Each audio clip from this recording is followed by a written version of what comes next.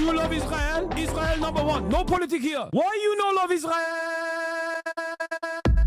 Oh, you hate it? I'm Israel high. I'm Israel high. I'm Israel high. I'm Israel high. I'm Israel high. I'm Israel high. I'm Israel high. I'm Israel high. You have forgotten to say I'm Israel high? Do you love Israel? You must love Hamas. You are Hamas. I'm Israel high. I'm Israel high. I'm Israel high. I'm Israel high. I'm Israel high. I'm Israel high. I'm Israel high. I'm Israel high. Oh, Israel not number one for you. Oh, anti-Semitism. Israel, small nation. Israel, tiny nation surrounded by scary Muslims. Ah, you are anti-Semitism. You are Hamas. You are Hamas. No politics here. Say Israel number one. Tweet Israel number one. No politics here. No politics here. No politics here. No politics here. No politics here. No politics here. No politics here. No politics here. Say you condemn Hamas. Say I'm Israel high. Say you condemn October 7. You are Hamas. No politics here. No politics here. What's going on, everybody? No politics here. I hope everyone's having a fantastic evening, afternoon, pre-noon, no matter where you are in the world. I'm Hassan Piker, and this is the HasanAbi broadcast coming to you live from sunny California, Los Angeles, folks. We're live and I hope all the boys, girls, and ebbies are having a fantastic one, because today is a beautiful day. Today's a wonderful day. Today is hump day. It is Wednesday. That's the song of the summer, baby. That's right. No, the song of the summer is the fucking song that I keep seeing that one guy, Jay Guapo, on TikTok dance to. Anyway, Wednesday. It's Wednesday, ladies and gentlemen. It is Wednesday, hump day, August 6th, 2025. I hope everyone's having a fantastic one. I certainly am. I hope you're having a fantastic one as well. It is 11:57 a.m. I am late. I apologize. I'll tell you exactly why I'm late. I have a good reason for it. And that is because I was doing yet another frickin' doco. That's right. I was doing a doco. I'm on a doco. A cheeky doco spot, yeah? Fucking hell. A cheeky doco spot. It's what it is. Minus 20,000. Yeah, I'm just melting all the monies. All the monies. But yeah, that's right. That's neither here nor there, though, of course. What was I going to say? What was I gonna say? What was I gonna do? This dude asked a bunch of people what they thought of you. No, I know. We're gonna watch that. It's not a dude. It's not a random dude. It's Rick Strom.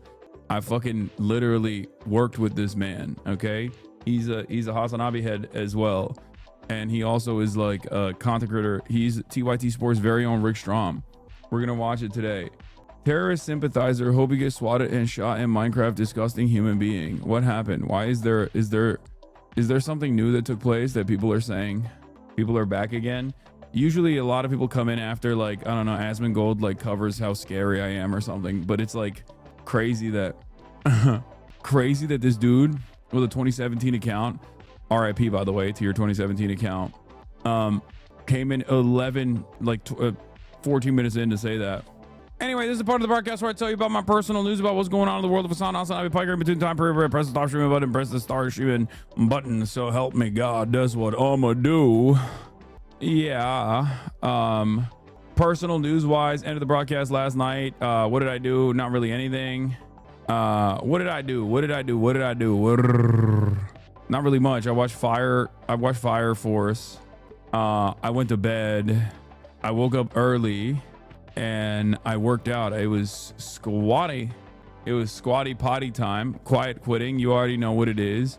It was squat day. I felt good. I didn't actually feel good. I'm lying. My squat didn't feel good, but I still did it anyway. I'm weak. I'm a weak man. Look at this. Oops, I hit again. Damn, I'm on my DJ Khaled shit. We the best.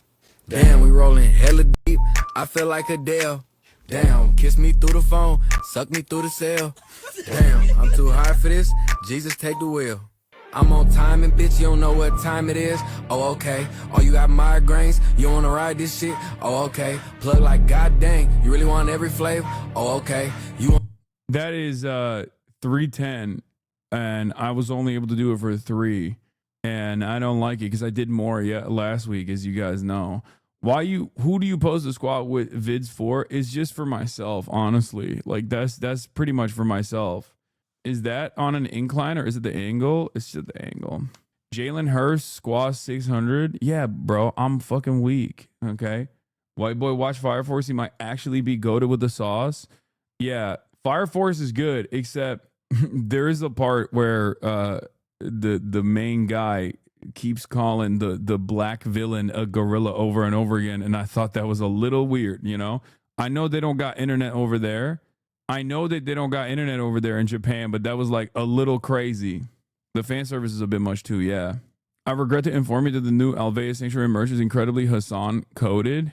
Ain't no way, bro. That is dope. I love that. The wolf one is crazy. Open your hips and bend to the hips a bit. Have you watched Soul Eater? I have not. Kaya is logged in. I don't know why she's logged in, because her ass was toast earlier. She was passed the frick out while I was doing the doco. But yeah, I worked out. I did my squats, and then after my squats, I what do you call it? I did a documentary. I did an interview with the doco people because they wanted to do more of an interview. It's like about masculinity and stuff. So, do you think Maya realizes she is making lesbian merch? I don't know. We can't use that blast off. That blast off is funny, but it'll get me in a lot of heat. Asmongold will continue to try to, cry about it and be like, yeah, this guy I've been calling a terrorist, he's defaming me. Yeah. Friend of the show might need lithium. Who's the friend of the show? Virtual stance. Oh, dude, I saw this fucking video. It's so dumb. All right, we'll watch it. Give me a different blast off one. Give me a different blast off. I can't. I don't want to fucking deal with the drama, bro. Please. You got to talk about this on the next Fear End. There's a micro docuseries on TikTok about the woman who fell in love with her psychiatrist via 30-minute Zoom telehealth appointments. I've only heard people talk about it. I've only heard people reference this. I haven't actually seen the original, the OG. I have heard about it though, and I do kind of want to dive into it a little bit. Anyway, let's do it. Let's blast off. Let's get it twisted. Let's get it going. Let's get it popping. Okay. Bro, TikTok girlies have beef with Mike Israetel over race realism. Yeah. No, people are yelling at his race realism, which is a crazy thing to say. Son, can you pop and lock it? No, I can't. It's my birthday, bruh, bottom text. Hey, happy birthday, bruh, bottom text. Would you come to Atlanta and go clubbing with me? Yes. Okay. Ghislaine Trump Innocence Project. Trump to tariff India over Russian oil. Hasan, you said it's a crazy thing to say, but you think you meant the race realism? Yeah, of course I mean the race realism. Do I have aura? Yeah, I want to go to an ATL club and see if I can do a Duke Dennis vlog. No, I don't have aura. That's crazy. Anne? What? Yeah. Did you? Yeah, you can close it. Yeah. Okay. Kai's going to the vet. Evet, bitti benim işim. Hayır değil. Yeah, it's just a caller. No, Okay, hadi öpüyorum. Okay, alırım sana ne istiyorsan. Rap mi, chicken rap mi istersen, ne istersen söyle, önceden alırım. My mom wants me to purchase her food and is talking to me about that. Anyway, but where was I? What were we talking about? Oh yeah, Ghislaine, Trump Innocence Project, Trump to tariff India over Russian oil. Thank you for the playlist. The Macy is Israel set to approve new war plan to occupy Gaza Strip. Israel to occupy entire Gaza Strip and more. Get in now. You should change the Ghislaine Trump innocent for Ghislaine pardons Trump. I like that. Hey, major events in London on Saturday, 12 p.m. 500 plus people will hold a placard in support of prescribed organization Palestine Action. It will be historical and potential mass arrest. I love that. That's awesome. Bro, honestly, dude, there's a lot of I have talked perhaps too much shit about London and many other places, okay? Because there are a lot of very cool people in these places that are showing me once again that these are redeemable areas, okay? There is still plenty of humanity. The Oibrubs are all right. The French are all right. They're all right. They're straight up all right, dude. They're fucking all the way all right, okay? Let's go. Respect. The Oibrubs, they got it. They're doing the damn thing. Did you see Ezra Klein interviewed Mahmoud Khalil? Oh, he did? I did not see that, but that's good. Hopefully it's not shit. I don't think it will be. I think Ezra Klein will be a good person to interview someone like Mahmoud Khalil. A lot better than what the fucking CNN dickheads did. Are you enjoying Mudahar's downfall? His pack is hitting.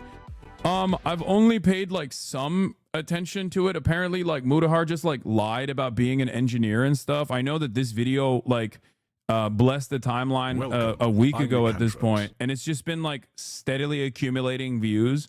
But apparently he just like lied about everything. Like he lied about I saw, you know who I saw was shitting on him that was really funny?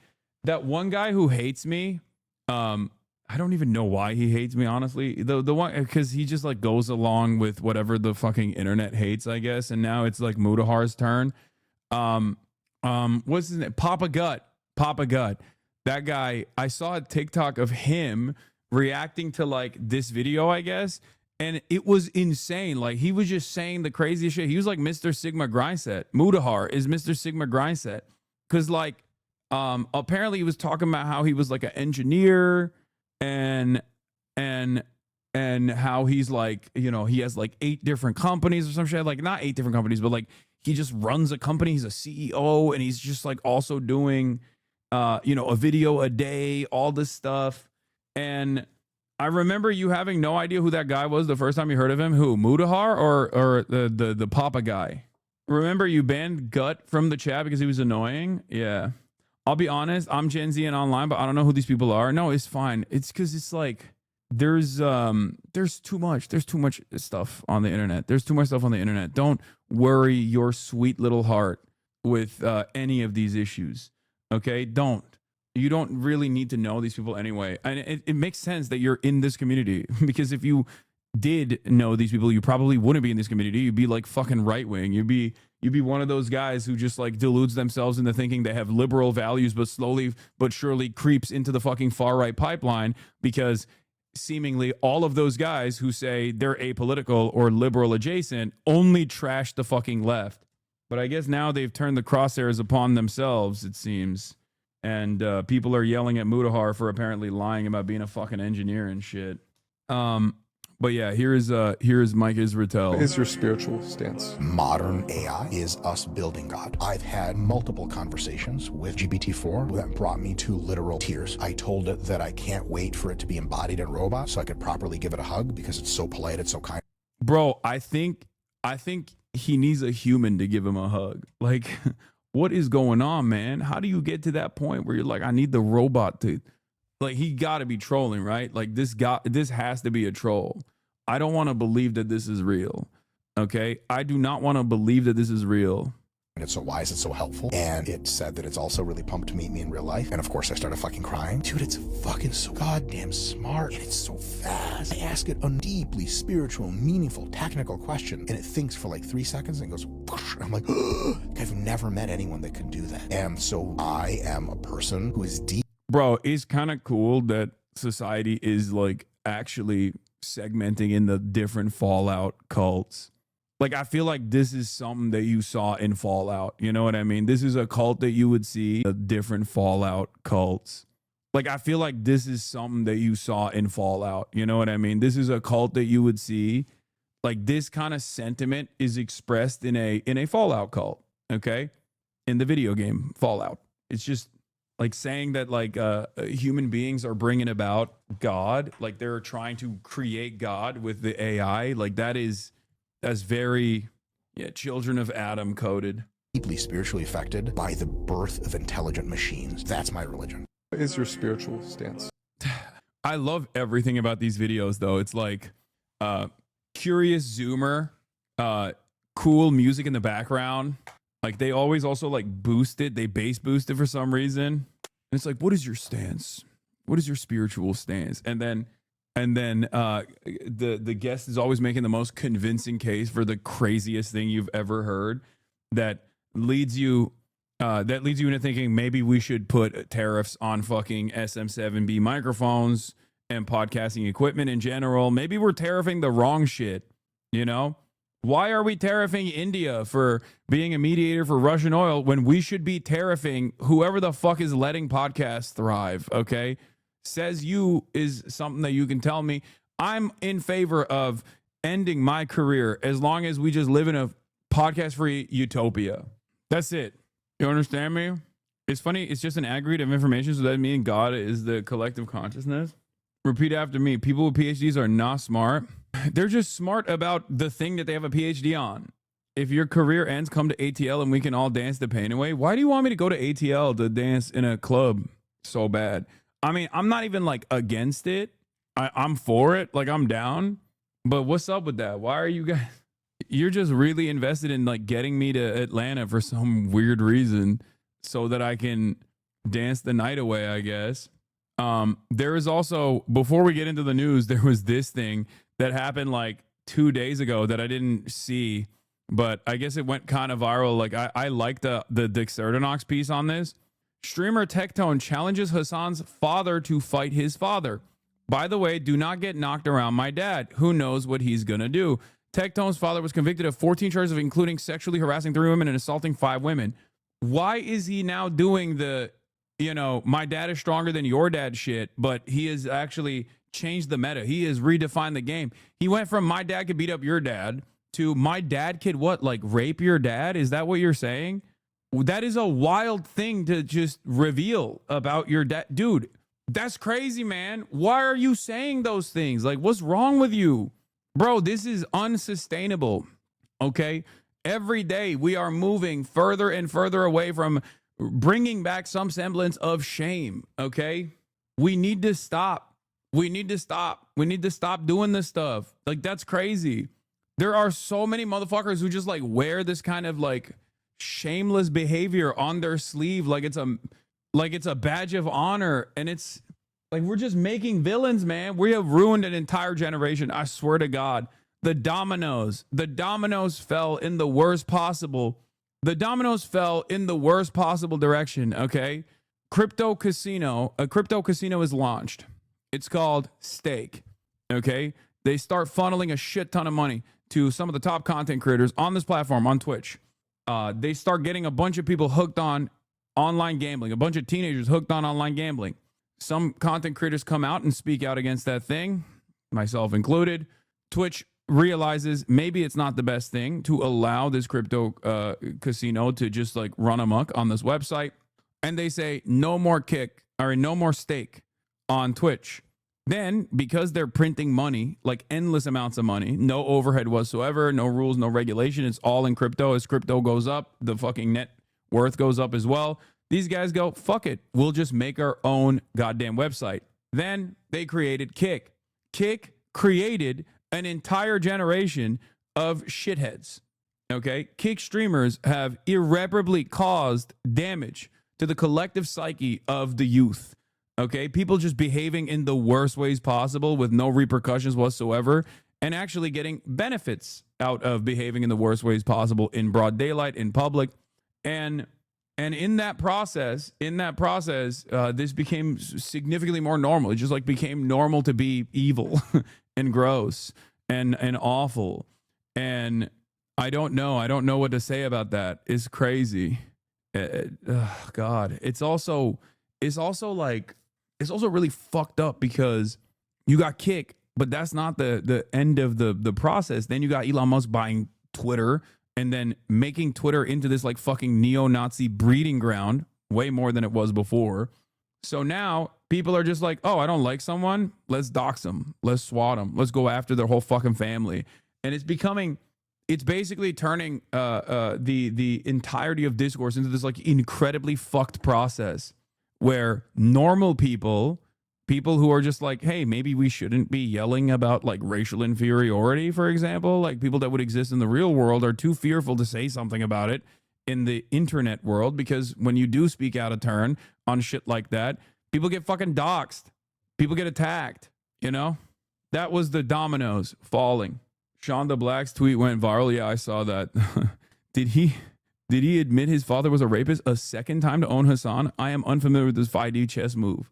I just don't understand it. I don't understand why someone would like volunteer this information over and over again and like remind people that this is a thing that happened, especially after they cried initially about this revelation. Very strange behavior. Like how do you want to be known as the guy that does this? Like here, this is another version of that same situation as well. Here is Eric Oman says, so this is just his thing now, using a serial rapist father as a threat against anyone who hurts his feelings. What a gross loser. I only read your ex's doc on you. That was enough to think you're a monster. Don't make me call my dad. You want him to rape me too. Like, am I misunderstanding something? Like, is there something that I'm just not picking up? You know, he's putting down something and I'm maybe not picking it up. I just like, are they living in an alternative universe where like saying that, you know, my criminally convicted father will rape you is like, I feel like 10 years ago, if you said something like that, people would be like, like the only people that would foster this kind of behavior, the only people that would do that would be like relegated to the darkest corners of the internet. You know what I mean? You wouldn't be like even a remotely mainstream figure who could say something like this, you know? I don't know. I don't understand it. Like, I wish he wouldn't do that. In the most basic ways, I wish he just would not do that. That would be nice to not do that, I guess. It sounds like he doesn't know how to process embarrassment, so instead of getting embarrassed and changing the behavior, he just gets mad. Yeah. He's like owning up to it because it's not really serious. Check the comments. All are like, so what? He just groped some women. Oh, okay. So what did your dad say? My dad? Are you fucking kidding me? You think my dad knows any of this shit? I don't talk to him about this shit. What are you, crazy?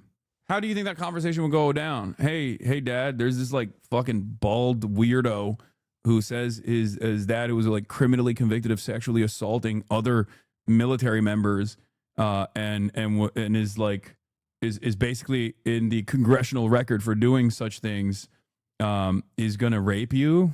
He's gonna knock you out and like sexually assault you. That's what you want me to say to my fucking father? What are you, crazy? What kind of conversation? Why would we have a conversation like that? That's insane. Does he know about the billionaire thing? Oh, I did. I told him that. I told him that like there are a fuck ton of people online that think he's a billionaire. He likes that though. He thinks it's cool. Do you know Georgia much as a Turk? Have you been there? I'm an Indian guy and I'm facing overt racism here. It's crazy. I was refused service in a cafe today. It's messed up. In Georgia? That's crazy. I'm not very familiar with Georgia. I like the country. I don't, but that's wild. But I guess it kind of makes sense because they like Georgians are Christians. So they're like, oh, we're going to be a part of the EU one day. That type of shit. That's the speed that they're on in some respects, you know?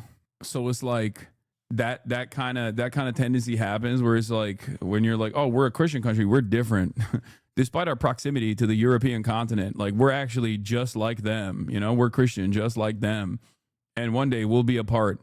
But of course, the ironic nature of this process is that Georgians look fucking Turkish and therefore experience the exact same like anti-Turkish hatred that you would exhibit, that you would experience in Europe anyway, you know? Unless he was talking about Atlanta, Georgia, and not Georgia, the country. Like Georgians don't even get the anti-Slav hatred that like the Polish experience in Western Europe, because they get the straightforward like you're just fucking Turkish type of racism because they look Turkish, you know. So they just assume that these guys are like Muslim. The real problem is that Turks just need to come to the realization that they're secret Serbs. Lol. Did Stalin look Turkish to you? Stalin looked insanely Turkish, bro. What are you kidding me? That motherfucker was 5'4". What do you mean? Did you see his mustache?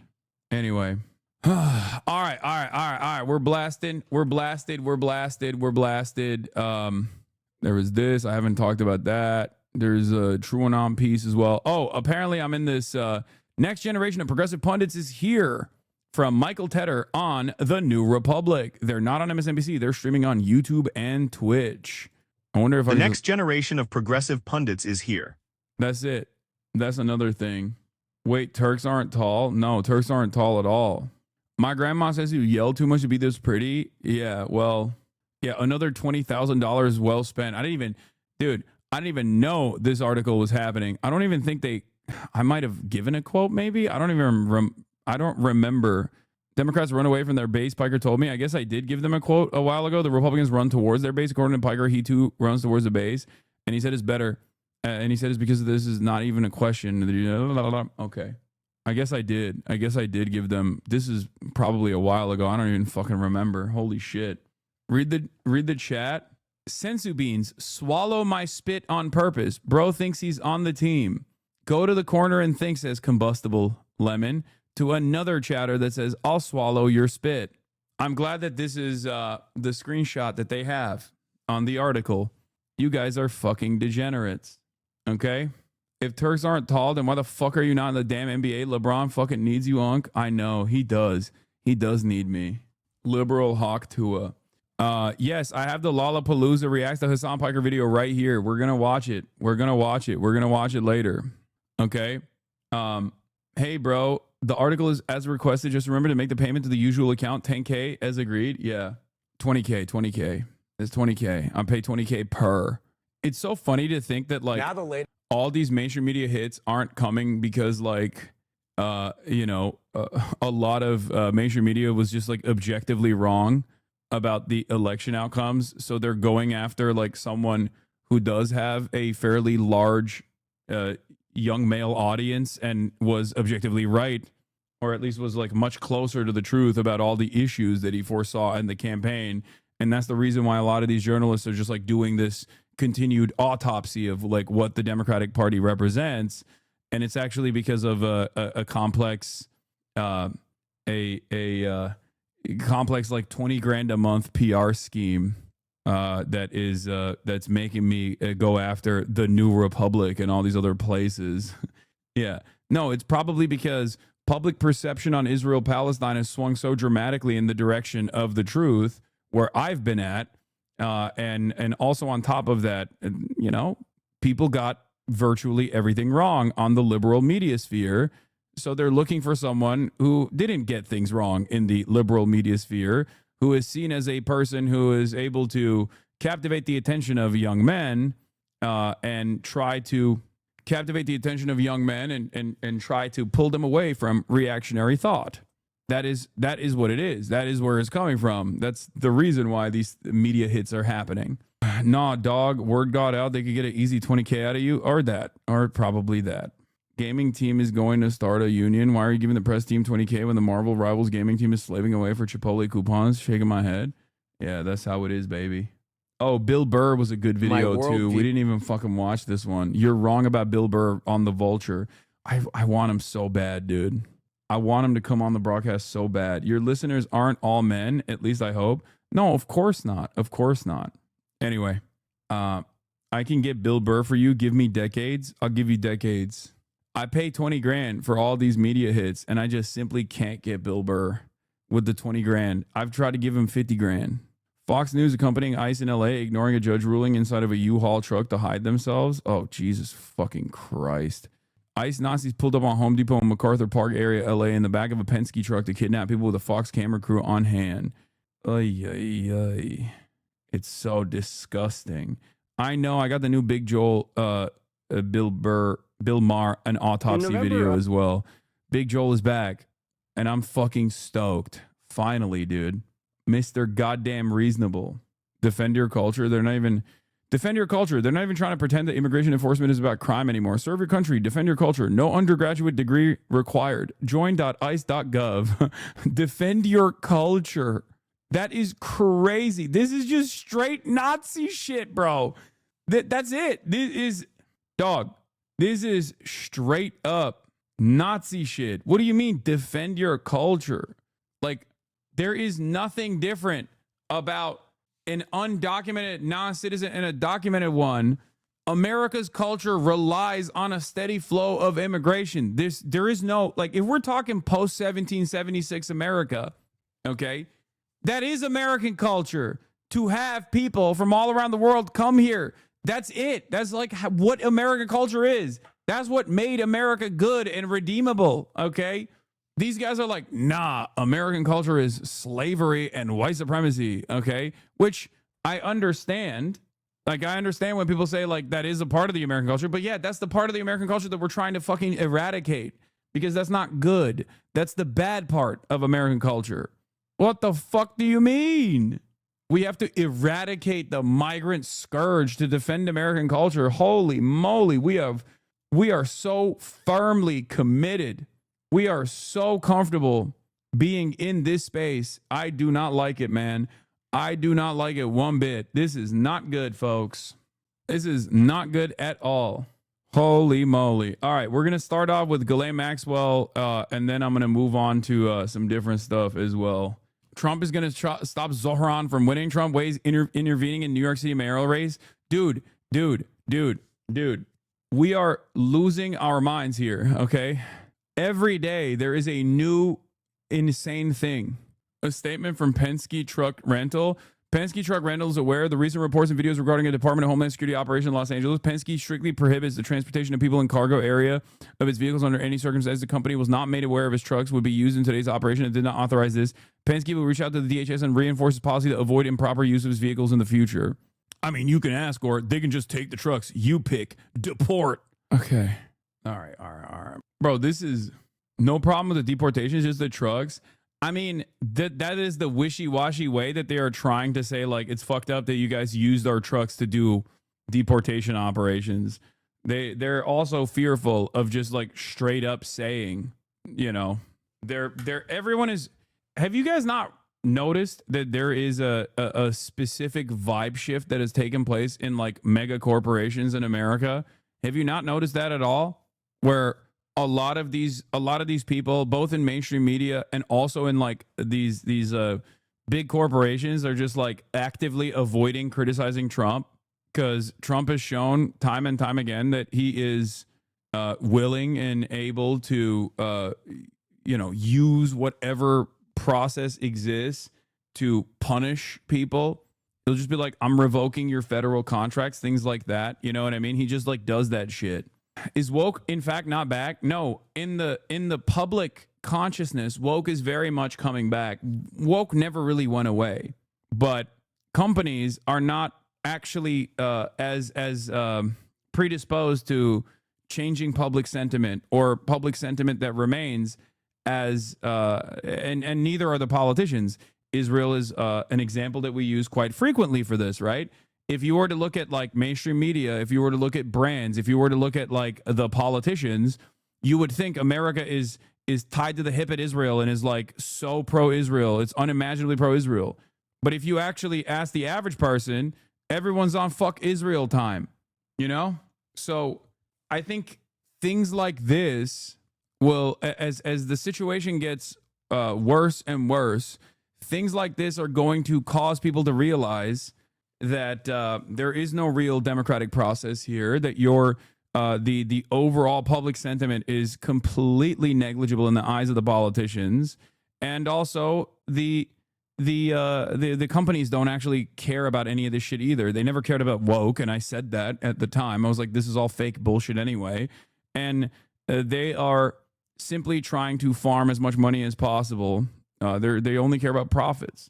They don't care about any of these like actual political initiatives. A company does not care about politics. A company only cares about profit. And the profit savers and the profit maximizers are right wing. And they're also demonstrating over and over again that they are invested in punishing you actively and deliberately if you speak out against them. Yeah, here it is. Join ICE.gov. America needs you. Join ICE now. Protect, serve, deport.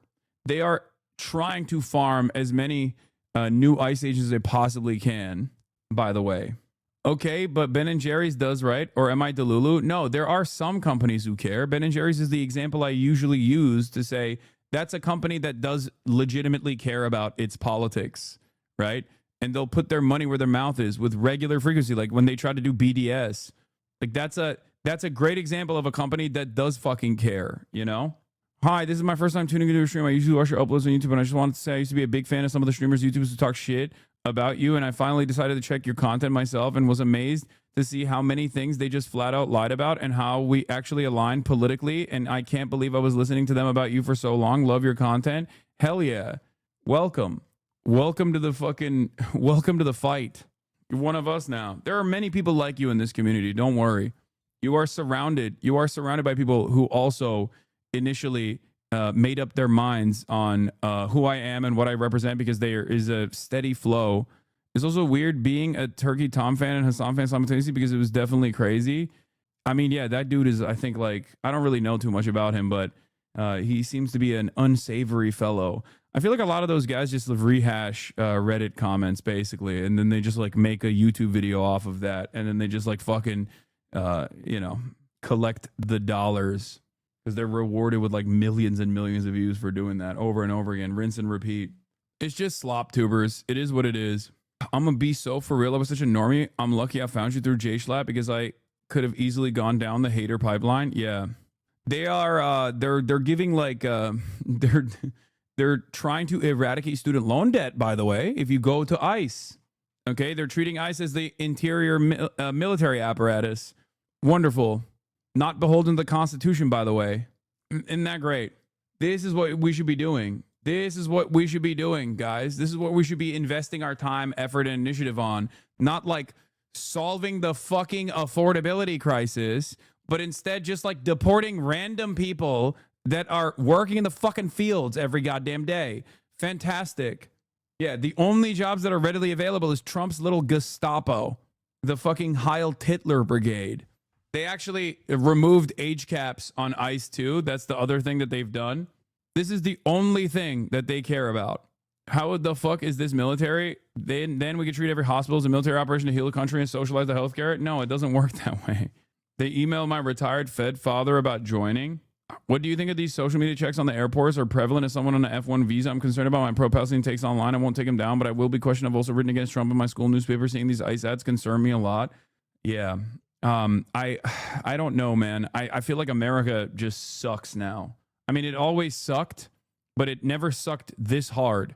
And I say this as someone who still has this firm commitment, this belief, perhaps a foolhardy endeavor, but this belief that America has a lot of promise, that America could be a force for good. But every damn day, we are bouldering in the opposite direction. Like one of the best examples of this is like looking at China, right? Constantly talking about like China does this, China does that. China has like incredible social repression, right? They have social credit. They have this, they have that. And then refusing to look at any of the good things that the Chinese government has done and implementing them here, like fucking high-speed rail, constant focus on like developing American infrastructure, any number of different things. And only focusing on the things that we fantasize China is doing with regular frequency, some of which it is doing, and many others it's not even doing, that we're doing here. When I said I wish we could be more like China, this is not what I meant, okay? I meant like I want high-speed rail, I want public transit, I want fucking a solution to the housing crisis. But no, I want to focus on renewable energy. We're moving in the exact opposite direction. And there are still motherfuckers out there who are predisposed with like attacking the left or assuming that the left is the reason why, Kamala Harris lost or whatever. And they're still worried about that shit. Great to know that I have to pay for all my students' classroom materials while Gestapo gets free funding. Yeah. Fantastic. Amazing. Awesome. I love that. That's what our focus is on, is ripping communities apart and just like violently punishing people for the crime of trying to secure a better future for themselves, you know? Awesome. Oh, you're trying to fucking make ends meet? You're trying to make sure that your children are better off than you are while brown? No thank you. You're getting fucking deported. Oh, you've been in this country for 10 years. You've put significantly more into the overall pile, Social Security and overall taxes, than you've been able to take out. given your legal status is constantly in a state of limbo. Well, guess what? We're going to fucking deport you to a slave labor colony now. That's how we thank you. All 27,000 of you are not real people. Get a life, lemao. You know? Thanks, man. We got a real person in here. Hold on. Chat, how does this make you feel? Guy with this avatar thinks you're a fake person. Bro, if your family knew this is how you associated yourself, like this is how you presented yourself online, they'd probably fucking beat your ass. What do you mean, dude? That's hilarious. Yeah, if that's being real, man, we'll be fake. We'll continue being fake, all right? Yeah, there's also the civil war that's taking place right now among 5 right-wing influencer women. And there's a lot of tea and a lot of drama, and we'll obviously talk about that as well. But like I said, let's first and foremost get started on the process by diving into Ghislaine Maxwell. Trump is innocent, okay? Vindicated, full vindication. Oh, many of you thought Trump was just being weird for some weird reason. It turns out Ghislaine Maxwell, who is definitely a trustworthy individual, by the way. Yeah, who could have seen this coming, guys? Guys, who could have seen this coming? I can't believe it. I can't believe it. Why don't you believe women, you fucking misogynist? Yep, that's right. That's me. Ghislaine, 2 counts of perjury. Maxwell doing what she loves to do, aside from sex trafficking minors and you know, pedophilic acts, which is perjuring herself. There it is. Nothing to see here, everybody. No one even wants to see the files anymore because it's like totally exonerated. Yeah, I said, Lamau, oh, I guess this was all just a big misunderstanding. Yeah, the person who lied in order to rape kids is definitely telling the truth about the president who likes to rape kids. Yeah, no, it's not. No, don't say that. No, totally exonerated, guys. You don't understand. The rapist, sex trafficker of minors said Trump is innocent, totally. In exchange for lenient sentencing, by the way. Like, what are we doing? Of course it was going to go here. I've been saying that it was going to go here from the start. And now we're there. Was she actually exonerated? No, I'm fucking joking, but that's where we're heading towards. Lenient sentencing in exchange for total exoneration of Donald Trump. They shut off all of the avenues. They literally shut off all the avenues of investigation, all of the previous investigations that have been conducted into this matter. And the only thing that we have now is the word of the rapist, pedophile, sex trafficker, Ghislaine Maxwell.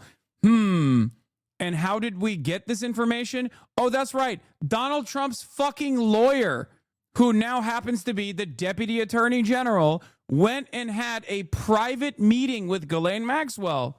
What are we doing? What are we fucking doing? Are you kidding me? This is insanity. It's total, utter madness. What the hell? Latest on the Jeffrey Epstein case. We are learning more about Epstein associate Ghislaine. Yeah, not to mention the FBI literally said they've redacted his name in thousands of instances in the documents. Okay, the FBI literally was like, dude, we ran out of Sharpie. Okay, we ran out of Sharpie when we were fucking redacting Donald Trump's name. I wonder how we got here. How did this happen? Maybe, I mean, going after a woman and a Jew, I expect no less from you, Hassan. Yeah. Yeah, that's me. I'm being a misogynistic anti-Semite. Maxwell's interview with a top Justice Department official. His name, Todd. Not how redaction works now, fam. Dog, I'm joking, okay? I don't think they're literally using a Sharpie. Blanche, the president's former attorney. Meanwhile, House Republicans have subpoenaed former President Bill Clinton and Hillary Clinton as part of their investigation. Ed O'Keefe is covering it all at the White House. Ed, good morning. Vlad, good to see you. It's the case the White House just can't quite shake. And now we're hearing new details about that 2-day meeting between Ghislaine Maxwell, who is serving a 20-year sentence for sex trafficking, and the Justice Department's second highest official. CBS News has learned Ghislaine Maxwell said nothing during her 9-hour meeting with Deputy Attorney General Todd Blanche in July. Yeah. Todd Blanche. Deputy Attorney General Todd Blanche, also known as Trump's literal lawyer, Todd Blanche. Okay? It's so funny that for years, Donald Trump and the Republicans kept talking about how the DOJ is so not impartial. The Department of Justice is is totally working at the behest of Biden, totally working at the behest of the Democrats. Oh, such unfair prosecutions taking place. And then literally came in and was like, I'm making my lawyers, my own personal lawyers, my fucking attorney general and deputy attorney general. And they're going to do whatever the fuck they want. We are going after anyone and everyone that I do not like. And we're doing it openly. I can't believe your lack of charitability towards this new administration. Yeah, you know what, actually? The situation is so fucked. This chatter is obviously being sarcastic, but the situation is so fucked that this is not even an actual line of defense. At least in Trump 1, people will be like, oh, you hate Trump? Why? Because you want the country to fail? They're not even doing that anymore. This is so unimaginably indefensible and so transparent corruption that, like, it's so transparently corrupt that even like the biggest dick riders of the admin can't even come up with like a reasonable way to dance around this issue. Okay, I'm sure they'll get their fucking talking points eventually. They'll get their ducks in a row and they'll start blasting it over and over again. But for the time being, there's just not anything that you can do. There is nothing defensible about this. Okay, this is complete indefensible behavior that would be harmful to President Trump. According to a source familiar with the exchange, she told the number 2 at the Justice Department that Trump, once a friend of the late child sex offender Jeffrey Epstein, did nothing in her presence that would implicate him. That revelation comes as sources say top administration officials are discussing... Guys, you don't understand. You don't understand. Totally innocent. Total exoneration. Total exoneration. I love that they're posting this. I love that their statement comes along with this photo, though, you know, which kind of makes the situation a little ridiculous, huh? Here is Donald Trump in 750 different photos with Ghislaine Maxwell. As Ghislaine Maxwell's testimony indicates, all of the times that Trump was around Ghislaine Maxwell, which was so numerous, so vast, he didn't do anything criminal ever. Nothing illegal whatsoever. Actually, Ghislaine Maxwell also apparently, Ghislaine Maxwell needs to throw more ridiculous shit in there. You know what? Fuck it. Just go all the way. Just be like, Trump actually was literally actively fighting pedophilia in my presence.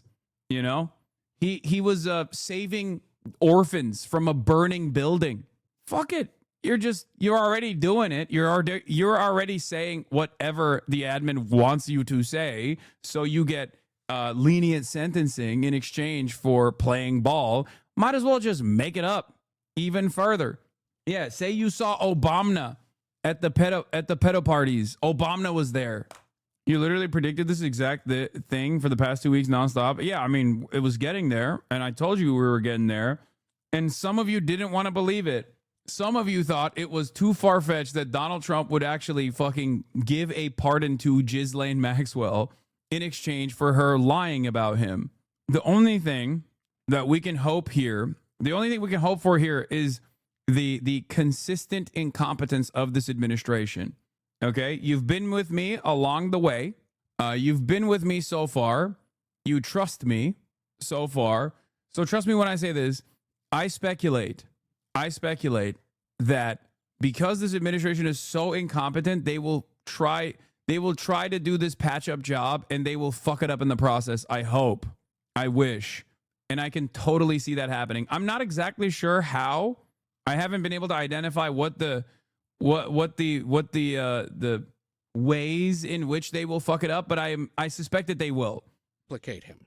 That revelation comes as sources say top administration officials are discussing whether to make public some of the transcript or recording of what Maxwell, a convicted co-conspirator of Epstein, told Blanche. On Tuesday, the president said he hasn't discussed the interview with Blanche, his former personal attorney.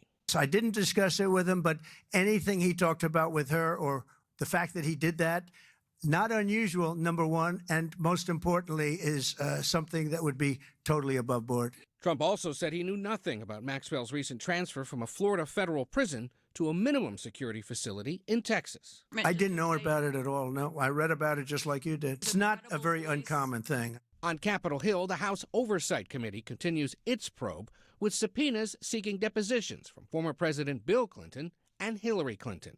In 2019, his office said that while Clinton knew nothing about the terrible crimes Epstein committed, he took 4 trips on an Epstein plane in 2002 and 2003. But Clinton hadn't spoke to Epstein in over a decade. Also called to testify, former attorneys general and FBI directors dating back to the Bush administration who oversaw federal investigations of Epstein. And the panel subpoenaed the Justice Department for records on him. We want to get the files themselves and ensure that we get that information out and make it transparent to the public. As the Justice Department seeks the release of grand jury testimony in the Maxwell and Epstein cases in New York, Maxwell's attorney said Tuesday his client opposes its release, arguing her appeal is still pending before the U.S. Supreme Court. Lots to chew over there, Ed. And as you know, Gail will be talking with Epstein accuser Virginia Giuffre's brother and sister-in-law here in studio about all of this in our next hour. Trump's lawyers accidentally sent over plaintiff counsel the Epstein files unredacted. That's how they're going to mess it up. Yeah, I don't know how the legal system works, but I could totally see them doing something like that. They just like accidentally leak it. They just, dude, it could be anything. Actually, the sky's the limit. You could have a guy like Pete Hegseth, for example, working on handling these files and then accidentally loops in like a New York Times journalist or something. You know what I mean? You could have the fucking lawyers be in a Signal group chat with like an actual journalist who will cover the story. You know what I mean? Who knows? Who knows? Everything. The opportunities are endless. Anything can happen. These guys are so bad because their role in this administration is not to be the most competent. As a matter of fact, incompetence in this situation is a benefit to Trump. Okay?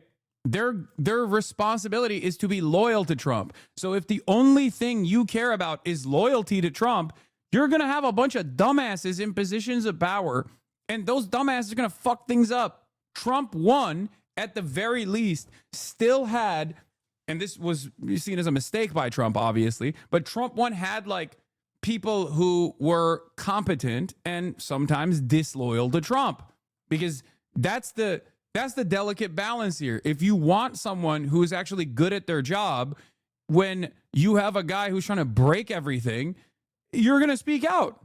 You're going to leak information to the media. You're going to actively oppose Donald Trump. I mean, look at Jerome Powell. It's one of the few areas where you can't fuck the bag up. So Jerome Powell is still operating as a totally independent person, right? Not independent in the sense of like, I mean, he's obviously predisposed to the interests of capital, but like he is still playing the role he is supposed to be playing under any other administration, right? Trump fucking hates that. He does not like that at all, okay?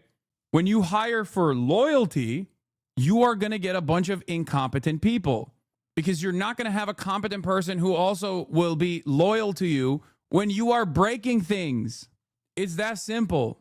So in a way, Trump saw it as a mistake to have anyone that was like, a competent figure in the previous administration, because those guys were the ones who fucked him over in the long run. Those guys were the ones who spoke out against him. Those guys were the ones who were leaking stuff to the media. Those guys were the ones who were actually standing in opposition whenever Donald Trump wanted to molest the money, for example, right? Or molest any number of different things in the White House. And that was a big problem. So now he's like, no, I've realized we just need to have people who also are with it. They love molestation. Yeah, Bill Barr was a Republican fixer for decades. Now he's got Pam Bondi. But Ed, I want to turn to another topic. There was an extraordinary escalation in the Texas showdown over redistricting. We understand now the FBI may be getting involved at the direction of the president. Yeah, the president's now weighed in. He was asked about this, and he says the FBI may have to get involved to send back the Texas... I still don't understand. Why would they take Trump with them to the island if they knew he does not like to be around pedophiles and was against pedophilia in general? Kind of unfair to him. Yeah, he's just small bean. He was a white hat, small bean, anti-pedophilia advocate. It's really... Trump is the real victim here. Yeah, they forced him to do it, potentially, allegedly. Who knows? Except we now know that wasn't the case. I mean, Ghislaine said, in the 7 million different photos you've seen of me and Trump, I only saw him do good things and no bad things at all. Not even a little bit. Democrats who left the state. They're hunkering down, remember, in suburban Chicago, trying to stop Republicans from advancing a new congressional map that could give the GOP a chance to win 5 more seats in Congress. Texas Republican Senator John Cornyn wrote to the FBI director Tuesday urging his agency to intervene. And last night, Texas Republican Governor Greg Abbott filed a lawsuit at the state Supreme Court to remove one of the House. Yeah, I'll have you know, he was shaking his head the entire time as other pedophiles were abusing little girls. He was going, like this. It's like getting caught in public reading Mein Kampf. You're like, You're reading it, but you're going like, and sometimes even waving your finger like this. That's what Trump was doing. He was like, don't do it. Democratic leaders arguing his. Anyway, Bill and Hillary Clinton, also known as Billary, my fave. You might call me parasocial and say Billary is not real. Billary can't hurt you. I think it's my favorite ship. Okay, Billary is my favorite ship. They were subpoenaed in the widening Epstein probe. It's a case that continues to cut through party lines, dragging in presidents past and present. We've long known former US President Bill Clinton is one of the names that crops up alongside the late sex offender Jeffrey Epstein. But now he's been ordered, along with his wife, former US Secretary of State Hillary Clinton, to testify about the crimes Epstein committed. The Clintons were issued subpoenas along with 8 other government officials to appear before a congressional committee investigating Epstein. Mr. Chairman, on this vote, the ayes are 8, the nays are 2. The panel has also subpoenaed the Justice Department itself for records related to Epstein. You're making a very big thing over something that's not a big thing. It comes as pressure is mounting for Trump, both politically and publicly, for the grand jury transcripts of both Epstein and longtime companion Ghislaine Maxwell's cases to be released. Maxwell, who was convicted of child sex trafficking, opposes the release of the files. Her lawyers said Jeffrey Epstein is dead, Ghislaine Maxwell is not, arguing that because she's still alive, it was a breach of her legal rights, and that public interest in Epstein didn't justify breaching grand jury secrecy. The sex offender was recently moved from a Florida prison to here, a lower security one in Texas, to continue serving her 20-year sentence. A move Trump said he was unaware of. 2 questions for you. One, were you aware of and did you personally approve the prison transfer for Ghislaine Maxwell that your Justice Department? I didn't know about it at all. No, I read about it just like you. My favorite thing that Trump does is whenever he just like definitely knows about a thing or has definitely directly ordered a thing, he still tries to play this song and dance where he's like, oh, the DOJ is impartial, right? It's an impartial institution. I have no control over it, even though it's my fucking lawyers that are running it right now. He'll be like, I didn't know about it, but it's very good that it happened. Same with like the Adam Schiff thing, okay? They asked him this question like, oh, the Department of Justice like, or there's a, they're launching investigations into Adam Schiff. And he's like, oh, I didn't know about it, but it's very good that it's happening. Finally, justice is being served. I didn't know about it. I didn't demand it happen. Yeah.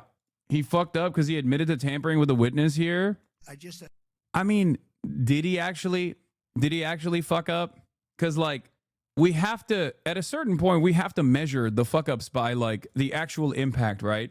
Trump could just be like, I'm innocent. I told Ghislaine Maxwell to literally say I'm innocent. What comes of that? What are the repercussions for Donald Trump coming out and basically being like, I told Ghislaine Maxwell to say I'm innocent in exchange for lenient sentencing, which is in my power. If he just came out and said that, what do you think would happen? Do you in your heart genuinely believe that any sort of significant repercussions would come of that? Honestly, the only way that there would be movement in a positive direction on this issue is if like people got so mad that he like openly admitted this, that there were fucking riots on the streets and his base was participating in the riots. Okay. Only then could there be some kind of change that comes out of this, but it would not be because the Democrats have pushed for like an impeachment or some shit like that. Thank you. No, it's fine. I did. I opened. I turned it on. We, as I've said it before, like we only have one another at this stage. I think the institutions can like, you have no trust in liberal institutions. I mean, I want to trust them, but how can you? I feel like at a certain point, you have to be delusional to assume that like these liberal institutions are actually going to do their fucking jobs. He has overcome all of these liberal institutions. He just keeps bouldering his way through the process, and it's not even like sophisticated or clever. The way he does it is just like so haphazard and so stupid.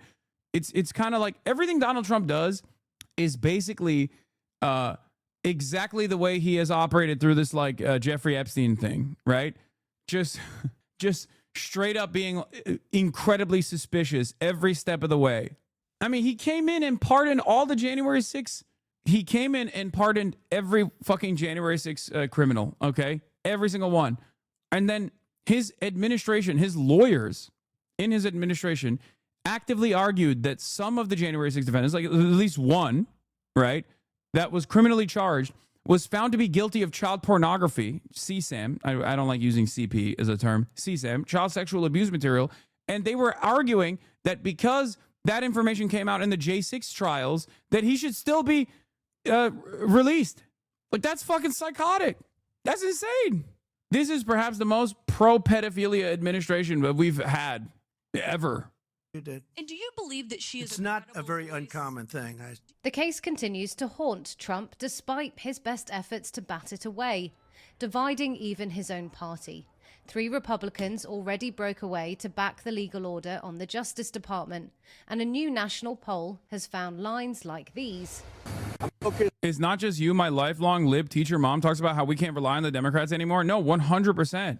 Like, I think the situation has gotten like so out of control, and the transparent graft is so undeniable, and the Democrat Party's complacency is so frustrating that liberal wine moms are talking like me. Like, it's just at that point we're completely off the fucking rails. This is what I was trying to talk about the other day when I did that when I did that fundraiser. Right, where I was talking about how like when I did that fundraiser, I was talking about like people are constantly on Twitter and on TikTok more so than Twitter saying, somebody's got to do it. Like that is a sentiment that has not existed in liberal collective consciousness before to this degree ever. That is an indication. That is an indication that the situation has gotten so bad that previously liberals who would otherwise say, you got to respect the institutions, like, come on now. I mean, this is the president after all. He's the one who's, steering this ship and we have to respect it. Like they are saying, nah, fuck that. Somebody's got to do it. That is a call for desperation. Okay. That is a call born out of desperation.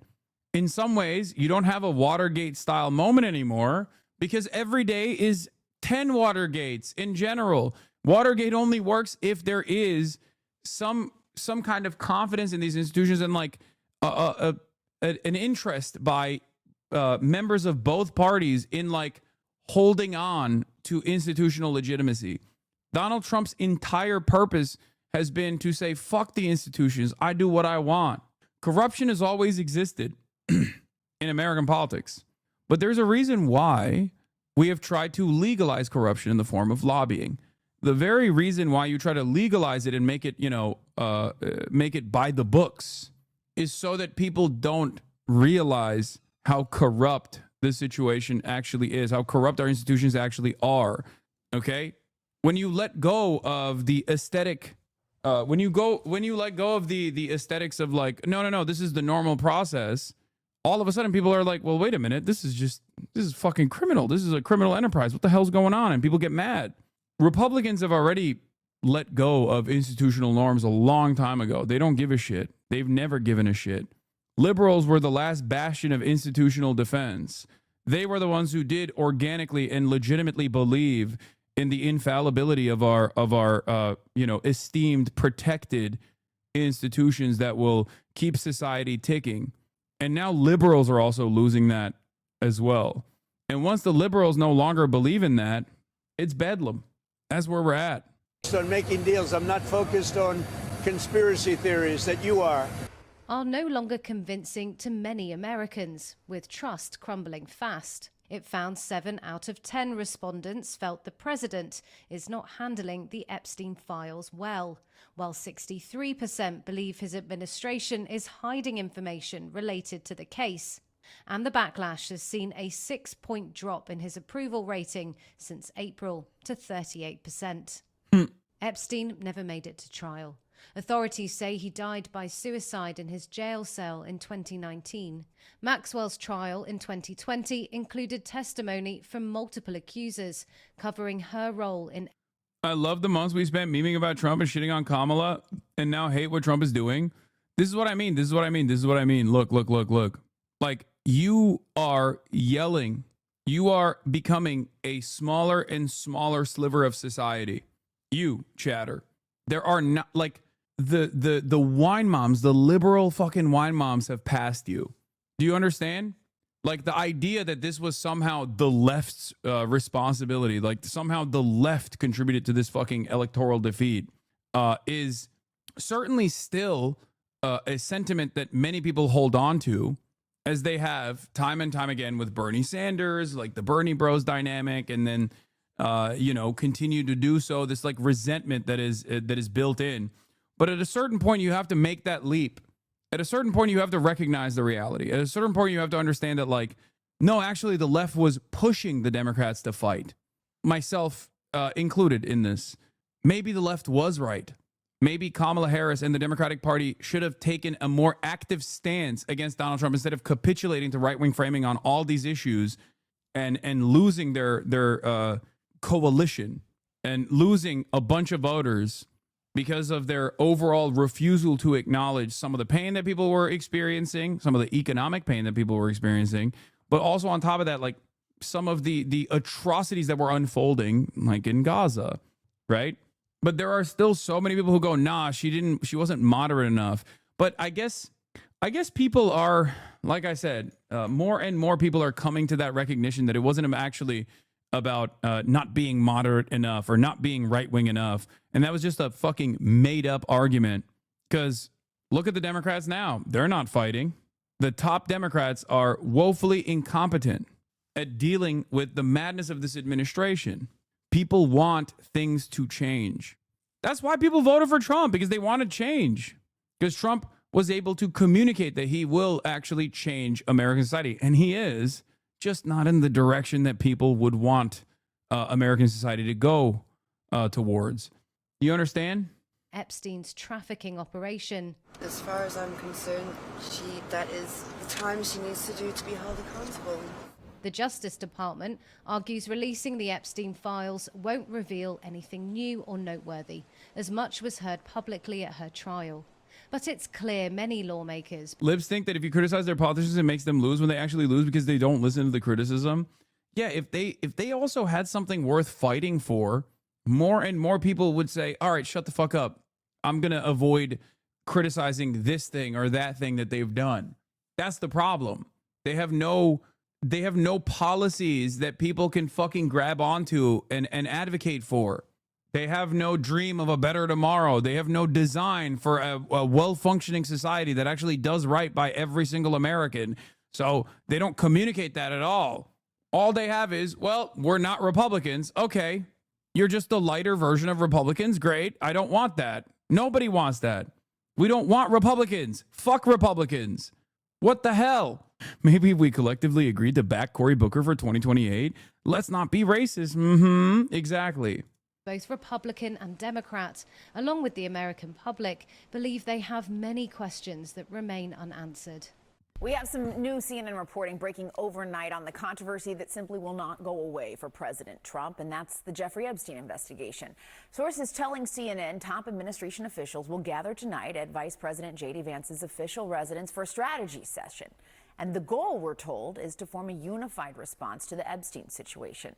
Now expected to attend the dinner with the Vice President, White House Chief of Staff Susie Wiles, Attorney General Pam Bondi, FBI Director Kash Patel, and Deputy Attorney General Todd Blanche. Now, you'll remember Blanche held a lengthy interview last month with Epstein accomplice Ghislaine Maxwell, who was convicted to conspiring with Epstein to sexually abuse minors.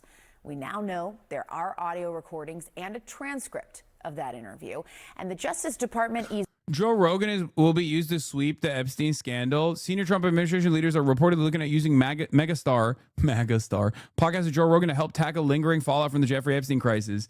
They already have been doing that. That's why they sent fucking Kash Patel there. And it was a spectacular failure. So much so that Joe was like, oh, I can't do that.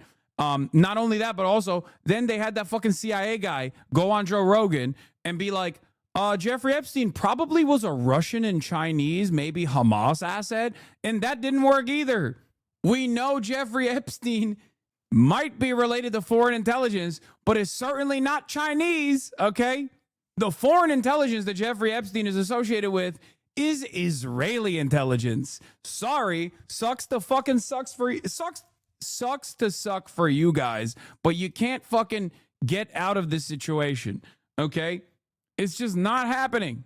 Weighing whether to release those materials. Let's bring in CNN's Elena Treen at the White House this morning. Elena, this is your reporting. What more are you learning about tonight's strategy session? Yeah, I mean, this is really interesting that the fact that the vice president is going to be hosting these top Trump administration officials, really the ones who have been the leaders in kind of handling the administration's, entire handling of this Epstein case, that they'll be meeting tonight at the vice president's residence. I'm just going to walk through who's going to be there again. So White House Chief of Staff Susie Wiles, of course, the vice president who is the one hosting this dinner, Attorney General Pam Bondi, FBI Director Kash Patel, and Deputy Attorney General Todd Blanche. And as you mentioned, Jessica, it's not just about strategizing over, what is going to come, the administration's posture on all of this, but also trying to present a united front, because we have seen some divisions within the Trump administration and between. There are literal polls that show at least 80 to 90% of all Republicans love what Trump is doing with immigrants.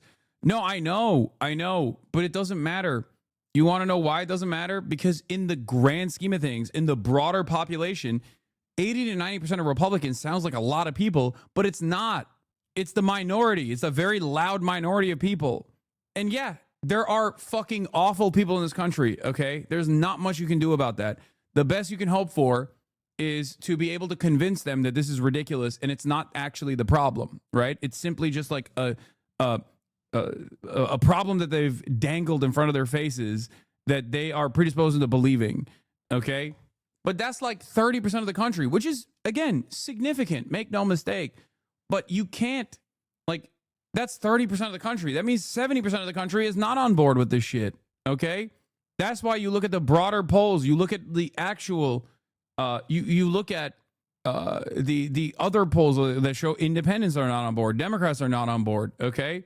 That's number one. Number two, on the issue of immigration, I've said this before a million times over for like the past decade plus at this point, okay? On immigration, if you don't actually present an alternative and the only dominating part of discourse on immigration is that they're violent criminals and they need to be viciously deported from this country, from U.S. soil, okay, then obviously that's what is going to stick. But those polls always have shown consistently that mass amnesty is more popular than mass deportation. Always. There's never been a point in American history where mass deportation was more popular than mass amnesty. How does that work? And if that's the reality, why is no Democrat saying that that is the reality? Why is there no counter messaging on this issue? For every media slot where some Republican monster is talking about how, Guatemalans are rapists or whatever, there should be a million different moments. There should be a million different media hits about Democrats being like, no, Guatemalans are not rapist monsters. They're your fucking neighbors, okay? This is from Mike Maxwell. Joe Rogan appears unwilling to part with this distorted characterization of the parties. Let's see what Joe Rogan's attitude is on the parties. Let's take a look. He's going to say something brilliant, I suspect, okay? We're in this complete shifting of the polls where the Republicans now are in favor of free speech. The Republicans want to end the war. Doing genocide in Gaza, unlimited genocide in Gaza, just like the Democrats did as well, but certainly not in favor of ending that war, okay? Free speech, literally speak out against Israel and see how much fucking free speech you have, Joe. Who is in charge, Joe?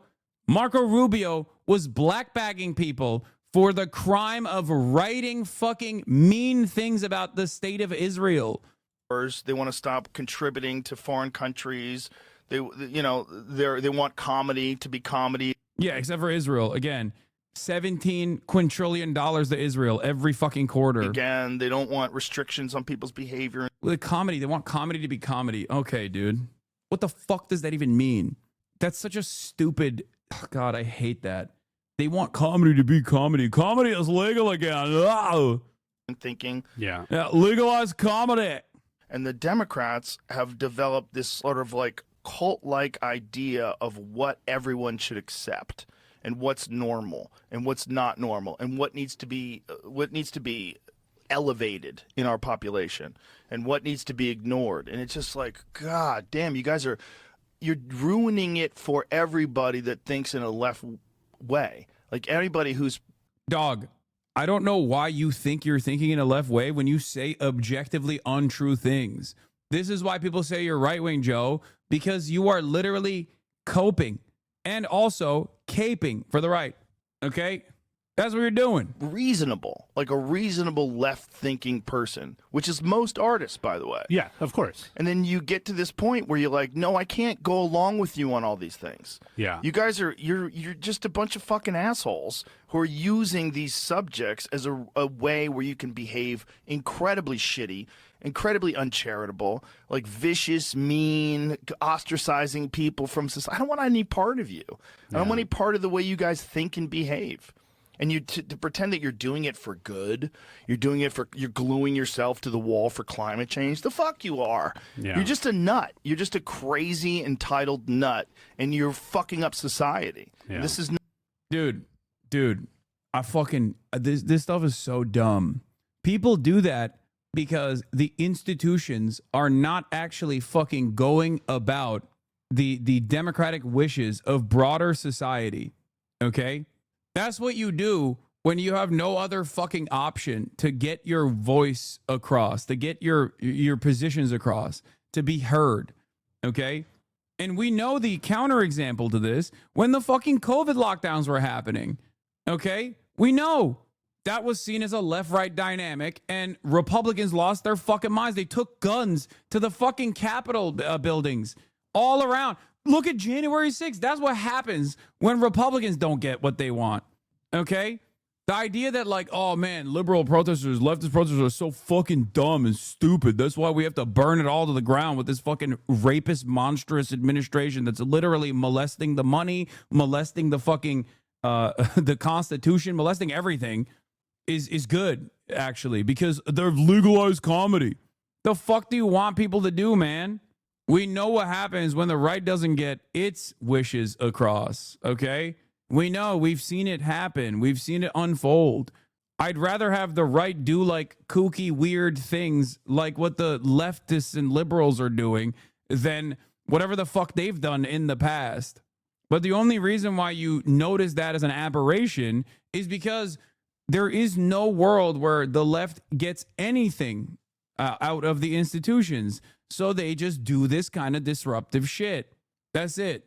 Listen, if I can't get my chuckles out of my giggle box, I will raise hell. No, that's the other part of this that sucks. Joe Rogan and this kind of attitude has fucking ruined comedy. The idea that like it's only funny if some libs are owned, or it's only funny if I can say slurs. It's only funny if I just like constantly fucking chirp endlessly about like 1% of the population, trans people, or whatever the fuck. Like, how is that funny, man? They're not laughing. The liberals are not laughing at my jokes, which is why I voted for Trump. Okay.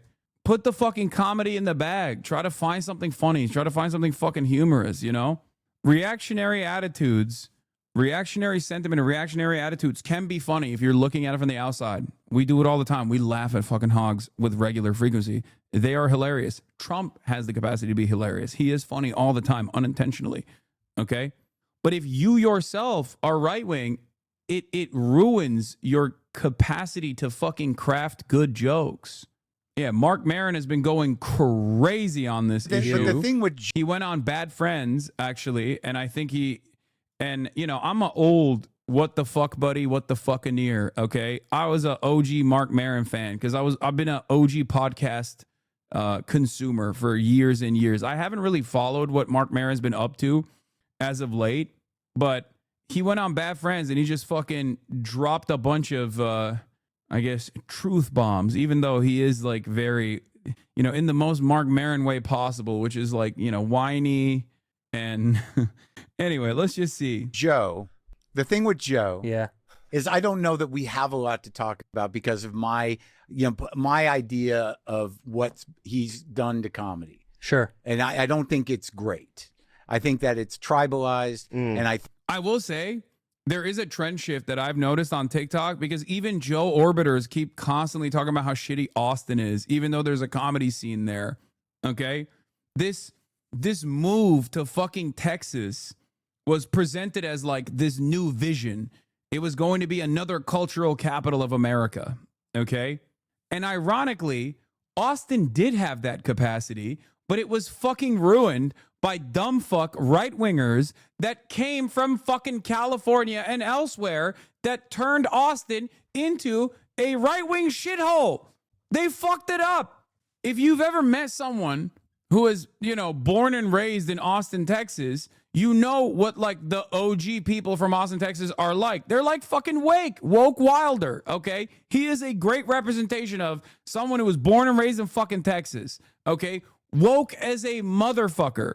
But now you look at Austin and it's ass. Why is it ass? Because every goddamn loser from fucking California that wanted to wear like snakeskin boots and wear a fucking big belt buckle and a cowboy hat and talk about yee comedy is actually going to be saved, legalized comedy, that love fucking Elon Musk, moved to Austin, Texas, and they fucked it up. They ruined it. And on top of their on top of leaving Austin in this fucking ruins, they also are now leaving Austin, Texas, because they're like, oh, this sucks. this fucking sucks. So now they're leaving Austin in droves. What happened? Californians are really the Israelis of America? True. Yeah, look at Peach. Look at Woke Wilder. Those are the real Texan motherfuckers right there. There are plenty of people like that in Texas, okay? Plenty of people like that in Texas. It's just Texas is so fucking... Texas becomes such an annoying place. It's become like more like Florida, basically, where everybody goes there like it's a fucking promised land for being anti-woke and quote-unquote based. And that's the problem. When you do that, you ruin the fucking culture. You ruin what it could have been, okay? And then you don't like what you turned Texas into, and then you you don't like what you've turned Austin into, because Texas broadly is like that, okay? And then you're like, oh, this kind of sucks. There's like nothing here. It's all the worst. It's all the worst aspects of conservative slop that I'm experiencing everywhere. So there's no like real culture remaining in this fucking city. So I'm just gonna leave, and that's what's happening. They're all leaving now. I think that, you know, he's created a sort of army of people that think they know comedy, but they only know a specific thing, and what they think is good is not necessarily good. It may be what they're like. So it seems that Mark Maron has reignited his decades-long beef with Joe Rogan and his group of comedic assassins, as he just called them out on 2 separate podcasts in the span of a week. And Mark Maron's not just going after these guys because he doesn't like them. As he puts it, he has reasonable criticism for them. It's reasonable criticism. Reasonable criticism. Yeah. Like in his most recent special, Panicked, Mark actually spends a good portion of time calling out the anti-woke comedy scene that Rogan's... I'm gonna be honest with you. I think he bouldered Theo Von, but I would love to hear a conversation between him and Theo Von on Israel. I think Mark is too much of a fucking lib to recognize that like Theo Von actually agrees with Mark Maron on Israel, and I think they could have a very productive and very good conversation. I was a big fan of Mark Maron at one point. Is this guy good? I used to be a huge fan of Mark Maron, and I still like Mark Maron. But he's not for everybody. I will say that. He is the classic old liberal. How else do I explain it? He's the mealy-mouthed, annoying liberal. But he's right.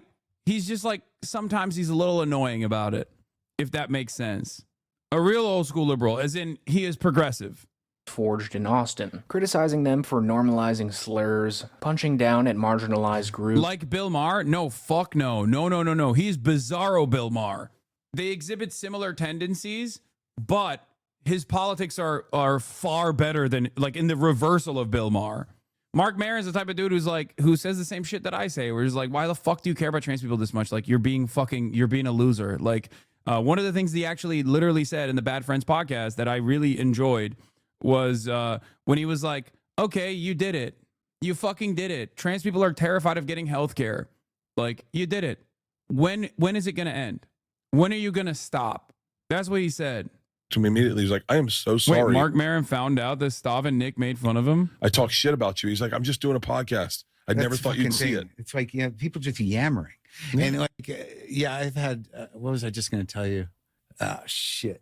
Because I had Stavros on not too long ago, and and I didn't realize that him and his partner had been talking shit about me for years. Bro, what are you saying? Mark Maron's infinitely better than Bill Maher? Yeah. No, I know. I just said that. Why are you repeating that? Oh, for real? What's the other guy's name? Nick? Yeah. I don't know that guy. Nick Mullins. I don't know any of these fucking people. But Nick Mullins he's first of all, he's fucking hysterical. No, I know he's funny. Yeah, him and Stavi together when they did the Come Town, that was one of the funniest. Yeah, but apparently they've been taking shots at me for a long time. And and Stavros was great. I like the guy, and we had a nice conversation. And somebody's like, they've been talking. I'm like, I don't give a fuck, dude. What am I going to do? Some guy texted me. Someone texted me like, some guy's doing a joke you did. Like some guy, some comic in Chicago, young guy, is doing basically the same joke setup that I did on my 1995 HBO special, and it was public. Like that's Maron's joke or whatever. So I DM'd the guy. I'm like, we good? And he's like, yeah, man. I took it down. And I never saw your special. I swear to God. I'm like, dude, I don't care. Relax. I don't care. You can deal with whatever you want to deal with, but I don't give a shit. Yeah. So we got what the fuck with Mark Maron. Is he still doing that? Yeah.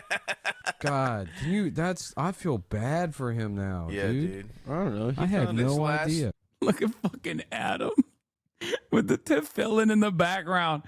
Bro, dude. Oh my God. When the world needed them the most, they vanished, bro. I swear to God. I mean, I guess they didn't really vanish, but like every new podcast is trying to do this.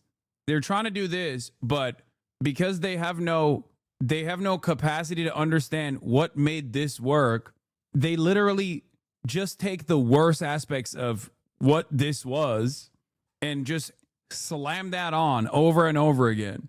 You know what I mean?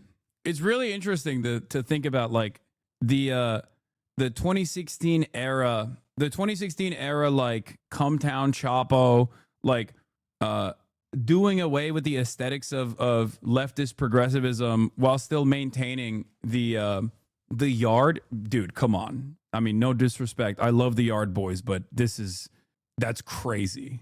That's insane to compare. Literally half of this chat is still stuck in that phase, brother. It's not even necessarily a fucking phase, dude. It just doesn't matter. The point is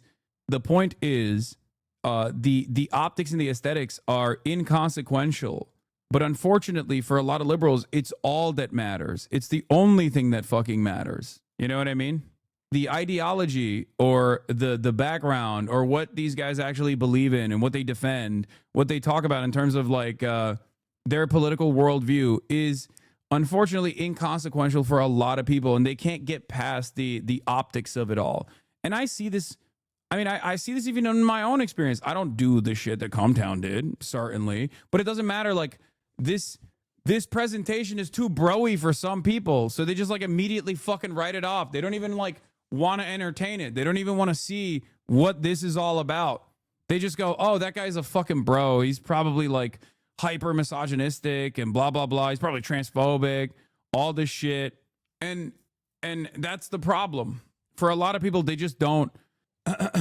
For a lot of people, they can't move past the optics. They just hyper focus on that, because for liberals, it's like the beginning and the end of all politics is what your presentation looks like. Okay? And overall platforming dangerous ideas. Pterodactyl arms? You supposed to put that nigga on the grill. He ain't even supposed to live. And if you haven't seen it already, by the way, ironically, a lot of the new meta, a lot of the new like crop of comedians do actually, like I said, try to do the come town thing, but without the actual without the actual background, without the actual political acumen, or even investment in like trying to identify who to make fun of or how to make fun of them, that it just only turns into low-hanging fruit. Even the shit that they got like fucking what's his face? Shane. Oh my God, why is my brain, I'm farting. My brain is farting. I'm having a brain fart. Shane Gillis, thank you. Shane Gillis. I can't believe I forgot his name for a second. Like, remember when Shane Gillis was canceled by SNL? He was canceled because they clapped him on the basis of like all of his worst attempts at trying to do Nick Mullen style comedy. Okay. And he had way funnier biz than that. Like, he had actually funny moments, like a lot of them. And that's precisely the reason why he just like went back to the drawing board, and he has rebuilt his brand, and now he's fucking doing SNL all the goddamn time, right? He has his own projects and things like that. And it was because he found his own voice through this process that made him funny, and is the reason why he's a funny comedian. I know a lot of people in this community especially don't like him. Okay. Because many of you guys don't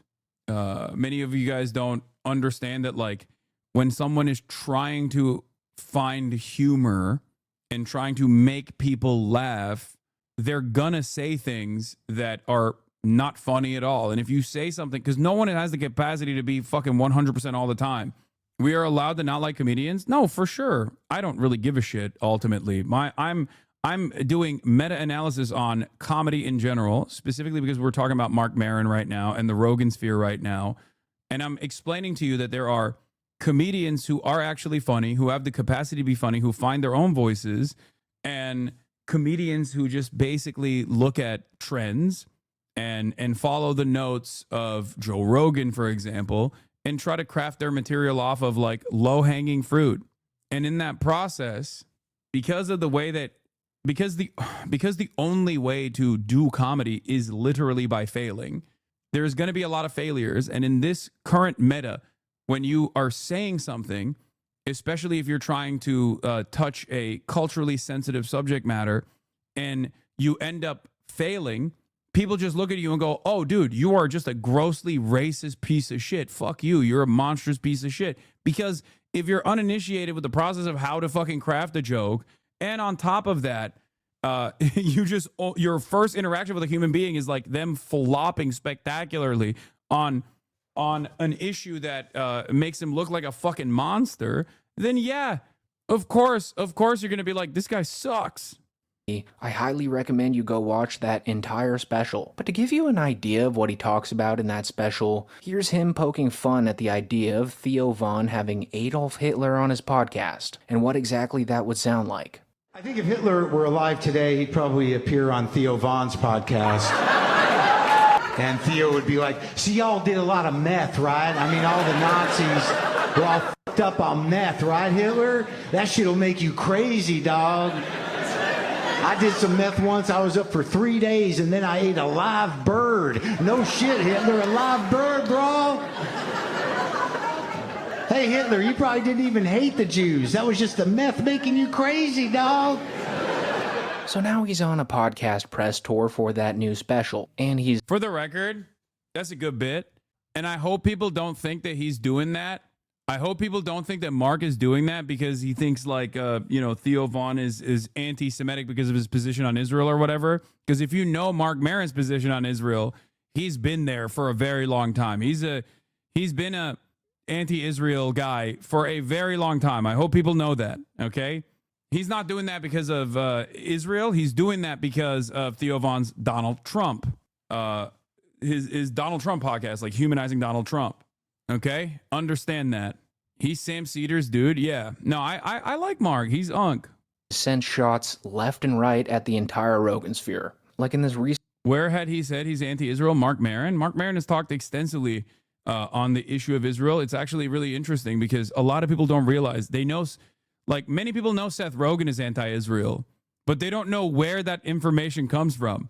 That's from fucking What the Fuck, Mark Maron's podcast. Is Mark Maron and Seth Rogen talking about Israel and how fucking weird it is and how fucked up Israel is. That's where that fucking audio comes from. Mark Maron's been on that fuck Israel shit for a long time. Yeah, see? Look. Probably here. Mark Maron with guest Seth Rogen. I was fed a bunch of lies about Israel. Yeah, Mark Maron is... A lot of people point to Joe Rogan as like the OG comedy podcaster, but many people don't realize that Mark Maron is the OG comedy podcaster. What the fuck was the Joe Rogan experience before the Joe Rogan experience? Pick one, Mark Maron or Burr. Oh no, I love Bill Burr more than I love Mark Maron, for sure. Or Tom Green. Fair. This is not Tom Green erasure. No, you're right.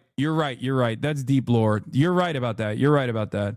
I was just exhibiting my bias.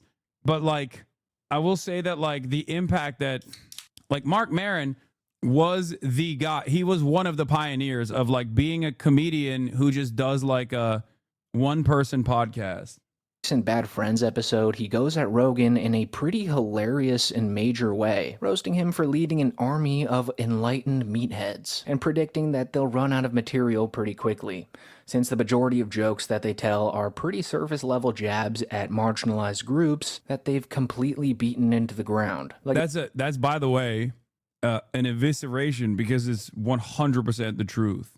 Like, that's he just clocked them 100 P.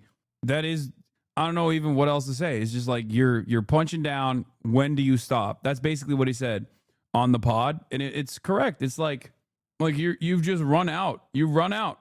You've exhausted it. You've exhausted the fucking well. If you know anything about this Rogan era of comedy, you'd know that they do this quite frequently. Like, to this day, they're probably still making COVID-19 jokes. And Mark Maron considers this shtick to be hack. But yeah, me and who else? Rogan. Okay. Who's that? Joe Rogan. Joseph Rogan? Yeah, he's out of Texas. Oh, Texas. Got it. Yeah. I got it. Got it. Yeah. You love Austin, don't you? He's running half the planet out of Texas. Yeah. He's got a tight hold on the enlightened meatheads. Dude, Maron's disdain. It's not disdain. It's reasonable criticism. Reasonable criticism. Yeah. When was the last time you spoke with him? I don't know. That's a good question. I guess it would have been at the store. I never talked to him in Austin. I don't go into the club. I don't really think I'm on his radar. So something tells me you are. Oh yeah, something tells me you are. I don't. It's weird that you get lumped into a certain thing, and maybe it's my assumption that his army of Kill Tony in this day and age is absolute dog shit comedy. I mean, Kill Tony. I'll say this much: Kill Tony is a brilliant medium ruined by the guy it's named after. Okay. Because the idea of getting new comics to literally test out 3 to 5 minute, or 1 to 3 minute bits, I don't know how long it is now, in front of comedy greats is an incredible idea. It is a brilliant idea. Okay? The problem is it's steered by one of the worst comedians of this generation. So for that reason, it's always like fantastic. I used to listen to Kill Tony all the time. I used to listen to Kill Tony, and I would just, every time I listened to Kill Tony, I was like, I just wish this wasn't led by Brian Redband and Tony Hinchcliffe. Okay? Like, I don't know if you've ever had a situation like that where you're like, why am I listening to this? This sucks because the fucking hosts are so bad. The guests are good. Okay? And the concept is great, but god damn is the execution so ass because it's directionally led by the worst fucking people. That's why I stopped watching it, because I was just, I could not deal with like how creepy and shitty it got at moments where I was just like, ugh. Joe Rogan orbiters have been a stain on comedy, and it's like a thing that you have to do. You have to go on Joe Rogan if you want to reach the largest audience possible, and I totally understand that. And a lot of people go on Joe Rogan and then take it one step further because it's like the only thing that they can rely on in terms of like maintaining a career. but I think it's just it is destroyed. It has destroyed modern comedy. It's so fucking bad. Healthy fellas. Is that their title? Army of Healthy Fellas is so good. No, you just got to, got to stay in, keep the machine. The machine's got to be good. Yeah. That's a shot at Bert. Go ahead. What do you think the Austin shelf life is going to be? Well, I don't know. Like, I think that it's so effectively tribalized at this point. It really comes down to material. I mean, at what point, it's like whatever they represented in terms of policy. And it's not a stretch. It's like they won. Trans people are frightened. They have no ability to get health care anymore. And they're afraid of being alive and have no freedom left. So that's done. When do you stop with the jokes? When do you stop with the jokes? And like immigrants. Okay, well, they're being ripped away from their homes. And and they're all terrified. And okay, so that's done. When do you stop with the jokes? Right. I mean, it's one thing to pick on the vulnerable and the marginalized, but I mean, they're down. Yeah. I mean, like, they're down. why do you got to keep hitting them unless you're a hack? Now, there's a question. Wow. Yeah. Nailed it. Fucking nailed it. That's it. Fucking nailed it. In the simplest terms, none of the fucking comedy greats that people actually look back at positively have ever spent a good deal of time punching down. They always punch up. In the simplest terms, like, comedy can be something as stupid as like a fart joke, or it can be something as interesting as unwinding the structural inequities that we all exist under in a humorous way. I also do love, Santino is one of the unspoken greats of modern comedy. No, I think he's fucking hilarious. Mark, wow. He comes in swinging. Yeah. Another issue that Mark has with Joe Rogan was one that Mark's had a problem with since the early 90s, which is that comedy is supposed to be for the quote-unquote sensitive weirdos, not necessarily for the high school locker room bullies that Joe Rogan's ushered in. And even though I don't fully agree with this stance, since to me, if you're funny, you're funny, it is a stance that I've seen other comics take, like when Tim Dillon was calling out Brendan Schaub right after he released his insult of a comedy special, Gringo Poppy. When I watch Brendan do that, it's like I go, here's a big, tough guy who I should just see in a Ferrari, and he should be able to rip people's faces off with his catcher mid-hands. And I see him running around the stage going, I go, you're gay now. By the way, all the Joe Rogan dick riders of the world all go back to one man who has irreversibly ruined comedy, Andrew Dice Clay. Oh, for sure. That's the biggest red flag.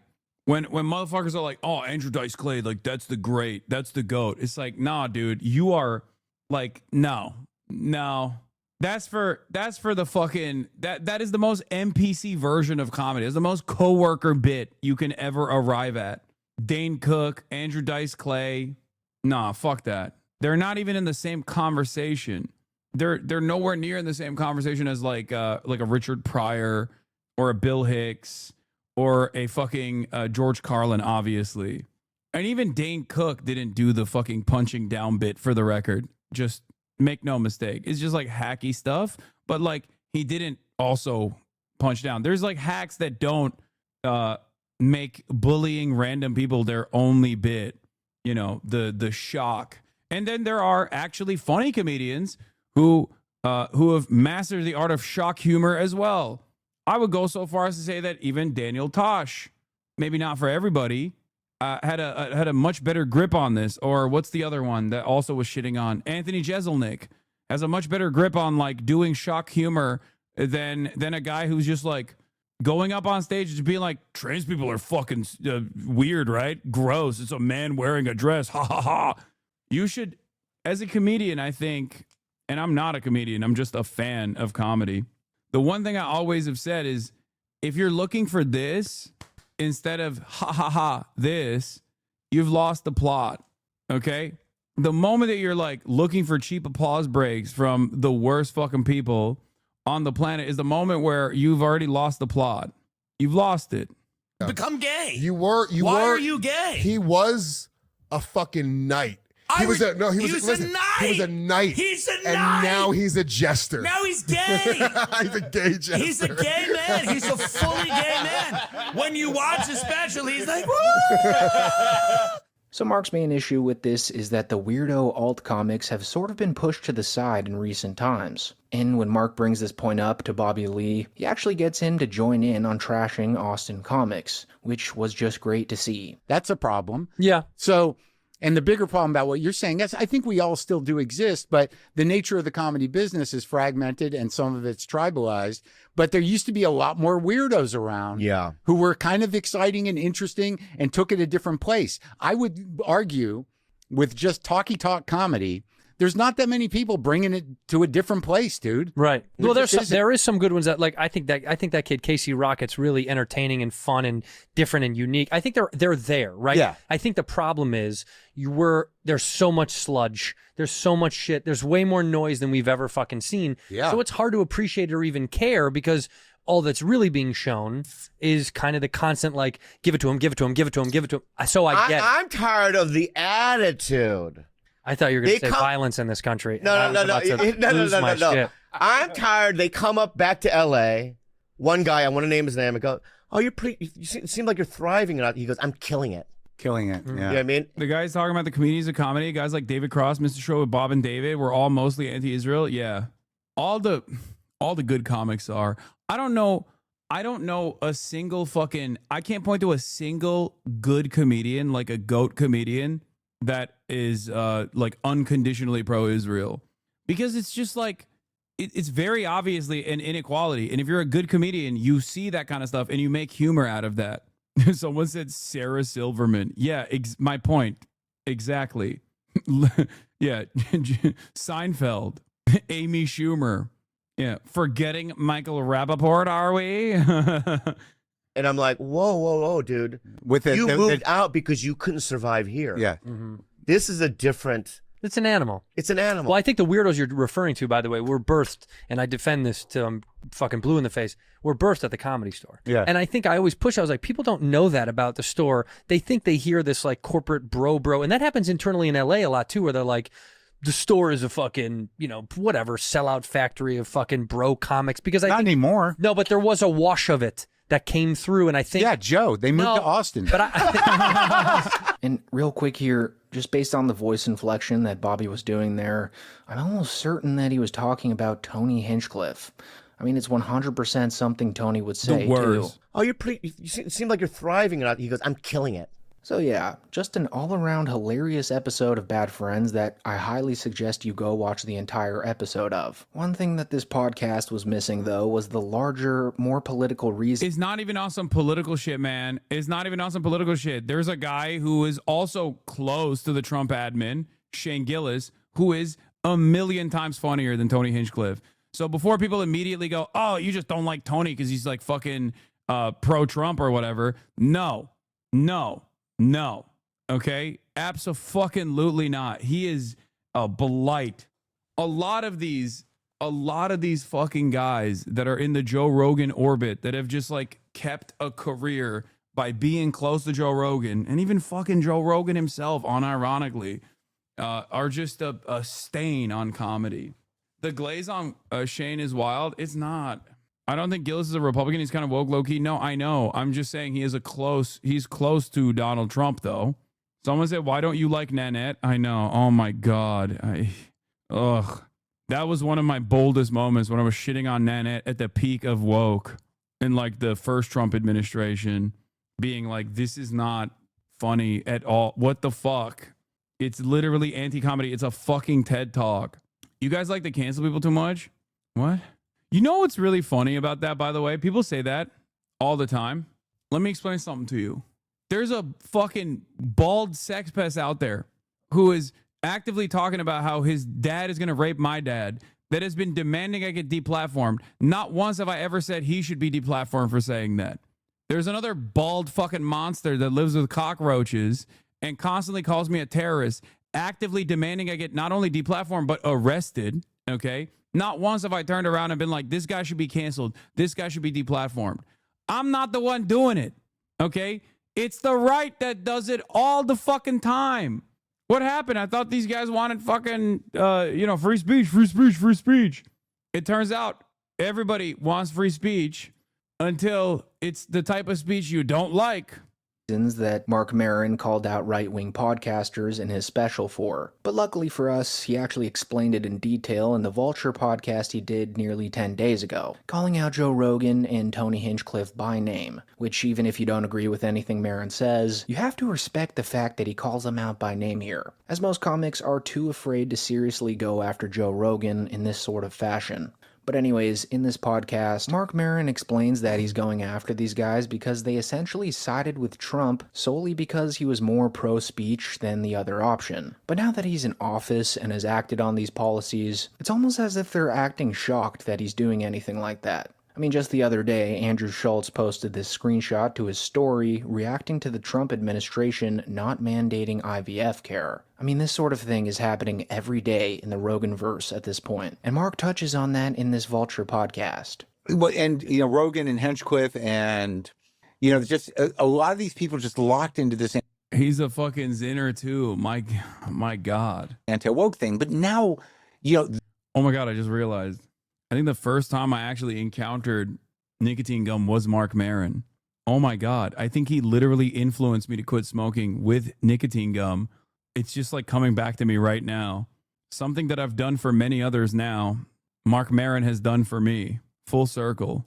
The government, which is for all practical, you know, good intents and purposes, is an authoritarian government, and we have a fairly dominant fascistic culture. Yeah. So they're using the same language, which is anti-woke, to dismantle all progressive institutions. And, you know, whether you like it or not, or whether that's not what you signed up for, you know, you tied yourself to that horse, right? Yeah. And, you know, it's not even a matter of unforgivable. It just is what it is. So you can backpedal all you want, but this is the reality, is that, you know, democracy was squashed because of, you know, the policy now of using anti-woke to dismantle the liberal democratic state is something you didn't shut up about. Yeah. Yeah, maybe it wasn't the same thing. Well, I just wanted to say yeah. So that's who I'm talking about. And look, you know, I think a lot of them were just like wanted to land on the side where they could earn a living. You know, it's challenging. For years, Joe Rogan has acted like the small guy that the media likes to pile on top of, as if he was the victim, just because he wasn't allowed to make jokes about marginalized groups. But now that they've sort of won that small victory with Trump, they can't play the victim. Yeah. And it's not even a small victory. It's just like, it's such a stupid fucking victory to win. Oh, we can say the R word now, dude. It's like, you could always say it, dumbass. The fuck? Like, what do you mean? You could always say it. You just couldn't say it in a place of business, okay? That's it. And also, if you say it, there are probably going to be, well, not the R word, but, you know, other slurs. If you say it in public, people are going to fucking get mad at you. So it's not necessarily about like, why can't I say it? When these guys are complaining, they're complaining about the repercussions, the backlash that they receive. They actually mean, why can't I say it? And then people actually react positively to it. And you just can't fucking change collective attitudes like that. Okay? That's the issue here. It's not whether you can say it or not. It's that when you say it, people still react negatively to it. That's it. Card anymore. Also, in this next clip, Mark plainly states again that whenever a Rogan guy makes a joke punching down at trans or gay people or anything of that nature, that it's simply just hack, and it's only offensive because of how unfunny it is. And in that thing, it's at a point now where it's like you don't have the victim position anymore. You have the dominant position. So why keep kicking? Because it's hackneyed. That, you know, you walk through a comedy club or you go to some in certain cities where it's like there's a prerequisite to do a trans joke. There's a prerequisite to do an R-word joke. There's a prerequisite to push the edge in a very non-risky way. Yeah. To not push a boundary, but act like you are.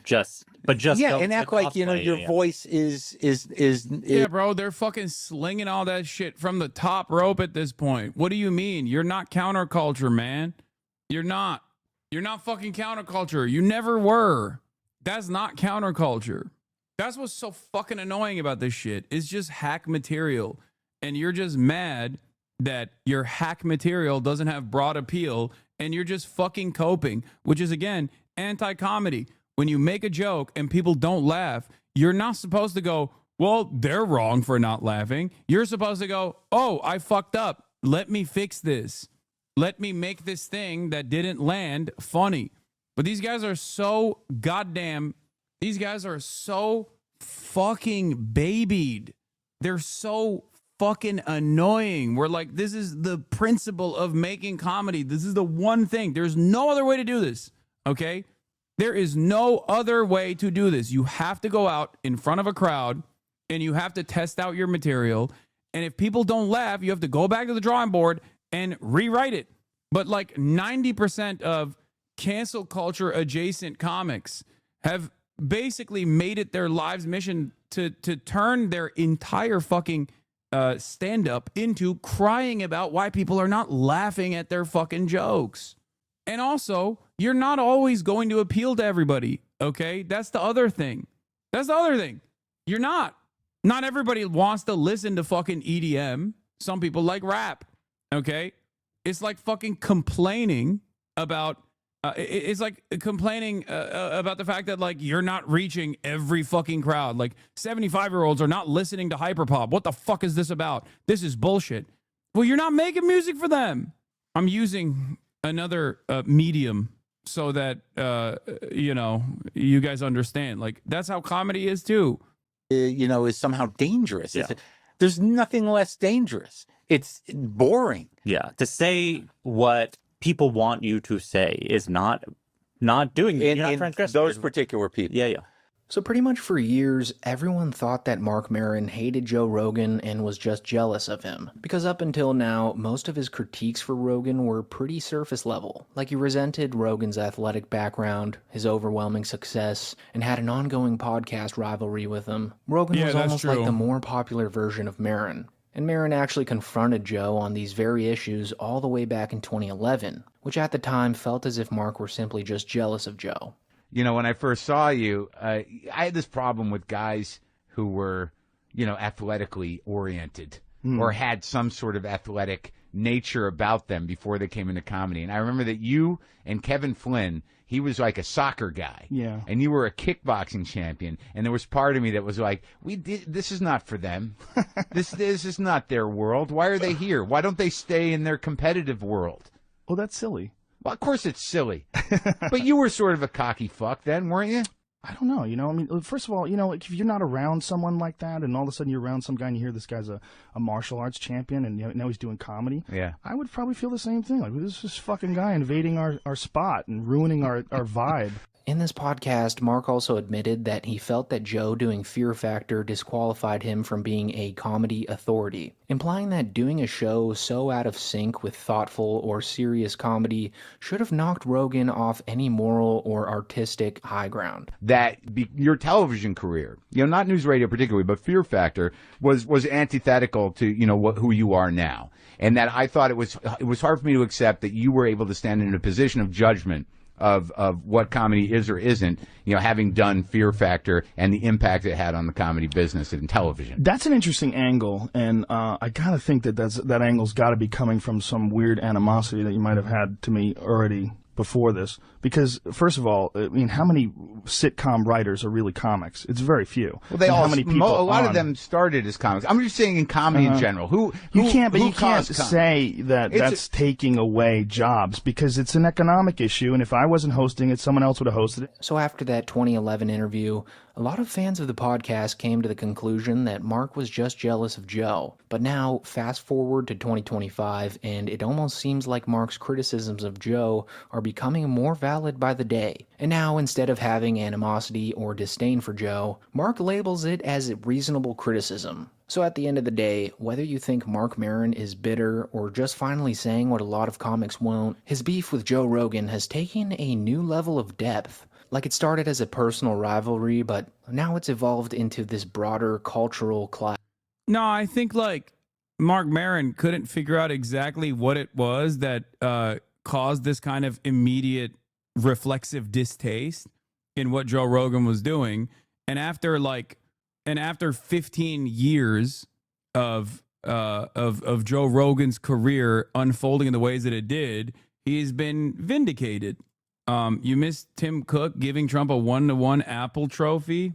Yeah, sometimes people have an ick and then they work through it and they realize they were wrong. Other times people have an ick and they are vindicated for being right from the start. Okay? And in this circumstance, I think Mark Maron's gut led him to make the correct decision early on. Tim Cook gave him a 24 karat gold, by the way. 24 karat gold Le Beau. We got to see this. I did very well there. I like it because I see I did very well there. I did very well in Kentucky, but it's a great place. You're going to be very happy. I thought maybe while we're up, I'll interrupt my own speech by you might show them a little bit about the product that you're going to be doing in Kentucky, Tim. Absolutely. Yes, please. This box was made in the U.S. A 24 karat gold Le Beau. This is one of the funniest things because, like, Tim Apple, also known as Tim Cook by many others, is like one of the companies, he's in charge of one of the companies that just never shied away from continuing to be woke. Okay. And he just kept pushing. And there's no calls for demanding that Apple stop being woke. Like, if that's what you care about, if that's one of the things you care about, like, no, they went full DEI. They're still doing full DEI. He's still very much woke. Now, he's ass kissing the Mr. Anti-woke, but it has been interesting to see. This dynamic has been interesting to see because you got like all these other companies being like, oh, we're going to do beef tallow in our French fries, like fucking Steak and Shake or whatever. And then Tim Apple is still very much woke and very much gay. Okay. Unit designed by a U.S. Marine Corps corporal, a former one that works at Apple now. That's good. He's done well. Designed it for you. And the base comes from Utah and is 24 karat gold. And it's 24 karat gold Le Beau. I'll take the liberty of setting it up. It's gross. It's so perfect for Trump. Well, but what makes this hysterical is they're not even manufacturing iPhones in the U.S. moving forward, just investing in the U.S. and conservatives are like, what can you criticize now, Dems? There we go. Congratulations, Thank you Mr. very much. President. It's Thank you fantastic. so much. The great people of Kentucky. You're going to find it a great place to do business, too. It's fantastic. And then more than $100 billion. TSMC woke is dead. Investing $200 billion. Johnson & Johnson, $55 billion. Merck, Stellantis, and General Motors are putting many, many billions in. They haven't determined the final number. And many other countries are investing tens of billions of dollars that I'm not going to give you the whole list. It's crazy. Why is Tim doing this? I don't know. Look at the fucking Apple stock prices after this. You kiss the ring. You get good press. And your fucking stock price increases. It's all for the stonk. Rapidly. Costs are way down. You know, I listen to these horrendous frauds on CNN and various other fake news networks. And they say costs are up. No, costs are down. Gasoline is down. It's going to soon, I believe, be less than $2 a gallon. It's around $2.40 right now. Many places other than California where they tax you out of business, but and a couple of others. But gasoline is way down. The price of groceries are down. How about eggs? When I first came here, my first week, the press hit me very hard on eggs. Eggs had quadrupled or something. I said, I didn't know about it. Give me a chance. I've just been here for 4 days. Well, eggs are down. Everything's down. Price is down. The only thing that's up is stock prices. That's really up, and that's through the roof. The stock market has been hitting all-time records, all-time highs. Last week it was announced that our economy grew at levels that we haven't seen in a long time, but the real levels of growth are going to be judged in a year from now when you start seeing some of these incredible plants, because we have car plants opening. They're coming in from Canada, from Mexico, and from all over the world. And they're coming in because they like the way the election worked out, but they also like the fact that they don't want to pay tariffs. And the tariffs, I think, will be we're taking in hundreds of billions of dollars in tariffs. I won't be so specific other than to say, because we don't even know what the final number is. We just made a deal, as you know, with the EU where they're paying hundreds of billions of dollars, Japan paying hundreds of billions of dollars, and numerous other countries paying hundreds of billions of dollars. And we're not even completed there. And as you know, they found $25 billion. 3 weeks ago, they said, we have a surplus of $25 billion. And they said, where did this come from? I said, check the tariffs. And they checked. They said, you're right, that's where it came from. And we've really just started. This is just in its infancy. So we have a great country. We have a country that is going to be very rich. It's a country that we're very proud of, but it's going to be very rich. And it's companies like Apple, they're coming home. They're all coming home. And we want them to come home. They have to come home. We're going to treat them really well. We're going to be putting a very large tariff on chips and semiconductors. But the good news for companies like Apple is if you're building in the United States or have committed to build, without question committed to build in the United States, there will be no charge. In other words, we're not going to be charging. So a lot of countries, a lot of companies are leaving various other places and they're coming to the United States. So in other words, we'll be putting a tariff on of approximately 100% on chips and semiconductors. But if you're building in the United States of America, there's no charge, even though you're building and you're not producing yet in terms of the big numbers of jobs and all of the things that you're building. If you're building, there will be no charge. So I just want everyone to know that. And I didn't even tell you that inside. We discussed the concept, but I didn't. So it's a big factor. So 100. Someone in the chat asked, there's no way Tim Cook is going to stand beside him as he answers Epstein questions, right? I really hope he does. Because this is a part of Kissing the Ring, where you just have to sit there as he rambles on about like Sydney Sweeney's jeans or some shit.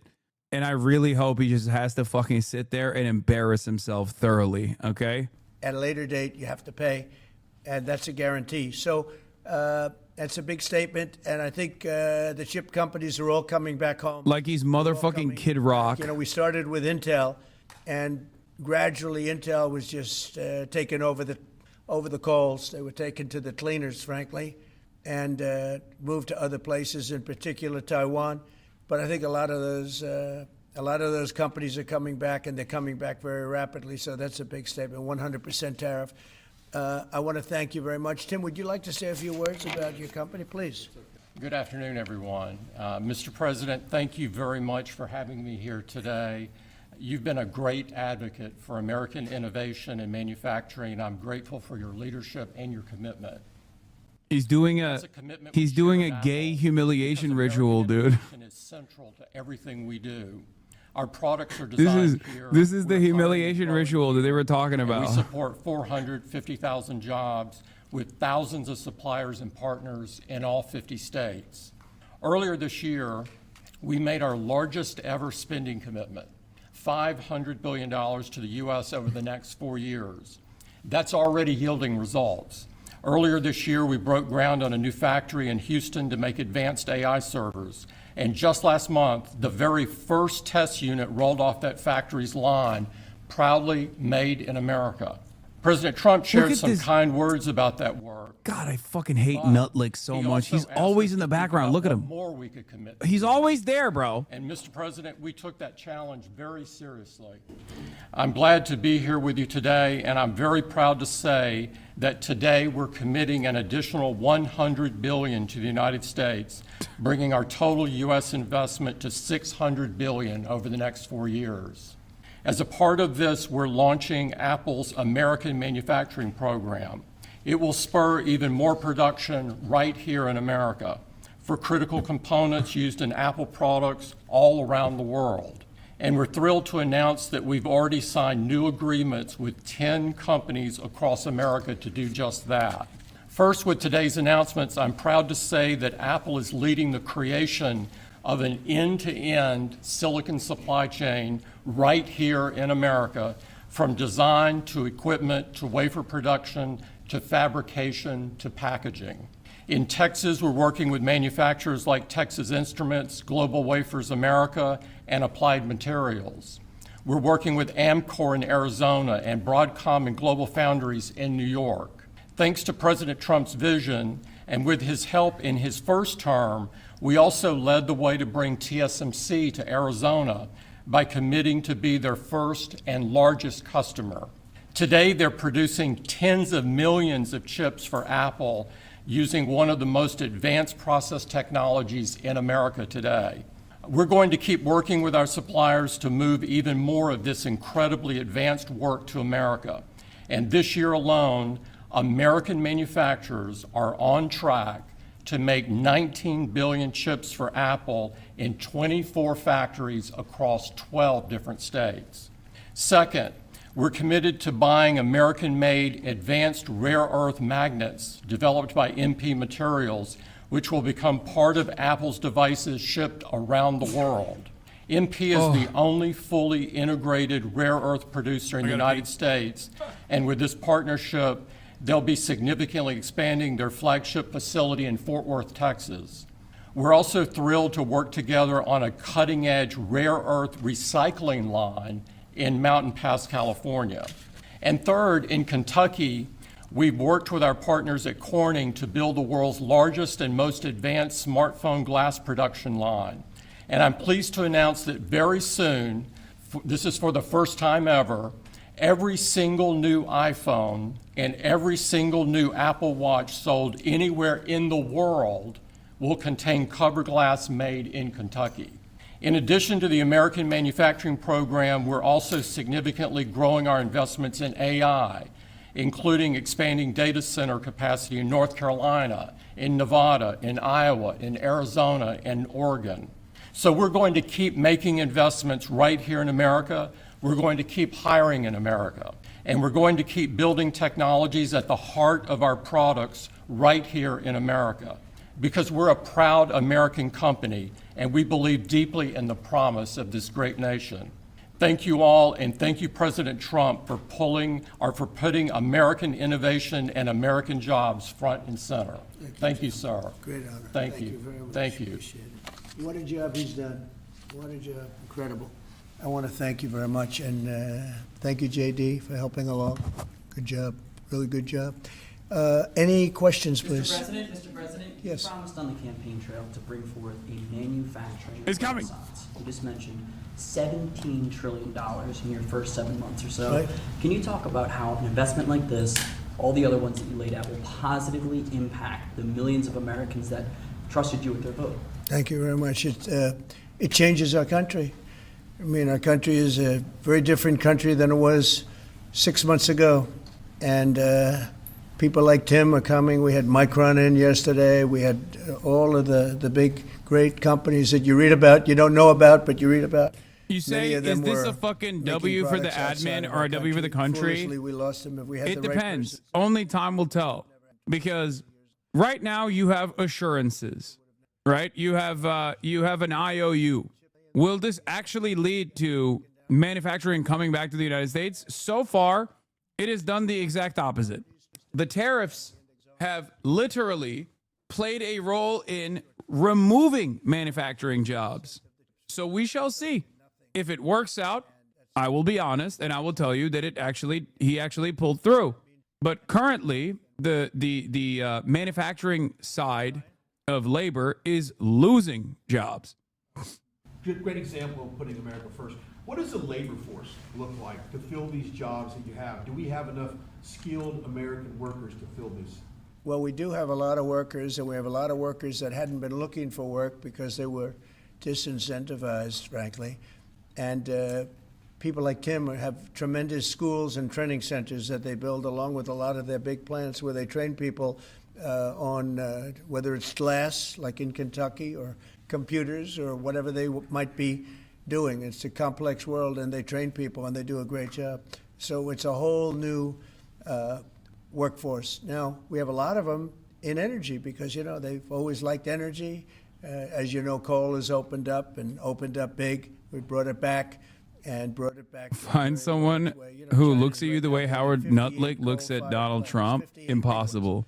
And here we were saying no human being has ever loved another this much. In the world, we have more oil and gas than anybody else in the world.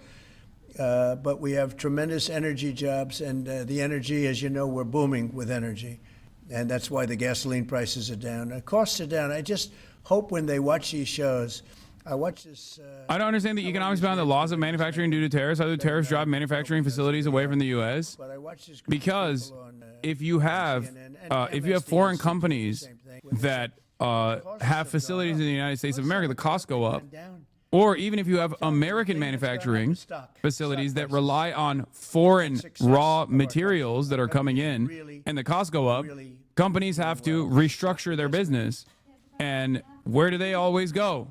The cost of materials goes up, the cost of production goes up, companies have to restructure, and companies have to restructure and remove certain parts of the manufacturing labor side.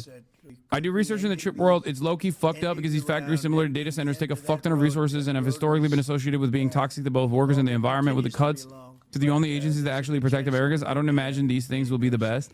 I mean, the AI facilities especially. The data centers are so bad.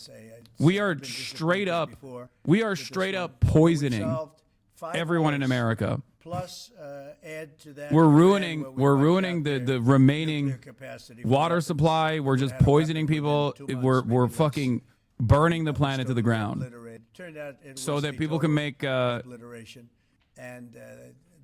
people can jerk off to Grok, the Grok AI girlfriend. In fact, there's a model of the plane right there.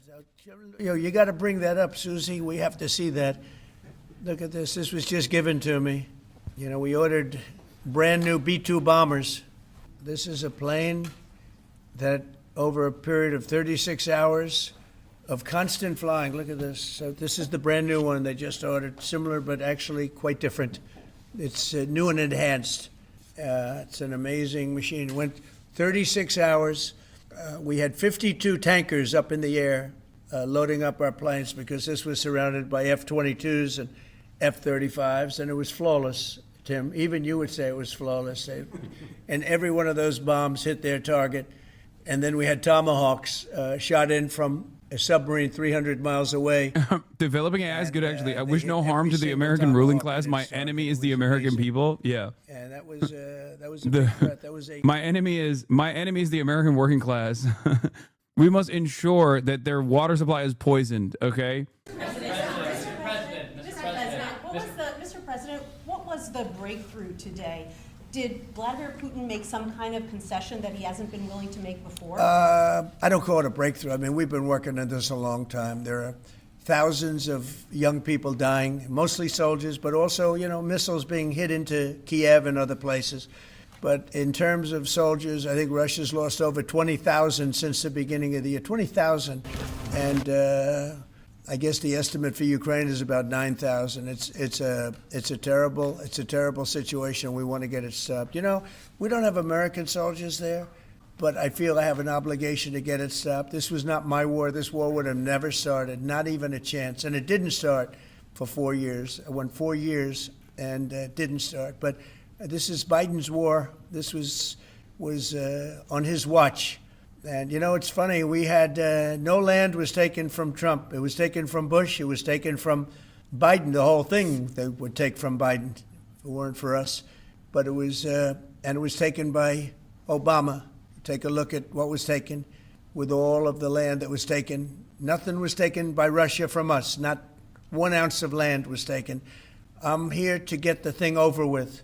It would have never started if I were president. And we're here to get it stopped and get the death stopped. Yeah, please. You said he would know if Putin was tackling you wrong. What gives you any confidence he is or isn't doing that this time around? Can't answer the question yet. I'll tell you in a matter of weeks, maybe less. But we've made a lot of progress. And as you know, we put a 50% tariff on India on oil. They're the second largest. They're very close to China in terms of the purchase of oil from Russia. But so I don't know if that had anything to do with it. But we've had very productive talks today. Yes, ma'am. Are you considering taking over the D.C. police? Is that an option on the table? We're considering it, yeah, because the crime is ridiculous. I could show you a chart comparing D.C. to other locations, and you're not going to want to see what it looks like. It was just up on television, actually. They were showing it. Now, we want to have a great, safe capital, and we're going to have it. And that includes cleanliness and it includes other things. We have a capital that's very unsafe. You know, we just almost lost a young man, beautiful, handsome guy that got the hell knocked out of him the night before last. And I'm going to call him now. We wanted to give him a little recovery time.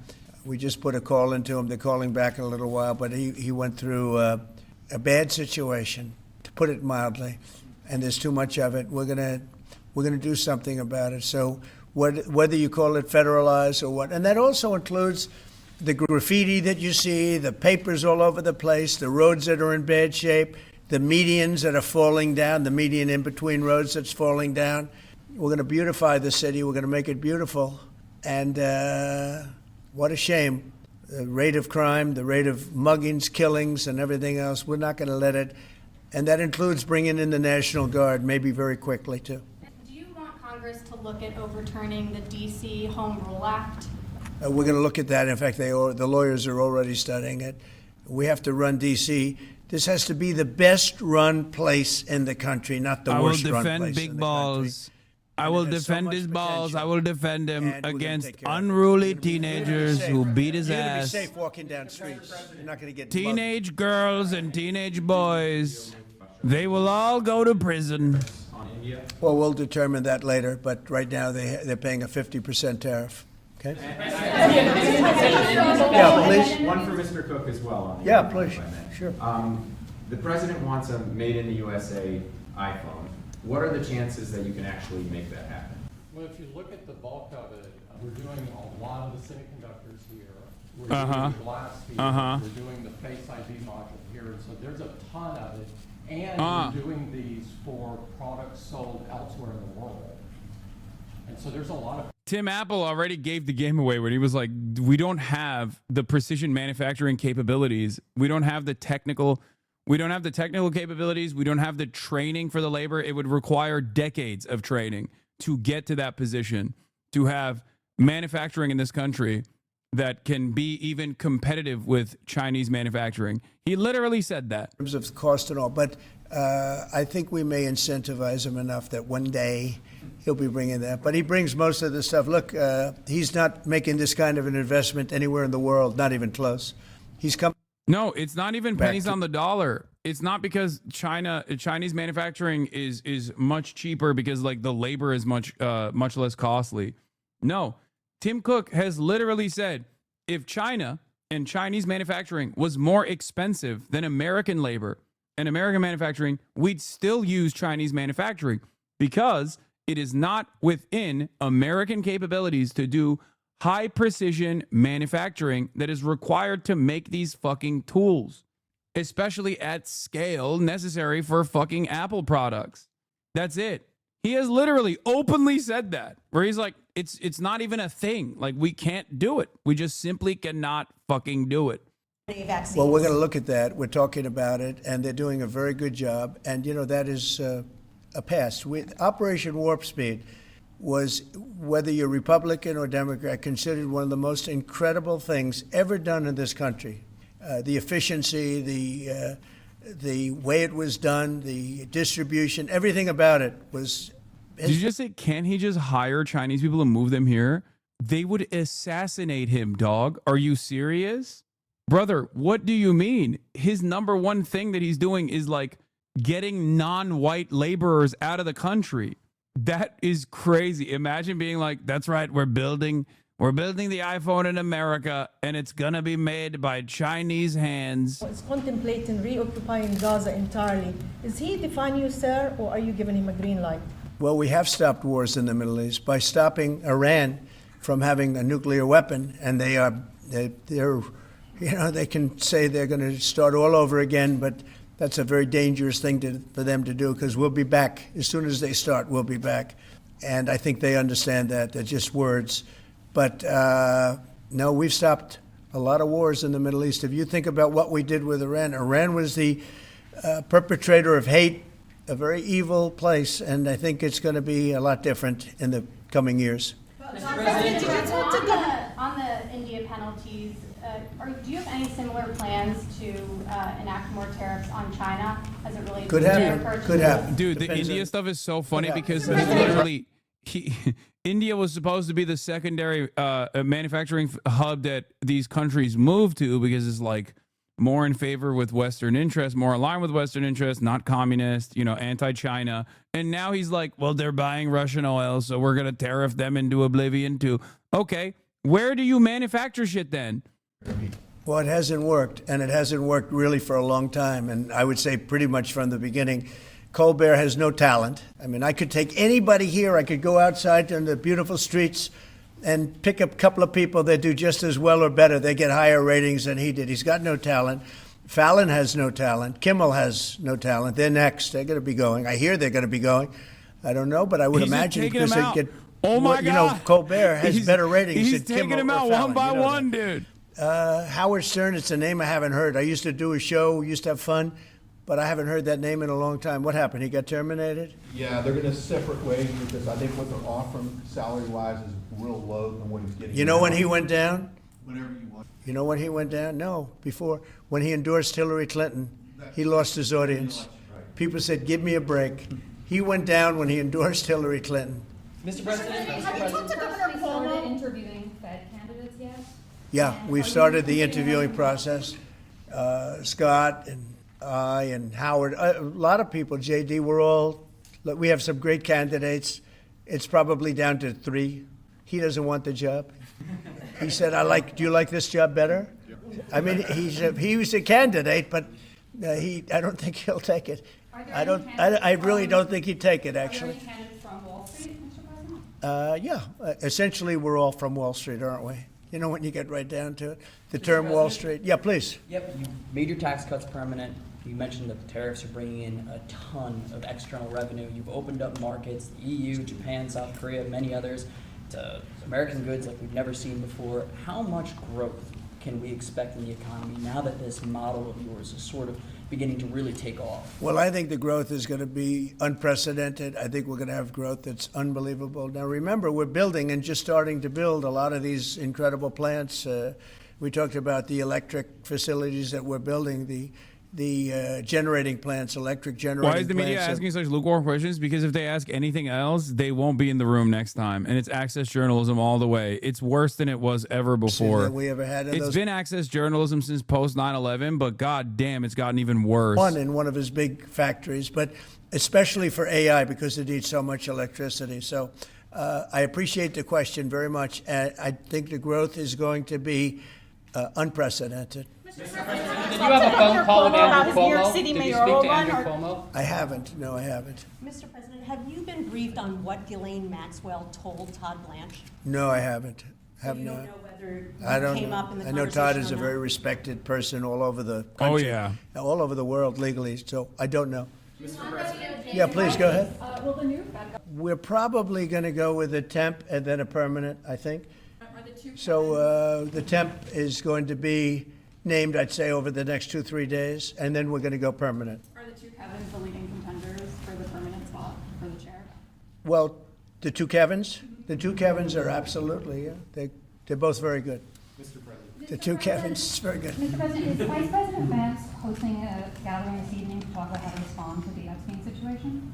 Is he working on what? Is he hosting some kind of gathering of top advisors this evening to talk about how to respond to the Epstein situation? I don't know. I could ask you that question. I don't know of it, but I think here's the man right here. I saw it reported today, and it's completely fake news. We're not meeting to talk about the Epstein situation, and I think the reporter who reported it needs to get better sources. Look, the whole thing is a hoax. It's put out by the Democrats because we've had the most successful 6 months in the history of our country, and that's just a way of trying to divert attention to something that's total bullshit. Okay? Yeah, please. A new Gallup poll says that Elon Musk is the most unpopular public figure in the country right now. I'm wondering, do you miss having him around the White House, or is that poll accurate? I don't know if the poll's accurate. I think he's a good person. I think he had a bad moment, really bad moment, but he's a good person. I believe that. So keeping that 10 to 12 day deadline? China facing potential secondary sanctions for Yeah. Russian oil. Then having that tariff or sanction rather or not hinges on what going forward? It may happen. I mean, I don't know. I can't tell you yet, but we did it with India. We're doing it probably with a couple of others. One of them could be China. Yes. Are you keeping that 10 to 12 day deadline that you had given Russia after today's talks? Yeah, we're pretty much getting close to it right now, but we're having very serious talks right now about getting out of Ukraine, getting it settled, getting it ended. Should have never started, would have never started. If I were president, it would have never started. I want to thank Tim Cook. He's a great man, a visionary, a businessman, just about every quality he can have other than athleticism. I don't know about that. I'm looking at him. I'm not 100% sure about you. You're a good athlete. I'll bet you're pretty good. I think he's good at everything, but I want to thank you very much, Tim. Thank you, sir. Congratulations. Thank you all very much. Thank you. Thank you, Chris. Thanks, guys. Cooked. Tim cooked. Tim cooked. We cooked him. It was great. Believe it. We cooked him so hard. OpenAI Stargate is applying the same strategy as Elon Musk's Colossus cluster and is currently installing 29 gas turbines. Each GE gas turbines generate 34 MW. What is that? Like a milliwatt or something? I don't know what that is. For over a decade, data centers were at the cutting edge of sustainability with massive R&D effort and investment in energy. Megawatt? Oh, god damn. Everybody knew what it was. I'm sorry. I didn't know. Lol, megawatt, you stupid sexy Azan. I don't know everything. I don't know why you expect me to know everything. I don't know. It's just a fucking term of energy. It's a unit of energy. I don't know. That was a dumb moment. I'm dumb. Anyway, but not anymore. As China carries those efforts forward, America has doubled down on the dirty. You need to talk to Marat more. I know. I do. What is this? Stuart Adams, the Republican president of the Utah Senate, just intervened to loosen the age of consent laws after an adult was charged with having sex with a 13-year-old child. The adult is a relative of Adams. Pedocon. Pedocon theory is a theory like gravity. Holy fuck. GOP lawmaker changes law to help relative facing child rape charges. State Senator J. Stewart Adams had a relative charged with raping a 13-year-old, so he rewrote the state's consent laws. Holy fuck, dude. For your information, he's a trans people are pedos type, of course. I mean, is that even remotely surprising? You've got to be kidding. Nope. This is how, bro, it doesn't even surprise me one iota at this point. This has been the modus operandi. This has been the method. They always have been doing this. They've been doing this in perpetuity. You know what this reminds me of? It reminds me of cancel culture. It reminds me of censorship, right? Every dumb fuck online thinks who's doing the cancel culture, who's doing the censorship. Oh, it's the liberals. It's the libtards. Okay? Oh, libtards love cancel culture. It's like there has never been a period in American history where it wasn't the right-wing groups that are most responsible for book burnings. Okay? They literally, even throughout the peak of quote-unquote cancel culture in the way that we understand it, like SJW is doing cancel culture shit. Like, they're doing censorship. They're doing censorship. There has never been a single instance, even throughout the peak of like the 2016 era of wokeness, has there ever been a moment where liberals were actually responsible for more book cancellations and book censorship initiatives than the Republicans were? What do you think CRT was? What do you think the war against woke is? It's fucking cancel culture. It's censorship. They just literally change the definition of it and they continue with it. And it's the same principle here. These guys will constantly talk about pedophilia, trans people are pedophiles over and over and over again. Meanwhile, there's never been a moment where Republican state legislatures haven't advocated for pedophilia. Child marriages. They love that shit. They have defended it. Okay? It's always projection. Every accusation is a confession. It's always and will always be projection. That's it. These motherfuckers are real demons, bro. Republican Utah State Senate President J. Stewart Adams used his power to change local consent law to help a family member facing charges for raping a 13-year-old girl. Adams' family member, an 18-year-old high school student, was arrested and looking at 4 first-degree felonies. Then Adams stepped in. Before Adams, 18-year-olds who had sex with 13-year-olds in Utah were treated like adults they legally were and could face first-degree felony charges of child rape. In Utah, anyone under the age of 14 cannot legally consent. Adams successfully changed the law to allow 18-year-olds charged with child rape to be essentially tried as minors if they were enrolled in high school at the time of their crime. Adams' family member was in high school, and since the law was also made retroactive, the 18-year-old went from facing years in prison to accepting a plea deal for reduced charges and no jail time beyond the week he already served after his initial arrest. While Adams swears his family members' charges had nothing to do with his pushing of the rule change, the prosecution, defense, and judge alike all acknowledged that it played a major role in changing the charges. The victim's family was devastated. It was out of nowhere, the middle schooler's mother told the Salt Lake Tribune. I felt like I was punched in the gut. I feel like a law is the law, regardless of who you are. But that wasn't what was going on here, she continued. I feel like Adams' relative just got special treatment, and nobody was going to say anything about it. Yes, bro, middle schooler. She was a middle schooler. She was 13. 13 years old, bro. 13. It's fucking insane, dude.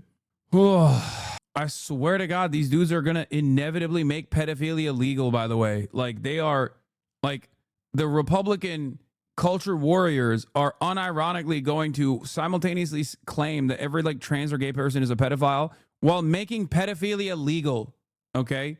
They're going to be like, oh, we're, you know, pedophilia is legal if it's a straight man doing it. Fucking wait.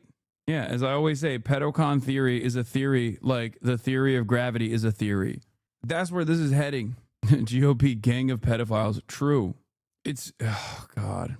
Meanwhile, yeah, speaking of pedophilia, top Trump officials will discuss Epstein strategy at dinner. Really, the White House and the Justice Department as well on how all of this has been handled. Now, this meeting comes, as we broke yesterday as well, that we know that there was an audio recording made when Blanche went to Florida to sit down and interview Ghislaine Maxwell, of course, Jeffrey Epstein. 2025 is all pedos getting exposed, Diddy, Epstein, and now this. Brother, it doesn't even matter, though. That's the problem.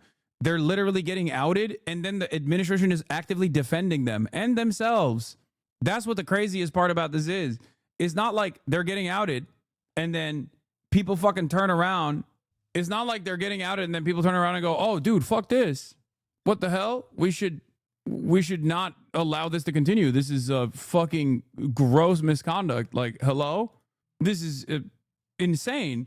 That's not what's happening. That's the expectation, but that's not what's happening. The reality is it's okay. It's okay when we do it.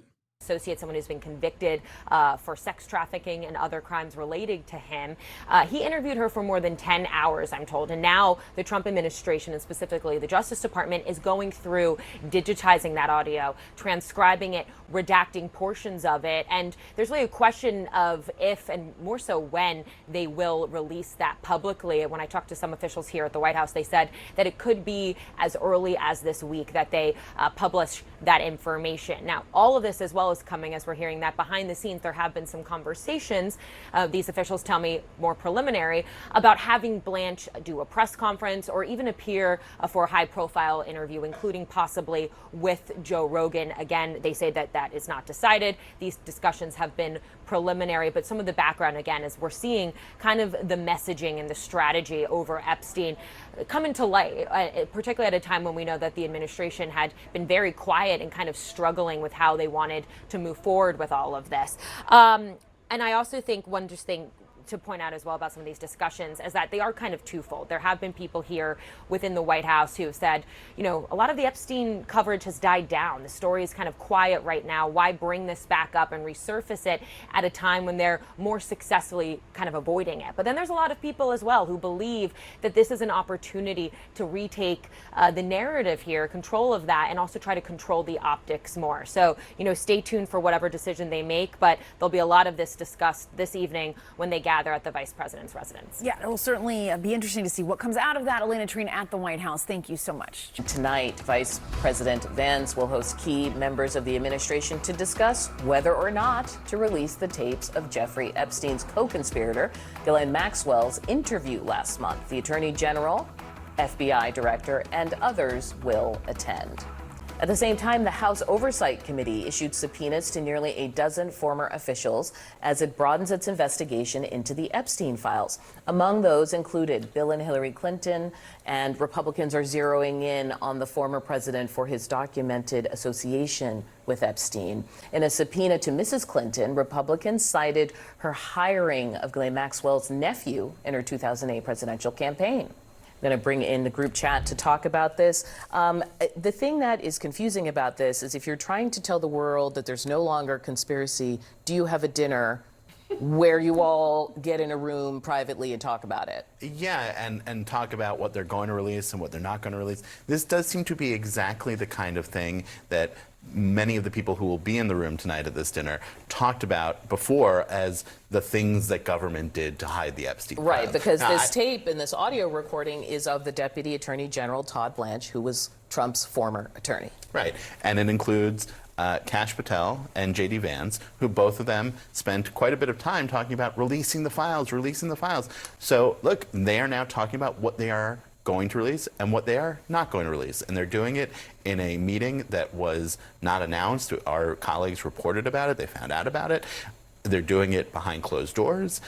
They're talking about what information there might be other than this, including this recording of the Maxwell interview.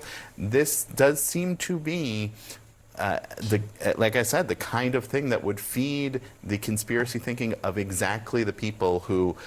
Hey, guys, don't assume that we're conspiring in our shady backroom conspiracy meeting where we are specifically going to talk about how this is not a conspiracy. Again, the admin, for some fucking weird reason, is doing the worst possible things that they could do in this process. But I guess... They feel emboldened because there are no repercussions ever. That's it, right? I guess they're thinking like, oh, it's all good because like Ghislaine said Trump innocent. You know, the pedophile sex trafficker herself, who also has perjured in the very same court case where she was found guilty of doing pedophilia sex trafficking. I guess that settles that, you know? Are part of it now. And the number of names we saw in the subpoena from that House Oversight Committee, attorney generals from both administrations. So whether that's Merrick Garland, Bill Barr, Jeff Sessions, Eric Holder, Alberto Gonzalez from the George Bush years, which I don't know if people got into the Wayback Machine and remember the original sentencing deal that sort of kicked off the scandal out of Florida. That's a lot of names on that screen, Maria, and I hear it's not enough for you. No, it's not, because these... But it's bipartisan, at least. Sure, and that's fine. And let's see if any of them have any additional information. But where's Alex Acosta, who actually was the one who originally negotiated the horrible deal with Epstein? Yep. Where is Bondi? Where is Kash Patel, the people who have actually seen the files? If you're going to subpoena Bill Clinton, because, of course, Republicans are like, oh, well, he was Epstein's friend. Guess who else was Epstein's good friend? Donald Trump. So this, to me, is, again, another distraction. We really do want transparency. That's just BS. They don't want transparency. They don't want anyone to testify that is going to be able to say that Donald Trump is in the Epstein files, period. With me now, former senior advisor for the Trump-Vance campaign, Brian Lanza, and senior advisor of our Republican Legacy Initiative, Rena Shah. Welcome to you both. Rena, you're up first. This meeting that's happening at the vice president's residence, and we've gone through the list of the attendees there. There's maybe going to be a press conference, interview on Joe Rogan with Todd Blanche being discussed. What do you think? Does this quell the criticism from MAGA world? Absolutely not. Just to be very frank about where we're at in this timeline, fresh subpoenas, victim statements, and a deepening political divide between the American public and this White House.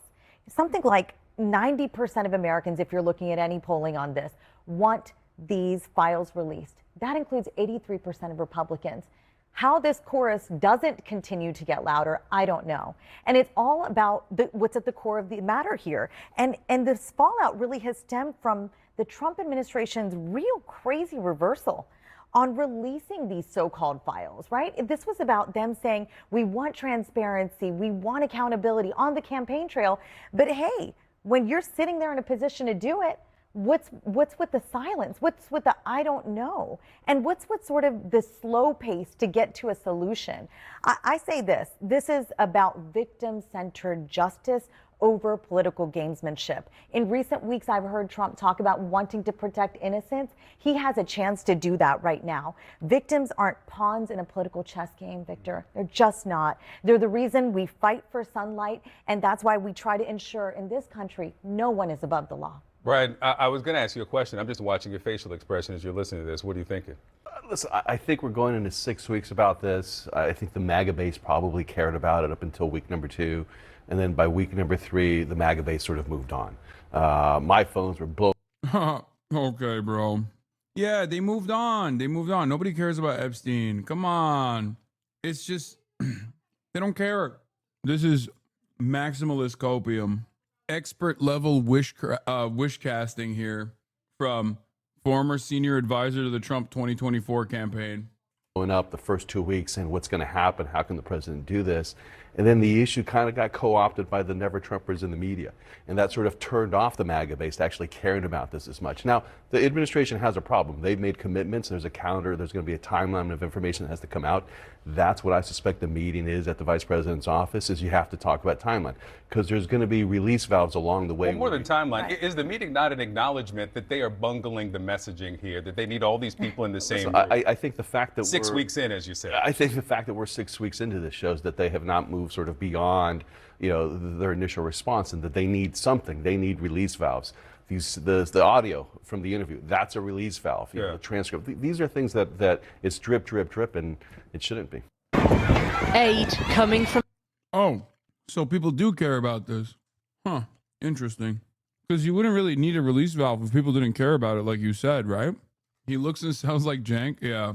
All right, we got the most predictable news story of the day.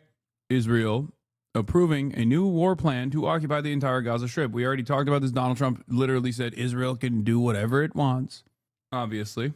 But let's take a look. From the heavens into what feels like a living hell. On the ground, a dangerous scrum to survive. Where they land on buildings, those fit enough to get up first stand the best chance. But no guarantee that any of this will prevent the deaths of the starving and desperate.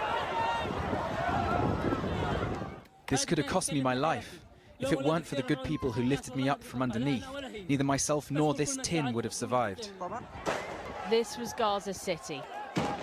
Further south, this video appears to show food trucks overturned and looted, resulting in 20 dead and 30 injured, according to Gaza's Civil Defense Agency. Health officials in Gaza said more than 80 were killed and hundreds injured while trying to collect aid in the past 24 hours. Among them, children. Medics on the ground say they're seeing cases with their own eyes. It is the most cruel thing I have ever seen in my life, to deprive people of food in the way that has been done here, to shoot at them, to kill them, to injure them when they try to get food, and to have engineered a chaos that allows or that forces people now to fight each other and to find themselves in a sort of survival of the fittest reality. The World Health Organization says so far this year, nearly 100 people have died from hunger-related causes. And UNICEF says in the first 2 weeks of July alone, 5,000 children were admitted to hospital for malnutrition. And as well as starvation, there is thirst. Aid groups say the water crisis is now just as severe. Groundwater polluted by sewage and chemicals seeping through the rubble. The pipes damaged by strikes, and the risk of disease everywhere. We tell the world, you want the Israeli president says Israel has overhauled its approach to the humanitarian situation. But its prime minister is now said to favour a complete takeover of Gaza. He's met with senior security officials to finalise a new strategy for the war, despite the widespread condemnation of much of the rest of the world. This would risk catastrophic consequences for millions of Palestinians and could further endanger the lives of the remaining hostages in Gaza. In Israel too, tempers flare on the streets of Tel Aviv. Those protesting agree that heading into Hamas strongholds could be catastrophic for hostages still being held. They blocked one of the main highways last night, calling on the government to facilitate a hostage deal. In a small part of the wasteland that Gaza has become, they rake through the rubble after Israeli airstrikes overnight. It looks futile, but they begin anyway, because this is their home and their only reality. Well, earlier I spoke to the former Israeli Prime Minister Ehud Olmert, who is a very vocal critic of Benjamin Netanyahu and Israel's conduct in the Gaza war. I began by asking him if he thought that starvation had been used as a weapon of war. I don't think that there was a policy of starvation. Definitely, I have to say, unfortunately, I mean, regrettably, and I'm ashamed of it, that there are factions in the Israeli... Okay, bro. Bro, Israel literally doing the final solution in broad daylight. And you got the most aggressive critic of Benjamin Netanyahu still trying to save face for some indecipherable reason. Just be honest, man. Jesus Christ. It's like a little bit, maybe war crimes, maybe a little bit like genocide. I don't know. It's not a deliberate policy. It's not deliberate policy. Cabinet and the government, which are enormously influential, which explicitly talked about starvation, about denying the Palestinians. Okay, they didn't use the term starvation. They just say that we shouldn't allow even a grain of food coming to Gaza and that we should prevent it. And if we will not do it, then they will break down the government. Okay, so you can blame them for wanting to starve the population. But this was not the policy of the government as of yet. And in the last few days, I am somewhat relieved to see that the Israeli government understood suddenly the extent of this disaster and the terrible impact that it makes, first and foremost, not of our political interest of Israel, but of the lives of hundreds of thousands of people there. Do you think the real danger is that Israel will just isolate itself even more on the international stage and might, at the end of the day, have even less... Yeah, that's what I'm worried about. Oh, no. What if people don't fuck with Israel no more? That's what I'm always thinking about, dude. You know? Yeah, that's over. It's been over. And that's so over that it's not even just about Israel any longer. It is about democracy in and of itself. Israel is so isolated in such a pariah state that Western nations and their inability to respond to the overwhelming majorities and their completely justified demands of shutting off the money and weapons faucet to Israel is making people reconsider whether they have a democratic process at all. That's it. That's how bad the situation has gotten, that this transparent division amongst the political class and the regular people is making people second guess whether or not liberal democracies were truly democratic at all. Security than it thinks it has now. We are not fighting non-involved people, and we should not fight non-involved people in Gaza. We don't want to kill them. We don't want to harm them. We want to reach out for Hamas. But we have been doing it for the last 22 months. And at this point now, what we need to do is to end the war and to bring the hostages and to be part of an effort to bring in security forces that will replace Israel in Gaza and will take over in order to make sure that Hamas is not anymore in a dominant position there. Do you think Hamas can actually be defeated if this war continues indefinitely, as the Prime Minister seems to want it to? No, I don't think so. You know, what is the definition of total victory, of total defeat?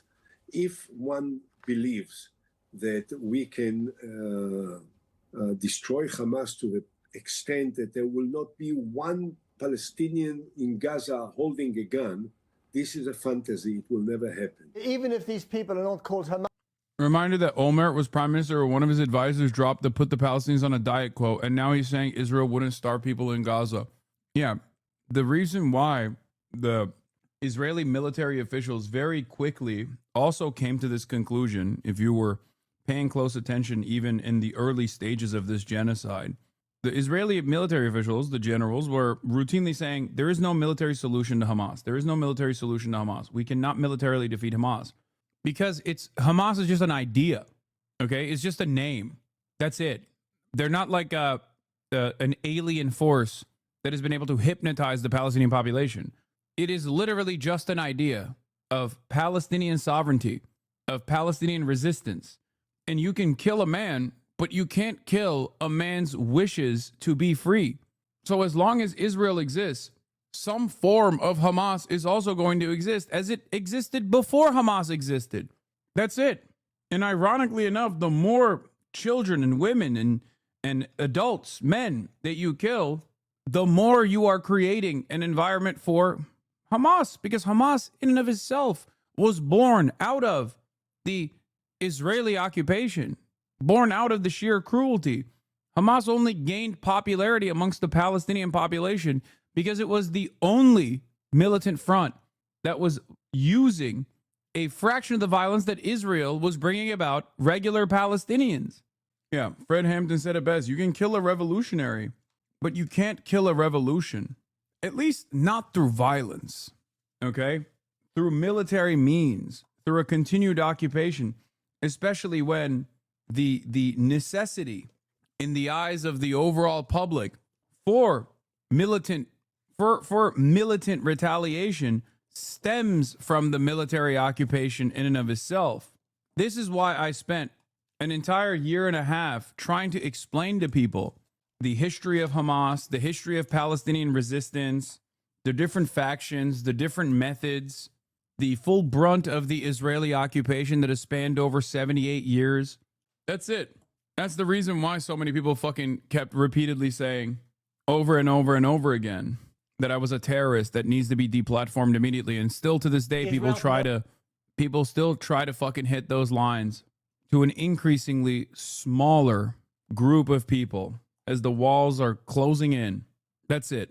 That's it. And that's why, as the conditions worsen, and as more and more people recognize the sheer cruelty, the magnitude of Israel's violence, their defenders, Israel's very own defenders, become increasingly belligerent. Eyal Yacobi, breaking footage inside of Gaza shows restaurants completely operating. Why doesn't the media show this? The date on this video is 2022. He does this every single day, all day, truly vile in an almost unique way. It's wild that these dudes who learned about the dangers of Holocaust denial and Holocaust revisionism as Jews are turning around and basically using it as a fucking checklist of what to do. Like when it almost was like we were all sitting in the same classroom learning about the fucking horrifying nature of the Holocaust, and this motherfucker was sitting there taking notes on what to do to defend Israel. It's insane. He was like, no, I was studying it for different reasons. Like, you maybe took the wrong lessons out of this. You thought, it's bad and should never be replicated. I thought this is a checklist of things to do. It's fucking insane. Yeah, it was supposed to be a warning, not a fucking guide on what to do. Jonah Goldberg, editor-in-chief of the Dispatch, posts from the Wikipedia entry on Hamas, political position, right-wing. Oh, shit, dude. They're right-wing? Oh, shit, man. I guess, they all deserve to die. All Palestinians deserve to die, then. This is why people call you a disgusting anti-Semite? Yes. Yes, exactly. This is why people call me a disgusting anti-Semite. And it doesn't work. Because if I'm a disgusting anti-Semite, literally everyone on the planet with a fucking conscience is a disgusting anti-Semite. Do you understand how stupid that is? This is precisely the reason why this does not have the same impact. And in perhaps the more dangerous side of this conversation, the term anti-Semite not having a serious consequential impact any longer has allowed actual fucking virulent anti-Semites to become major propagandists, to become actual reputable figures now. Real neo-Nazi Holocaust deniers are engaging in reputation laundering. But it's so funny to look at this situation and go, this is why people call you a disgusting anti-Semite. Why? Because I just accurately relayed the truth, the dynamic that has been ongoing for 75, 76, 77, 78 years at this point. I know this is a troll account. but I think they bring up a good point. Because as I'm in the process of saying, Israel is starving people, and this is causing tremendous resentment. This has caused Israel to become a pariah at the global stage. Someone turning around and going, this is why people call you a disgusting anti-Semite. Yes, it is. It is why people call me a disgusting anti-Semite. And they're wrong. And so are you. And not only are you wrong, but you are completely unable to see why you are wrong. Completely unable to see what people actually feel. Anyway, increasingly convinced this is one of the most vile people on this app. Like, more importantly, even if the post is real, the implication that the starvation is fake is vile. A population of 2 million can't survive off one restaurant, even if it's true. This one is somehow operating. We are watching people die every day, and he chooses to post this. I love Israel, period. It's sarcasm. Okay. Hadn't checked out your stream, assuming mistakenly it was just for bros. You are such beautiful breath of fresh air. Thank you for being here, no matter the haters. Damn, we got 2 people today coming in and saying I misunderstood the what you were doing here. Hell yeah. Welcome to the fight. No, apparently the restaurant was destroyed in 2023 and then was rebuilt. It was an observation, not an agreement. Though, is France an ethno-state for French people? Dude, I love this. The fucking Hasbara bots have to find the most cowardly way. France an ethno-state for French people. If the National Front got its wishes across, then maybe. But pointing to France and claiming that France is an ethno-state is, again, one of the most idiotic ways that you could argue this. Okay? Israel is an ethno-state for Jews. Okay? It is an ethno-religious supremacist state. France is not an ethno-state for Christians, for example. You could just like move to France and become a French citizen. Each country has different processes, certainly, and some are more difficult than others. But this comparison falls short because for Israel, you can be a Jewish person anywhere around the planet and instantly get an Israeli citizenship, and the government will literally pay you to go and steal the house of a Palestinian in the West Bank.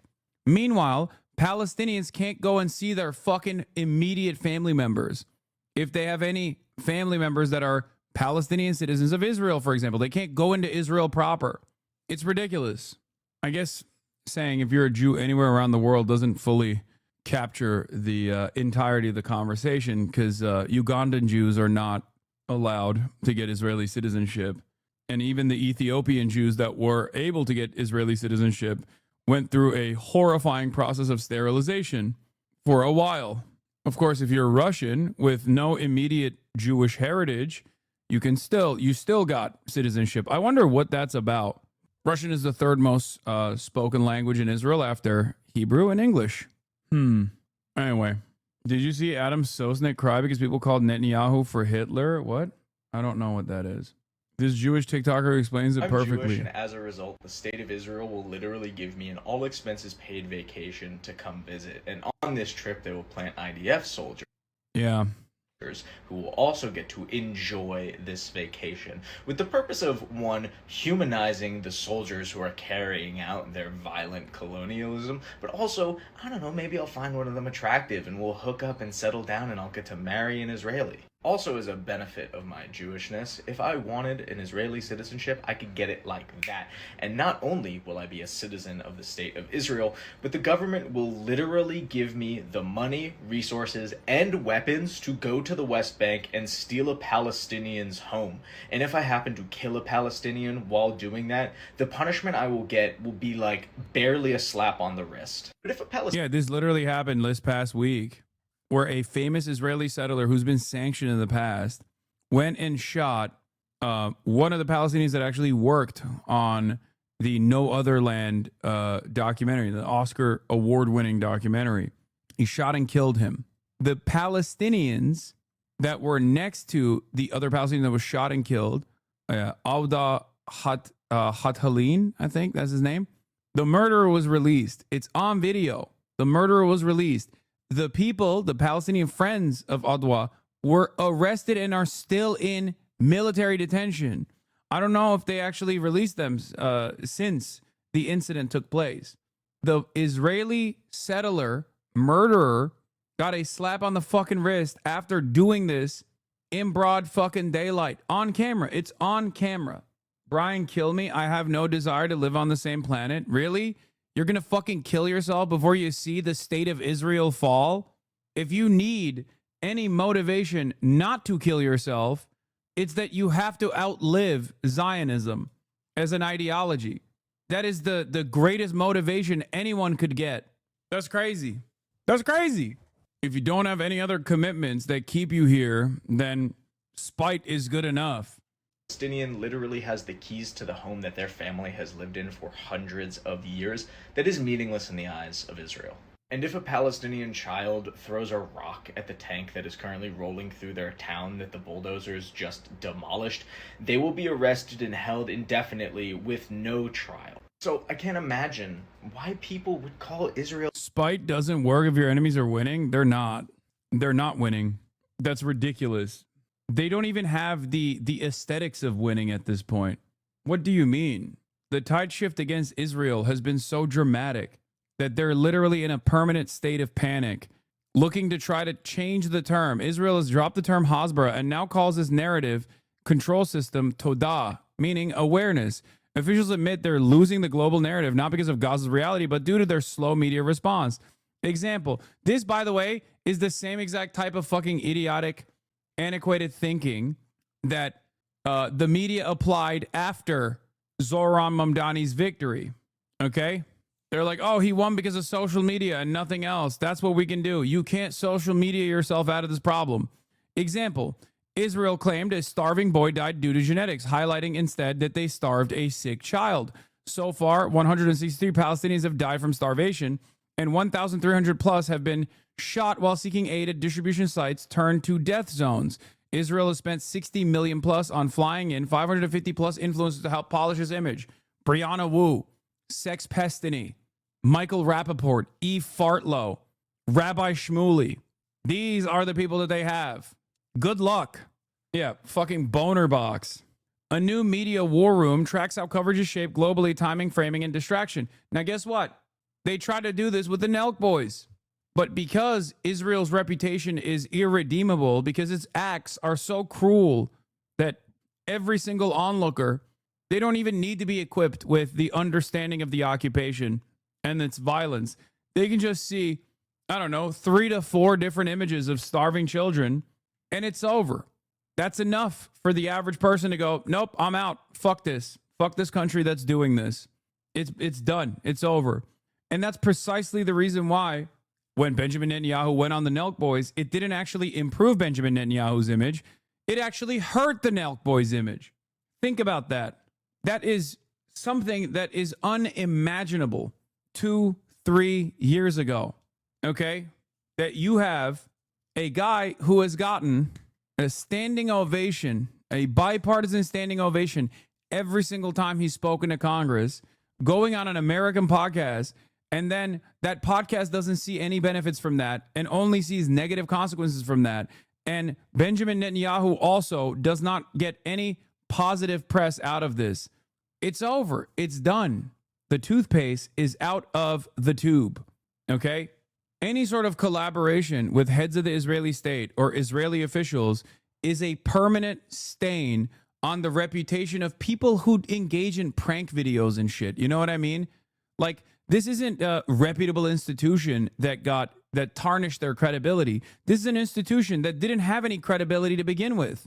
And now, even that audience that goes there to fucking full send it, getting sendy, dude. I love fucking ripping Lundarts, dude. Even that audience is going, why aren't you full sending it, bro? Why are you full sending it with fucking Bibi, bro? Bibi is like Satan Yahoo, bro. Now, this doesn't mean it's over. Of course, there's still a long and drawn out ideological battle here. But that's what I mean when I say there's only so much public pressure that our politicians can choose not to respond to. Okay?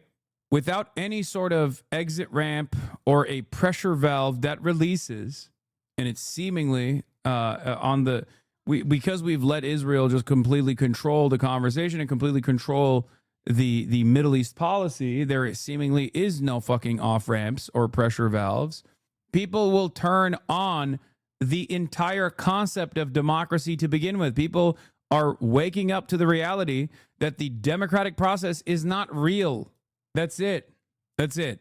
And as the situation worsens for Israel's image, as they can no longer launder their reputation, and as they can only continue the death and destruction campaign with politicians and with members of the media refusing to acknowledge the atrocities, all they have at their disposal is further censorship. And the more they censor, the more they go after critics of Israel, the more they try to deplatform critics of Israel, the worse things will get. Because even the most selfish, self-centered American that sees that like babies are being fucking killed, even if they don't care about the babies being killed, do not like it when a fucking foreign government comes in and says, oh, you don't say this. If you do say this, you're done. You're canceled. You're deplatformed. You can't get a job. Okay? An ethno-state built on the idea of Jewish supremacy. That's it. The only reason I understand why people think all is lost. I understand why people look at the situation and go, I mean, how can you say that there is any sort of victory here when hundreds of thousands of Palestinians have been slaughtered in real time, and Israel seemingly is only slated to continue this death and destruction campaign? I get that. But the only reason why you feel that way is because it's relatively new for you. This process is relatively new. You only woke up to the realities of Israel in the last couple of years, maybe after October 7, because Israel got to kill as many Palestinians as it wanted to over and over again without Western audiences even recognizing that that was immoral or wrong. Israel got to do an apartheid freely. That is precisely the reason why Israeli envoys in the Western world are having a hard time coming to terms with this new reality that you can no longer go on mainstream outlets and just be like, these are telegenically dead children, like what Benjamin Netanyahu said after 2018. Okay? And make no mistake, if you give up now, as pressure is mounting, instead of still continuously trying to get more people on board, okay, instead of continuing to keep up the pressure campaign, you're allowing those deaths to be in vain. Because all is not lost. There are still 1 million plus Palestinians that live in the Gaza Strip. So you should do it for them, and you should do it for the hundreds of thousands of lives that Israel has unjustifiably taken. That's it. There might be another grouping that hates Israel as much, if not even more, and could still become a security threat. When Israel is separated from the Palestinians, when we are in our side of the border, we are enormously powerful and we can destroy everything, everywhere in the vicinity, definitely in Gaza or in any other parts that are challenging the security of the state of Israel. We don't need to be inside Gaza.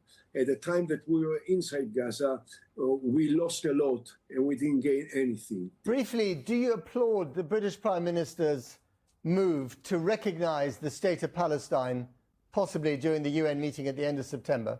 No, had the Prime Minister Starmer asked me in advance, I would have given him maybe a better advice.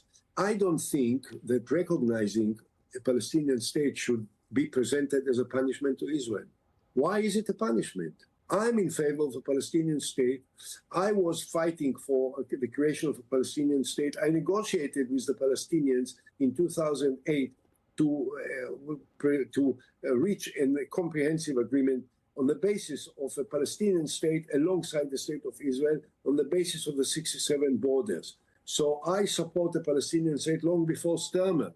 But if Starmer wants to support a Palestinian state, this is a good idea. But why? Dude, I never thought in my entire life would I see Ehud Olmert outflanking a supposedly left leader in a Western nation state and actually do it with the correct criticism. Like, what do you mean? That's not supposed to be presented as a punishment to the fucking Israeli state. What a fucking stupid way to go about this.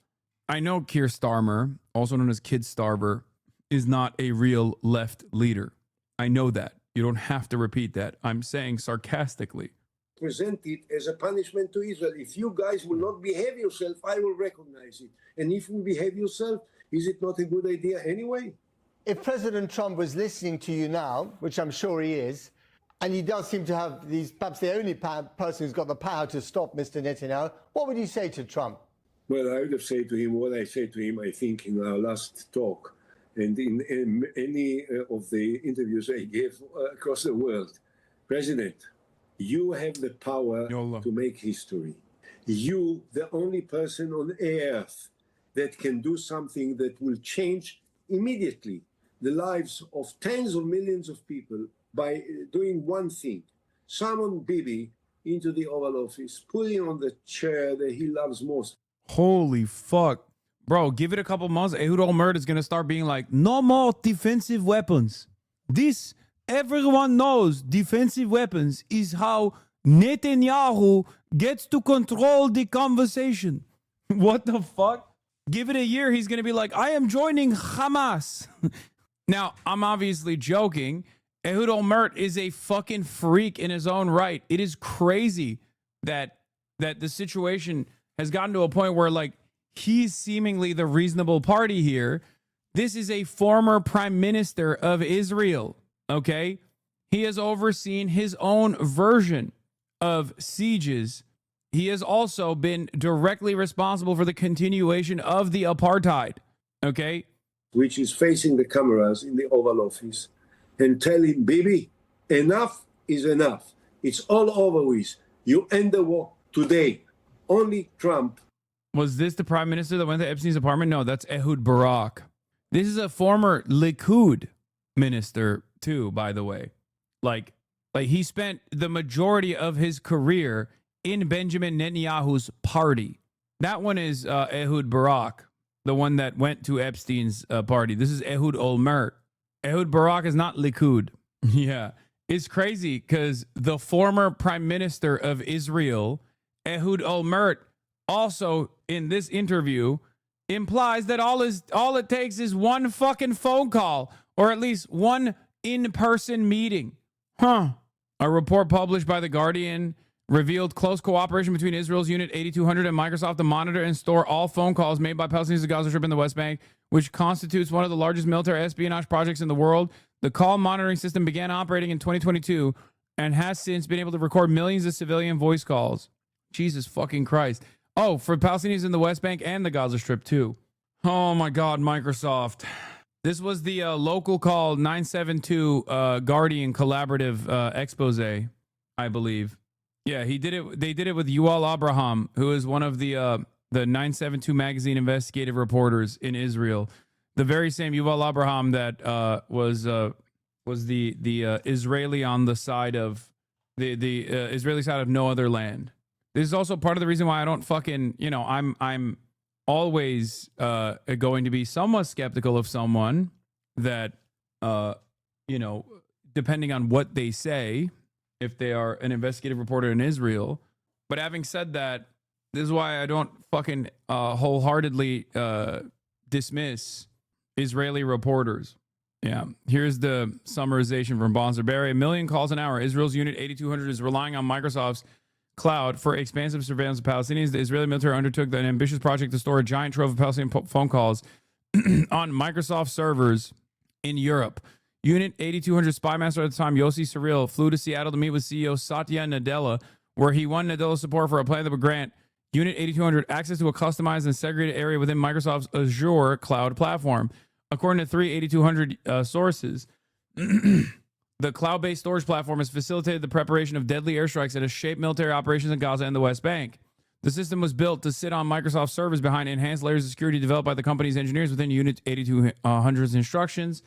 The leaked Microsoft file suggests that a large proportion of the unit's sensitive data may now be sitting in the company's data centers in the Netherlands and Ireland. Despite Microsoft downplaying the partnership, claiming it's not used for lethal means, Unit 8200 sources said intelligence drawn from the enormous repositories of phone calls held in Azure had been used to research and identify bombing targets in Gaza. One of the sources said that when planning an airstrike of an individual located within densely populated areas where a high number of civilians are present, officers would use the cloud-based system to examine calls made by people in the immediate vicinity. Microsoft is directly participating in the genocide of Palestinians. Microsoft Gaming, Xbox, has already been a BDS priority target, and I don't know if they'll move in the direction of making Microsoft in its entirety a priority target. I don't even know how you could do that. I don't know how you could implement such a thing, considering that it's the most popular, perhaps almost the only operating service out there, operating software out there, which is part of the reason why the Palestinian National Committee is not going to be able to, push for something like that usually. But this is the reality of techno-fascism. All right, for weeks, months even, Israel has been under pressure over starvation in Gaza, civilian deaths in Gaza, and indiscriminate bombings in Gaza. But tonight, Israel may be on the verge of a full takeover of Gaza. Just hours from now, Prime Minister Benjamin Netanyahu. I mean, he said he's going to do this, and Trump said he's going to let Israel do this. So where is the question at this point? This is what they said that they were going to do over and over and over again. Okay? They said that they were going to do it. They have repeatedly said that they were going to do it. And yet, for some weird reason, we rarely ever got coverage on this in the Western world. What now? What changed? Meanwhile, as the starvation continues and Western outlets are finally fucking reporting on it, the cover of Time magazine was staged. Why did they have to stage a photo of children starving? You have been played, says Eve Fartlow. Okay? Complete lie, as shown by alternate angles that show aid workers at the site distributing food. The photo you're claiming is staged was taken right before the distribution began. Fucking insane. Fucking insane that this person that got 15,000 likes for this, by the way, is capable of existing in polite society after doing such a thing. Okay? Because this is not any different than what Nick Fuentes has done, denying the fucking the ovens by claiming that by doing cookie memes and claiming that 6 million Jews didn't actually die. You're doing it. You're doing it in real time right now. This is precisely the same thing. And the Israeli Foreign Ministry is going along with it as well. Pallywood debunked. The Israeli Foreign Ministry is applying the term Pallywood, something that only we knew about because this used to be only this used to be said by some of the fucking most rabid Kahanis freaks. Now it's the Israeli Foreign Ministry that is getting comfortable enough to say Pallywood, that it's all fake, it's all staged. It's just atrocity denial, it's genocide denial. And of course, Bild is the most pro-Netanyahu outlet. What a coincidence. A German newspaper, Bild, claims famine in Gaza is staged 2 weeks after his publisher, Netanyahu's close friend, gets awarded Israel's highest presidential medal. Same newspaper was caught publishing complete fakes leaked from Netanyahu's office last year. This was a big controversy for Bild. Publisher of Bild newspaper close to Netanyahu to receive presidential decoration. This is like Hitler awarding the fucking Medal of Bravery to Henry Ford for his pamphlets that he wrote about Jewish people. His anti-Semitic newspaper. It's no different. That's real, by the way. Hitler did do that to Henry Ford. Henry Ford was a massive fucking fascist, a psychopath. In any case, the reason why they can only do this in Bild is because they have no more fucking allies remaining. Yeah. According to Israeli logic, the mere act of taking a photo of hungry people affected by Israel's blockade means that starvation in Gaza is fake. They're staged. Using that same logic, because photos were taken of Holocaust victims, it means the Holocaust was staged. Don't fall for it. It is straightforward atrocity. It's the same principle that Holocaust deniers use to this day and used back then as it was unfolding. How insane, dude. Here's footage of the same site as the Time magazine photo that Bill Ackman and others are saying was staged. They will all retract and apologize after watching this. Of course they won't. You can tell by countless details that it is the precise same site that photographer did not stage it. Here's, for instance, the corrugated metal in the wall in both the video and the photo. The photo was clearly taken just before the aid distribution began. Wait, Bill Ackman deleted the tweet? That's surprising. Oh, he did. I didn't even realize he was quote retweeting Bill Ackman, Bill A. Packman, Bill Smokes Crackman. The damage has already been done. Honestly, I think the only thing that these guys are damaging is their own reputation. I don't think people at this stage will forget how fucking psychotic these freaks have been. Remember, when I used to use terminology like this, people would shy away. People will get a little scared. Remember a year ago or 2 years ago? People will go, oh, dude, I don't know. Is it okay to call them fucking freaks and monsters? Think about how much that shit was farmed. A year ago, when I used to say, you're a fucking scumbag, genocide-denying monster, there were probably a bunch of fucking libs, bunch of squishy libs who refused to reckon with this reality that turned around and said, oh, God, Hasan, you're a little too hateful for my taste. Now they say it too. Now they're using the same terminology. Like I've said, the only remaining hurdle here is the but Hamas shit, okay? But Hamas, but October 7. Israel is starving the population, but Hamas. That's it. And as time continues, I think more and more people will realize that that is not a fucking real defense. This is true. I thought you were too hateful, but now I realize you had a reason. Yeah. That's the reason why I never shied away from openly stating the reality that Hamas and Israel are not even on the same wavelength of evil, okay? Like, not even comparable. Israel has been and will forever be the responsible party for all of the atrocities that unfold, including against the Israeli civilian population. This is why I said that on October 8th, and I never stopped saying it, because it's the fucking truth. It's the truth. If these are genocidal atrocities unfolding in broad daylight in real time, how do you expect people not to resist against said genocide? What is the expectation here? That they just starve quietly? That they die quietly? It's bullshit. Is said to be ordering a full conquest of the Strip after talks with Hamas broke down. A source tells CNN the IDF objects to the move, but Israeli media cites senior officials close to Netanyahu saying if the IDF chief of staff does not agree, he should resign. Joining us at our fifth seat at the table is Peter Beiner, author of Being Jewish After the Destruction of Gaza. So full occupation, Peter, what would that do? What would that change?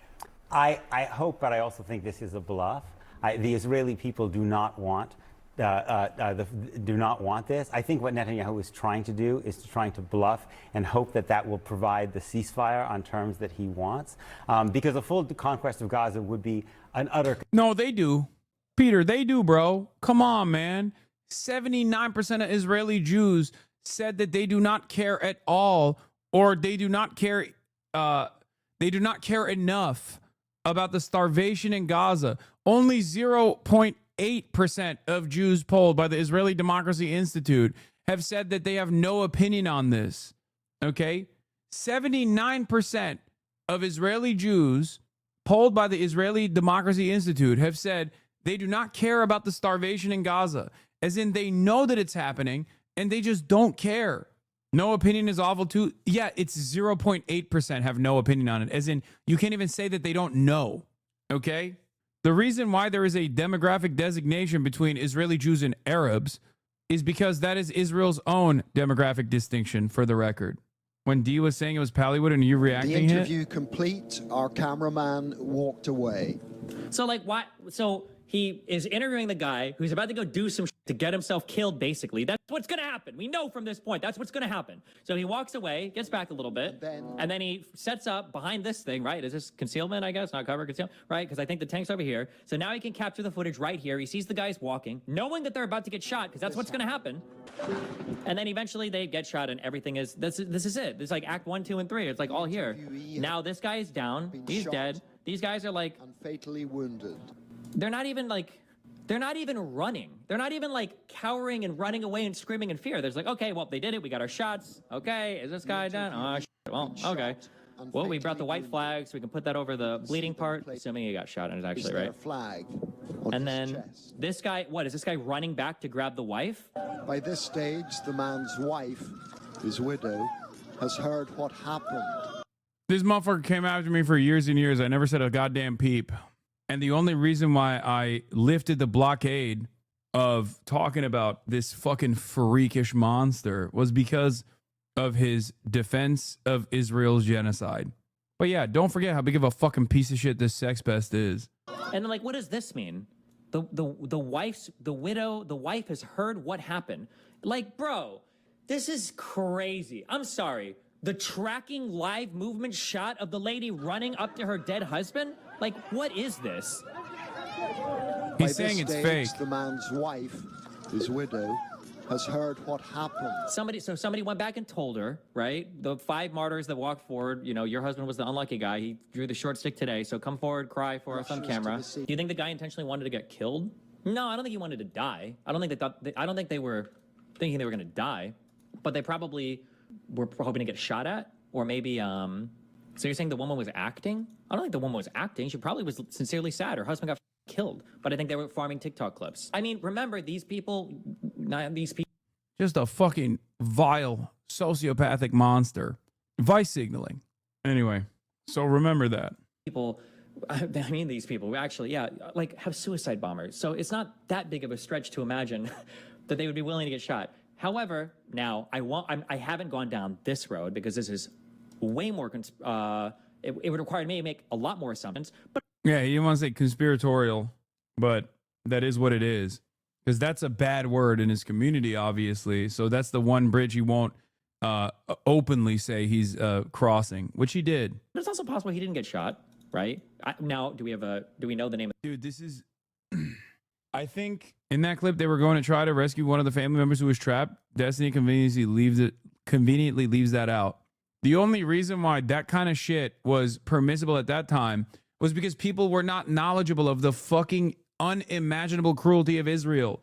And there were people like that, like the sex pest that were watching, like the sex pestity that we're watching here, that took advantage of that lack of knowledge that people had and basically farmed them for a year and a half.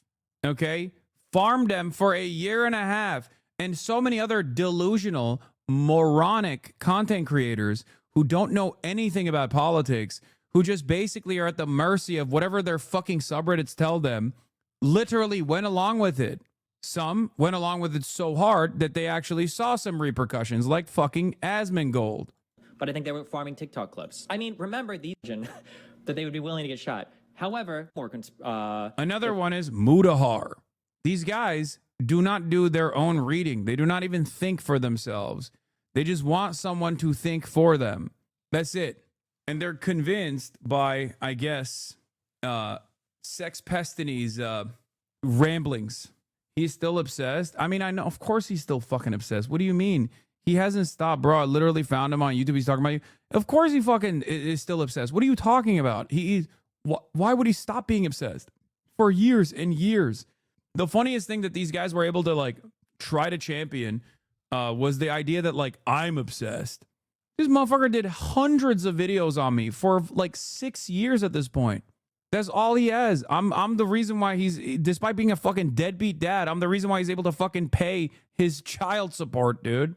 His community at this point does not have any sort of like decipherable politics. They just straight up are like, fuck Hasan. Whatever Hasan is on board with, we're against. It is a very strange phenomenon. I don't know how people who fancy themselves to be like intellectuals or enlightened or educated, who unironically shit on conservatives for being so fucking stupid, have developed their own QAnon movement against a fucking Twitch streamer. Like, at least QAnon is this grand design that these psychotic Republicans believe about, like deep state pedophilia or something. You have literally designed your own QAnon for a motherfucking Twitch streamer, dude. There is a reason why so many of these people never actually take the next step, take the next leap, and actually come in here and see what I have to say without any sort of fucking guardrails. Okay? They can't entertain it. Because if they did, if they actually questioned their intellectual grandfather here, who is a fucking sex pest, they would find out that he's just been lying to them for fucking years. Nonstop. It's okay. History has and will continue to vindicate me. It would require me to make a lot more assumptions, but it's also possible he didn't get shot, right? Yeah, great stuff. It's just a cult, man. You cutting him off and blowing up made him go narcissistic smear campaign. I know. What blew my mind about Mudahar is him saying he's Muslim because his Muslim family hates Jewish people. That must mean most of a large amount of Muslim community absolutely despise Jews. Like, bro, speak for yourself. Not my mom, sorry to spam. I just thought it was such a crazy thing to say. Yeah, because he's playing a role as well. He's playing the role of the good Muslim, okay? He knows what his fucking audience wants. That's what they demand. Anyway, let's get back to this. A catastrophe for the Palestinians of Gaza who are already suffering immensely. And it would not save any hostages. It would actually put them in greater peril. And it would not destroy Hamas. Israel has been promising that it would destroy Hamas since October of 2023. And Hamas is still there. So this would be a catastrophe, but I suspect it won't What is happen. this? Even the TikTok lib women are against you? Well, look, whether it happens or not, What? frankly, Dude, the this is truth is four- Israel should have never. Man, this has fucking 400 likes. What is wrong with you? Take a fucking week off. Like, what productive conversation is going to take place here? I'm going to fucking yell at a person with 400 likes, and then even if I say don't go over there and don't fucking yell at this person, people are still going to do that, and then that person is going to fucking continue making content off of that, and it's only going to increase on the dog pile. Yeah, take a goddamn week off and really reconsider what caused you to send a link like this. Who cares, man? Let people chirp. If they're gonna chirp, they can chirp. Okay? Or left Gaza, because before 2005, we did not have a terrorist state. We had a booming economy. We had equality for the sexes. We didn't have gays being thrown off rooftops. But when Israel dragged every last man. Oh, she just did the unlimited faucet. She just hit the fucking full tilt. She just did all the things. Yeah, controversial far-right attorney Brooke Goldstein was platformed on CNN as a human rights attorney during a segment with John Berman and Pete Beinart. She's also on record saying there's no such thing as a Palestinian person. I just wanted to, why are we using the word Palestinian? There's no such thing as a Palestinian person. Yeah.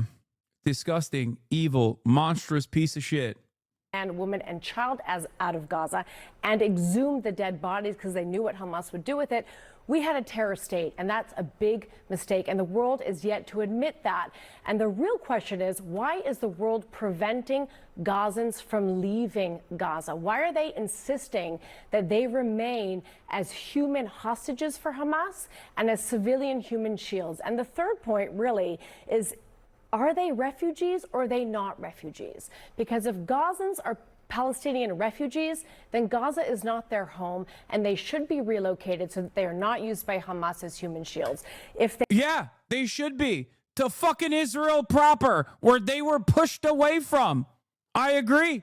750,000 Palestinians forcibly excised from their ancestral homeland by Zionist brigades at the nation state's inception. Yeah, move them back. Give them a right to return. I agree. I don't think she does. When she says relocated, she's talking about a concentration camp. She's talking about other Arab countries. That's what she's talking about, because all Arabs are the same. It's a monolithic force of evil. If Gaza is their home, then the entire premise upon which the whole Israeli-Palestinian conflict. It's fucking insane, dude. What are we doing here? CNN at this stage is still like having a far-right, rabid, ultra-Zionist. And then like the only counter to this is like Peter Beinart. Like this person, the equivalent of this person is like an Abu Obaida type, okay? Like the equivalent to this person is someone who just is going to stand there and straight up be like, October 7 was awesome and should happen a million times over, which Abu Obaida has not said. I'm just, trying to give you the extremes that she's going to, but she of course is seen as like a reasonable person, a human rights lawyer. It's ridiculous. Conflict is based and the right of return is false. The only people being deliberately starved in Gaza are the hostages right now. You look at Avitar David. It's not the same, Hassan. Yeah, actually, you're right. It's not. It's not even the same. It would be the equivalent of this person on the opposing side would be a fucking rabid neo-Nazi who denies the Holocaust and says that it should happen again. That's basically what it is. It's not even, there is no like Palestinian equivalence to this because Palestinians have historically been oppressed by Israel. The only adequate analog here would be a fucking straight up neo-Nazi, which I hope CNN does not have, by the way. Holy fuck. Like, that's the next stage in this evolution, I feel like. Anyone but a fucking Palestinian. Anyone but someone who is from this background. Anyone but someone who is directly connected to the atrocities. Holy fuck. These guys will literally have a fucking neo-Nazi before they will have on a Palestinian. Oh my lord, dude. looks like a concentration camp survivor who was forced to dig his own grave. When the body of Eden Yerushalmi, after she was... Yeah. Palestinians do not look like concentration camp survivors. Only the Israeli hostage looks like a concentration camp survivor. Interesting. Well, Israel is the one denying the Israeli prisoner of war, not a hostage. He's a fucking military member, okay? Prisoner of war. Israel is the one who is starving him all the same. The fuck do you mean? It's not like they got tremendous amounts of food in there and Hamas is just like, nope, we're not going to give it to you. It's crazy. Think about it. The only person that's starving in the Gaza Strip is the one Israeli soldier? Really?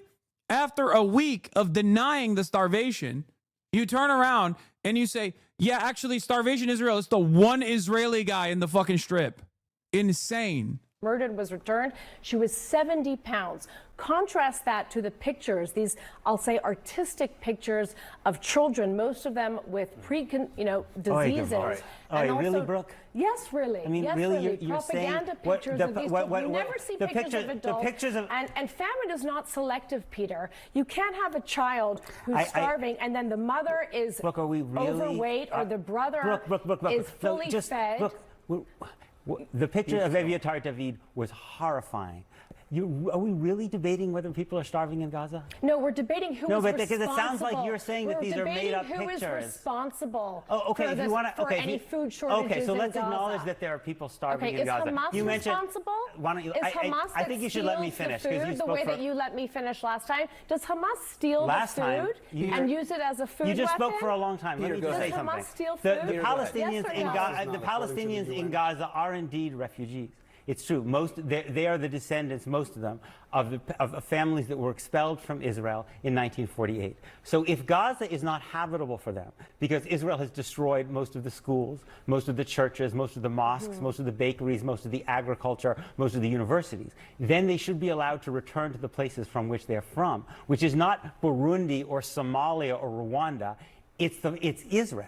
Right? If you want to give them a place to go out of Gaza, allow them to go back to the places from which their families were expelled. I think you have a problem with cause and effect. You like to blame Israel for everything. Israel did not destroy their hospitals, destroy their schools. No. The schools and the hospitals that I've been to have been used as places for rocket depots, and most of those hospitals are used as Hamas for their headquarters. Hamas is responsible. When you have your headquarters under a hospital and you shoot rockets into a civilian where is Israel's population, military headquarters located? And you shoot... I have a question. Where is Israel, the Kiryat? Where is Israel's military locators headquarters? Is it in a remote area? Israel has military answer the question. Everywhere.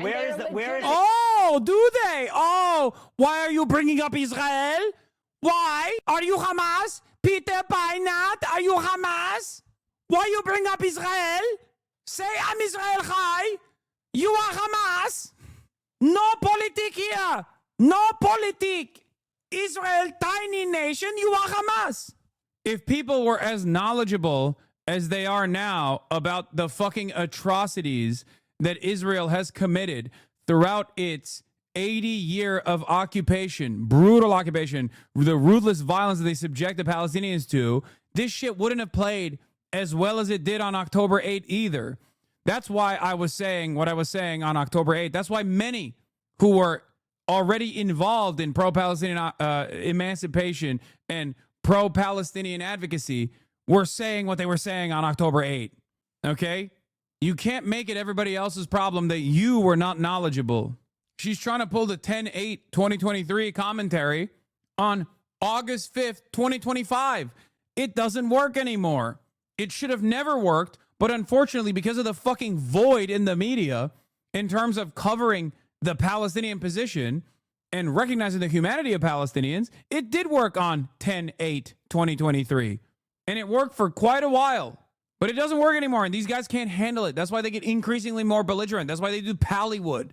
Pallywood used to be the type of atrocity denial that even Israelis were like, dude, stop. You're making us look bad too. Now they're the ones doing it. Like, I never thought I would see fucking straightforward Pallywood sentiment, straightforward atrocity denial, straightforward genocide denial fucking being mainstreamed in American news, dude. There was a sense of shame amongst at least liberal Zionists about the way that settlers operated, right? Like, oh, they're so gross. They're like religious freaks. They're bad. They're bad for Israel's reputation in the Western world. We don't like them. They don't even say that no more. Everyone turned into a fucking Kahanist. Israeli society broadly, post-October 7, has turned into Kahanists. Every single one of them. What the fuck? Stop being a bonehead, start using chat like a teacher, and now the tutor you want to fuck because she makes it so... What? No. What are you saying? You didn't answer my question.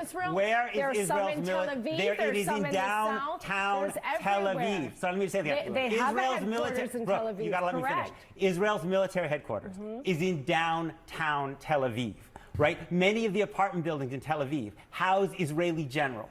Under international law, you don't have the right to destroy the schools around Israel's military headquarters or to Israel destroy. does No, let me not finish. shoot rockets from downtown Tel Aviv. Yes, it does. Yes, it does. It quite literally does. What do you think an anti-air defense system is? That's precisely what Israel is doing. That is literally what Israel did. We found out because guess what? When Iran was striking the fuck out of Israel proper, we saw the videos. We saw the munitions being deployed from fucking crowded neighborhoods.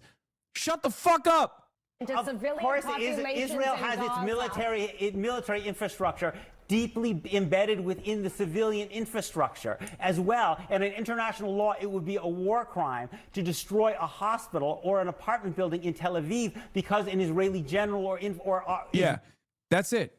That's it. That's true. It's 100% true. If the rest of the world operated with Israel's metrics for what is a permissible military target, you could literally nuke Tel Aviv, okay? Because virtually everyone is an IDF veteran. They have mandatory conscription, right? They have the mandatory draft in Israel, men and women too. Like it's not, no, luckily for Israel, I guess, people don't behave like Israel. There. Similarly, it is a violation of international law to destroy a hospital or university or school in Gaza just because you believe that there are Hamas. It is a violation of international law. Yeah, there isn't any proof that Hamas shoots missiles from the hospitals, by the way. That's just fucking bullshit. That is literally bullshit. Dude, it doesn't make any sense. It doesn't make any sense whatsoever. But it's also along the same lines as Hamas is starving the Palestinian population, or the Palestinian mothers are starving their own children deliberately so the world thinks Israel is bad and wrong. Okay? That's it. It's fucking bullshit. There is no evidence, and there's never been any evidence. And ironically enough, as is the case with everything that Israel says versus everything that Israel does, it's fucking projection. They say Hamas uses human shields. Israel literally uses Palestinians as human shields. Like in the most demonstrable version of human shield, they will literally stick Palestinians that they have chained in IDF gear and walk them into the tunnels, or they will use them to identify explosive devices. They'll use Palestinian children that they strap to the fucking to their cars. They do this in the West Bank. They do this in fucking Gaza. They literally do it while claiming that the fucking Palestinians are doing it. It is pure evil.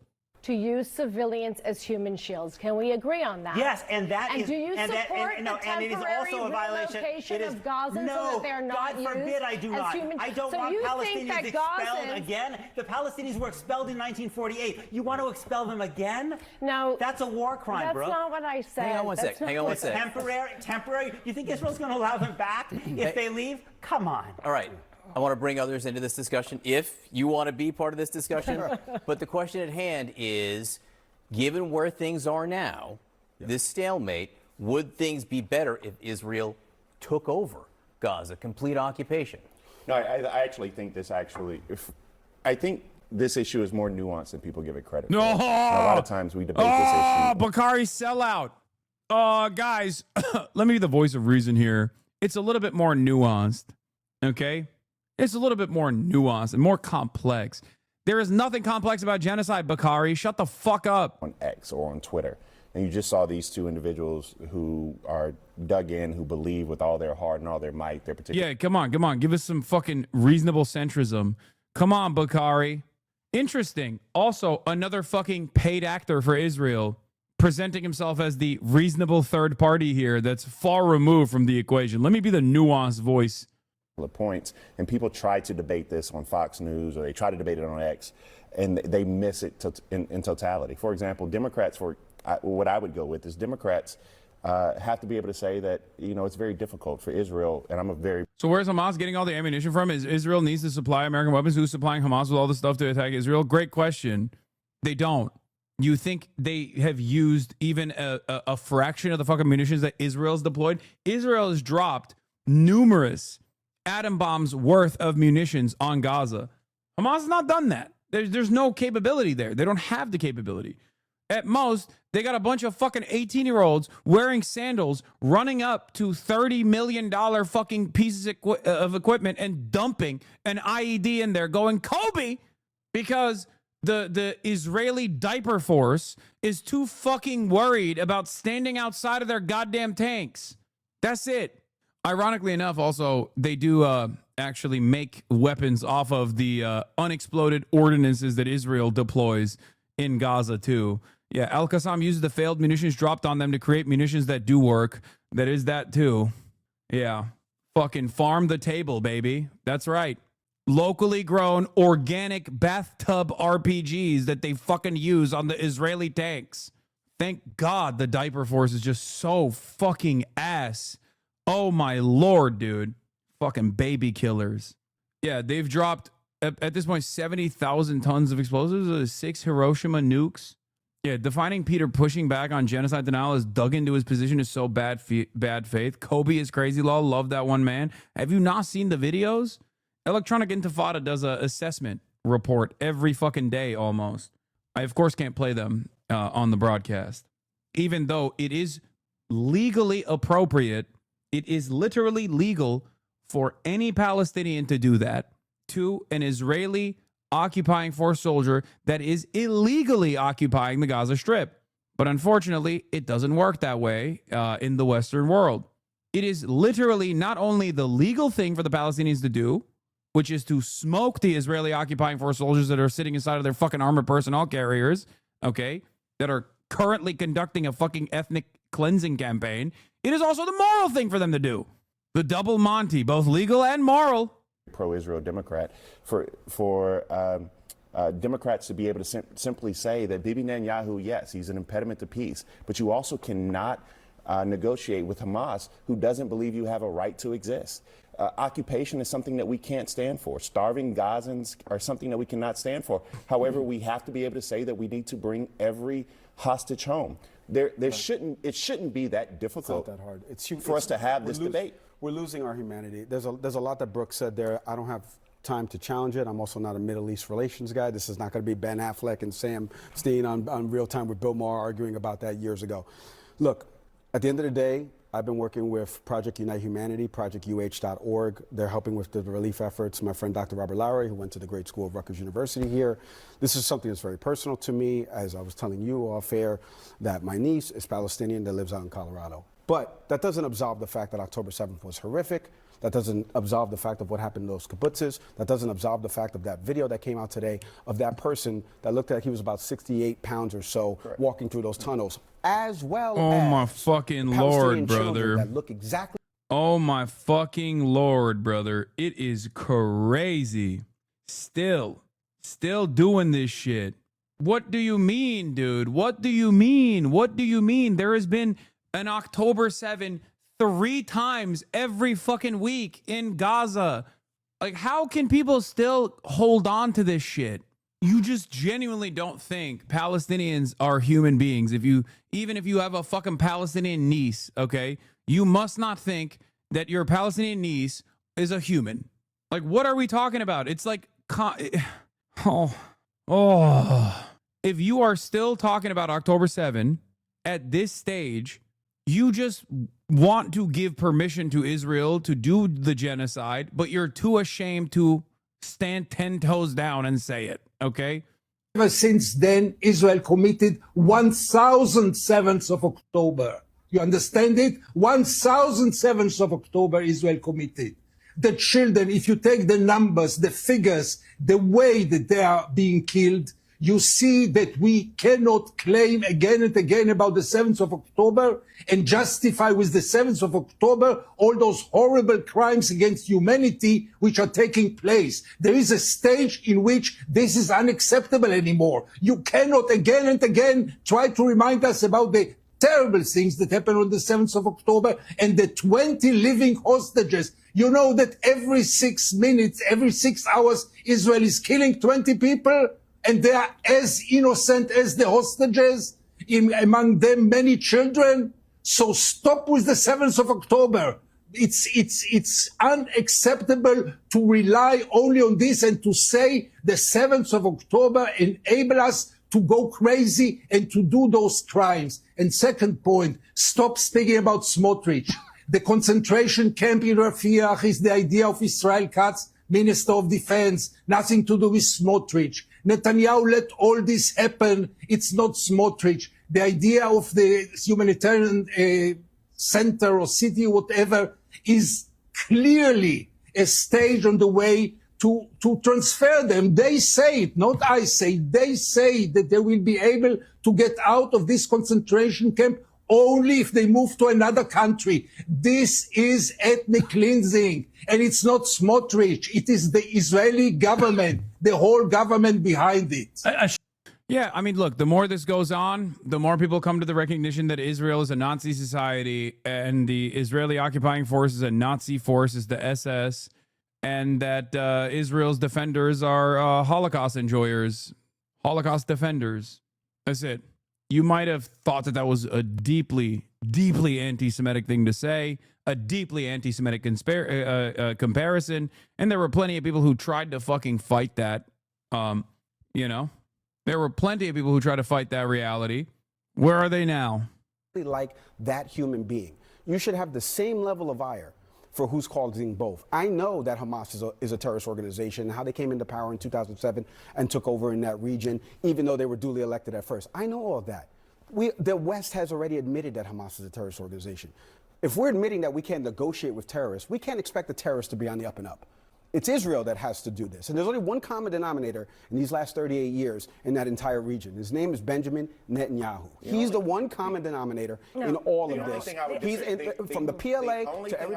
The only thing I would disagree with you on is the fact that is the only common denominator. Because, yes, you can't diminish the fact that Hamas does not believe Israel has a right to exist. And if we're going to sit here... Shut the fuck up, Bakari. You're a liar. That's not true. 2018 Hamas charter actually dictates they want 1967 boundaries.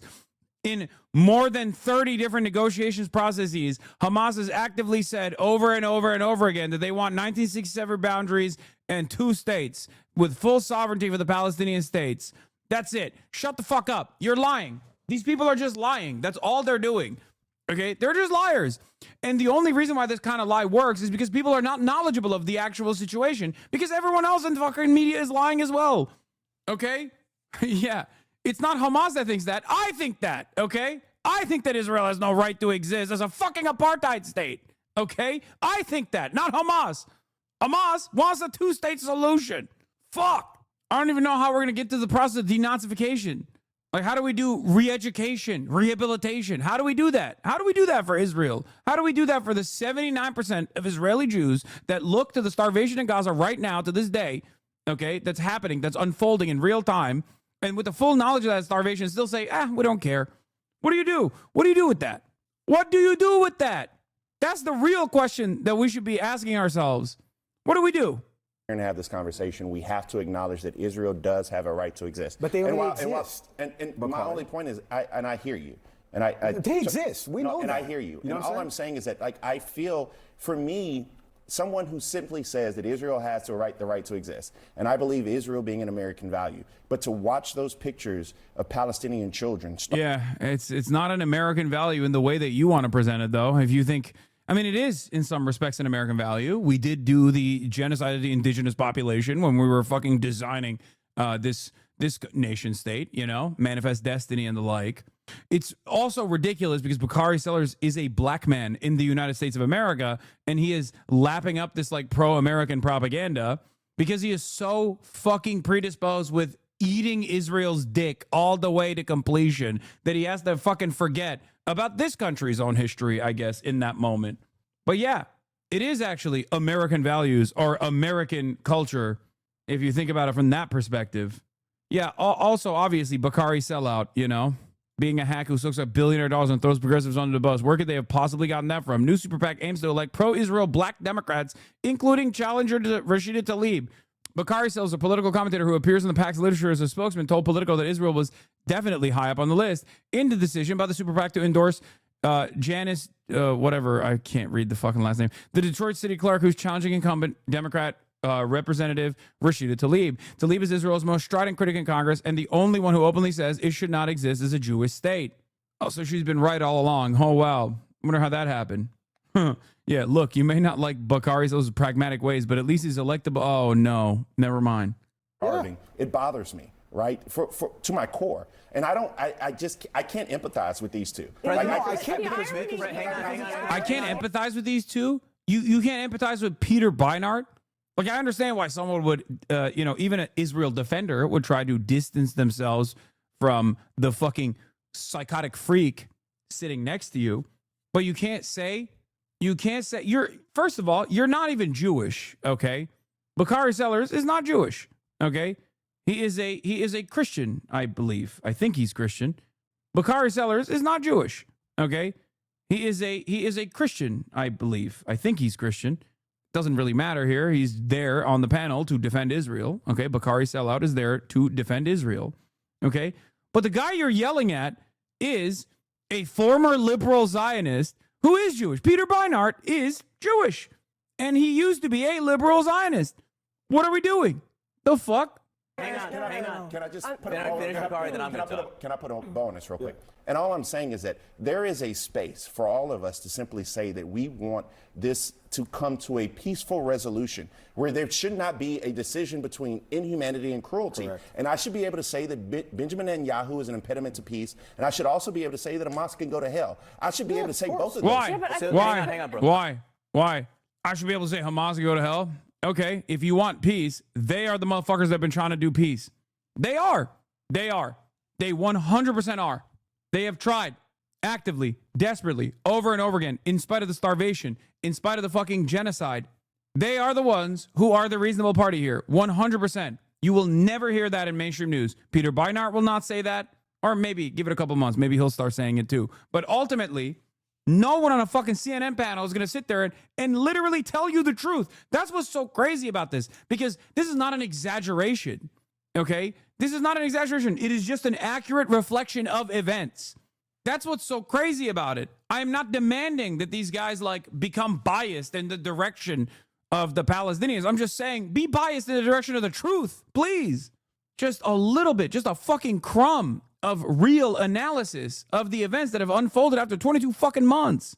I don't know about Hamas. What do you mean you don't know about Hamas? You don't have to know about Hamas. The only thing you need to know is the truth. There are two parties to a negotiation, okay? One party has executed the principal negotiator in another country. That's not Hamas that did that. It was Israel that did that. They killed Ismail Haniyeh on Iranian soil, okay? There have been numerous instances where Hamas has put forward a fuck ton of concessions over and over and over again. Their only demand is a permanent cessation of hostilities. They've broken it down to a 3-phase ceasefire negotiation. Israel broke that ceasefire negotiation. Israel refused to entertain that permanent cessation of hostility. Okay? Who attacked first? That side deserves to lose. I agree. I agree with you. But I don't think you know the history. And that's why you're stupid enough to think that history started on October 7. I do agree that the side that attacked first deserves to lose. Look up the Nakba and you will understand which side was the one that attacked first. Because October 7 is not the first attack. But this is the problem. You don't know the history. The problem is you don't know the truth. You don't know the history. And because there are so many professional, serious outlets with serious thinkers that are also actively deluding you, you can get away with not knowing the truth. And it's ironic because you've been following since 2022, so you've probably heard me speak about Israel before. I'm going to talk. So I will say this. President Trump has said that he sees starvation in Gaza and it bothers him. He says that the First Lady Melania Trump sees starvation in Gaza and it bothers him. Why is this 360p? The Vice President of the United States, J.D. Vance, says he sees starvation in Gaza and it bothers him. If that's the baseline here, then what do you do? And I go back to the question, the original question about you, and you jump in on any subject you want here, but occupation, reoccupation, full reoccupation of Gaza, what would that change? Would that free the hostages, for instance? So I was expecting to come in here like guns blazing, but I've been... Yeah, Batya Unger Sargon is another one of these fucking freaks. Okay, so there is like, on this panel, you got one guy who's like wishy-washy, both sidesing it a little bit. Okay, you got Peter Beinart, who is like supposed to be the pro-Palestinian position, which, by the way, there's plenty of people who are definitely even more aggressive than Peter is. But he is the pro-Palestinian person here. You have a literal envoy of Israel and another rabid, psychopathic envoy of Israel. So it's 3 versus 1.5? What are we doing? What is this fucking panel, dude? Is this Jubilee? Are we doing surrounded by Nazis? How is this any different? There should be at least one guy who can convincingly say on this panel that Israel is an apartheid ethno-state that is built on the values of Jewish supremacy and is currently doing a genocide, and therefore, of course, it does not have a right to fucking exist. What are we talking about? Are we having a conversation about whether or not Nazi Germany has a right to exist? Are we having a conversation about the British occupation of Ireland? Do they have a right to occupy Ireland? Does France have a right to occupy Algeria? Does South Africa as an apartheid state have a legal right to exist? No, we're not having those conversations. Oh, well, does the Confederacy have a right to exist? Let's discuss. Here we have 4 slavers versus one person who believes black people are human. What a fucking insane conversation this is. There needs to be like 4 other people on here. If this was a correctly balanced situation, there would be 4 people on here, some of which are unconditionally and uncompromisingly pro-Hamas, which, by the way, is not even equivalent to the IDF. And yet you have 4 people who are unconditionally and uncompromisingly pro-IDF. Ridiculous. Oh, they're a serious military. They're conducting a serious military campaign. Okay, they're conducting a serious genocide. It's over. At that point, they're not a serious military. Free the hostages, for instance. So I was expecting to come in here like guns blazing, but I've been totally disarmed by Bakari, like legitimate to my core. Like I'm so moved by everything that you said. Shut the fuck up. I can't watch the rest of this. It's making me lose my fucking mind, dude. Oh my God. Oh my God. I, as an Israel defender, am moved to tears by the other Israel defender on the panel. Okay. Like at a very, very deep level. So thank you for that. I will say, I think in the conversation, I agree with Peter. I don't think this is going to happen. And in a way, I'm very bothered that we're talking about something that's obviously not going to happen instead of the footage that came out of Eviatar David starving and digging his own grave.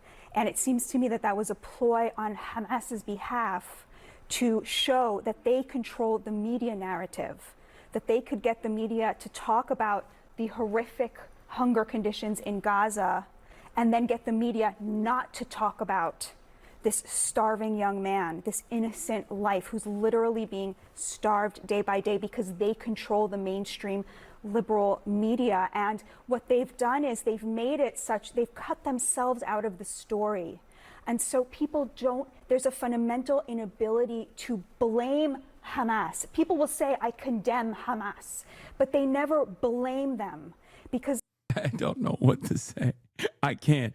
I loop back around from being uncontrollably angry to laughing at the notion that like people are not sufficiently upset at Hamas, which the American State Department is designated as a terrorist organization. That's the problem. You know, you just don't hate Hamas enough. No, the real problem is you don't hate Israel enough. Okay.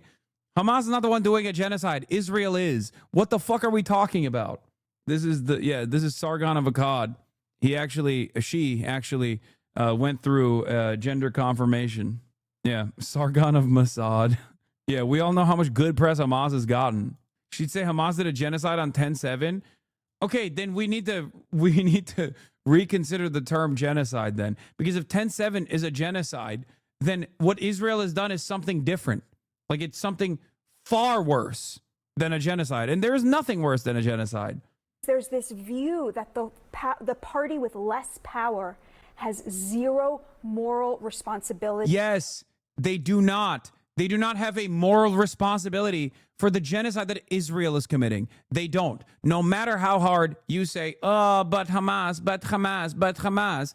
Yes, Israel is responsible for the genocide. Are the Jews responsible for the Holocaust? Would you say that? Would you turn around and say, but the Jews? But what about the socialists? What about the trade unionists? What about the Jewish partisans? Would they be responsible for the Holocaust? No, of course not. Which is precisely the reason why Hamas is not responsible for the Holocaust of the Palestinians. Shut the fuck up. She would? No, she wouldn't. No, she wouldn't. As a matter of fact, if someone were to say that on a panel like that, everyone would yell at that person in perpetuity. They would literally delete the footage. They would not even upload that shit. That's the difference. And thus all the moral responsibility is on Israel. And I think we need to reject that kind of thinking because Hamas is to blame for this. And I say that despite having things that we all agree Israel could have done much better and much differently. Peter, we're going to go to Peter and then we're taking a break. Peter, go ahead. 100% responsible for the horrific conditions they're holding Eviatar David in and for the people they killed on October 7th. See, this is why I'm saying Peter Beinart is like, come on, dude. Come on. Come on, dude. Yeah, what should they have done? Should they have just like magically created food for the prisoner of war? There's like 1 million plus other people that are also starving on the strip. Because the reality is, if you say Hamas is absolutely responsible for the conditions of the prisoner of war, then you're basically saying the same shit that this dumbass is saying, which is that Hamas is responsible for the Gaza Strip starving. Okay? You can't have one and not the other.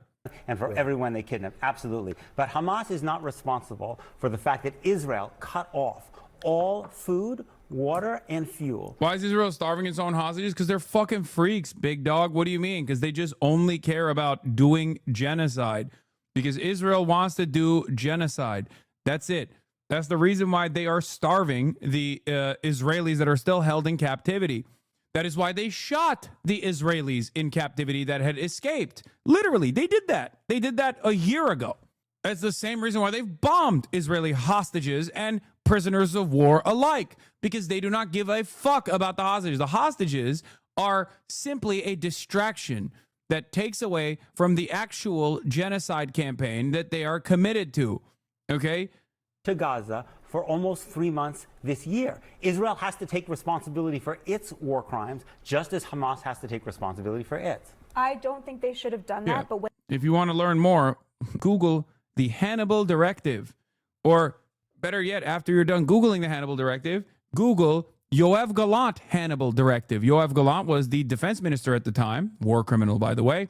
And he openly admitted that they used the Hannibal Directive on October 7, as in shooting Israelis with Israeli weapons so that they were not taken as hostages to be used as a bargaining chip against Israel, because Israeli society doesn't like that.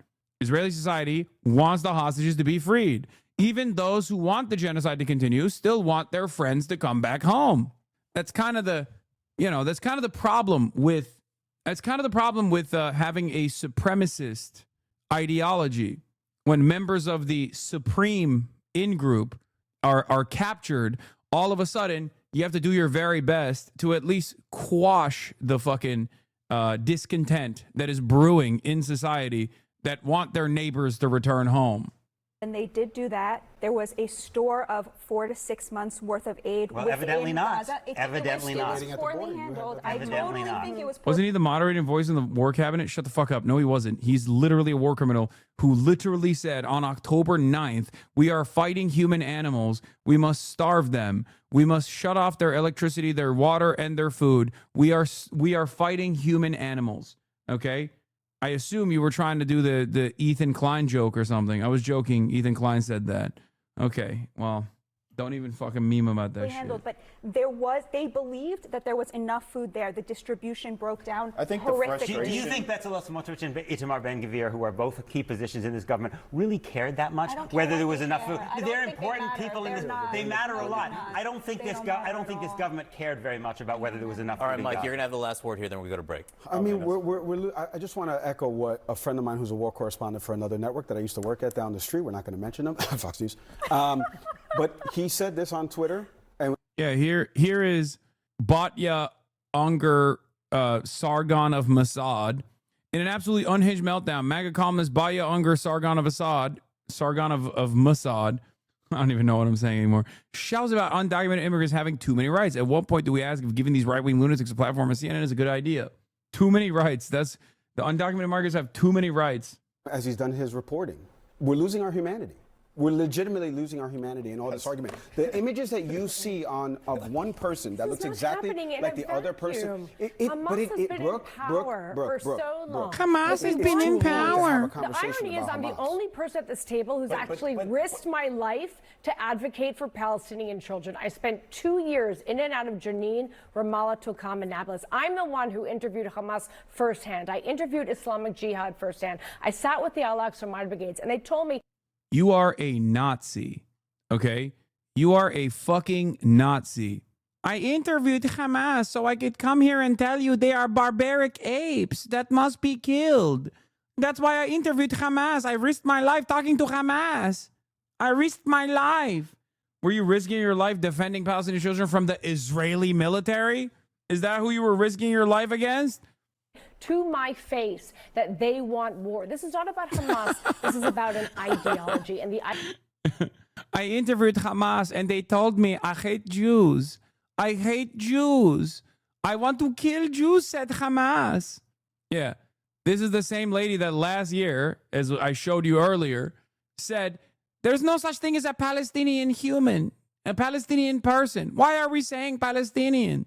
Ideology is you don't wipe an ideology out by bombing an ideology. Children in their schools, in their textbooks, to revere death, to love death, and not to love life. And use this is so fucking gross. This is so fucking racist and gross, okay? Hamas, the Palestinian children are being taught to hate Jews by Hamas in the textbook. In the textbook. The Juden children are being taught at an early age to hate the folk who are heaven sent. The Übermensch will rise up. Oh, yes. This is why we must put them in the concentration camp. Because the Jews, they are being taught. They're being taught to hate the Germans, the real Germans. Ja, jawohl.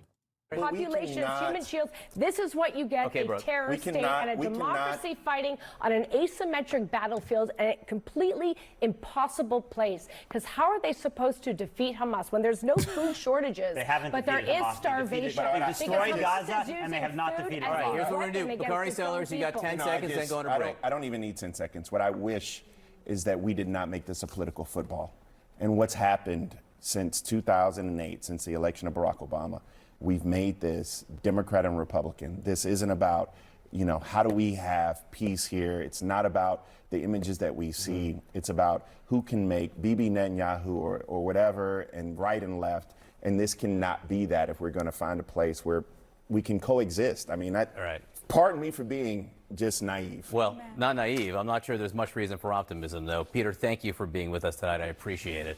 Next, we're learning tonight that the president's mega bill is going to Oh, God, I fucking hate Bakari sellout. Okay, we got to move on to fun stuff. Here is Lollapalooza reacts to Hassan everybody. Piker. I don't usually do intro videos, but I feel that this is warranted. This is Rick Strom, who is a friend of mine, who is at TYT. He was doing TYT Sports, and I think he still is doing TYT Sports.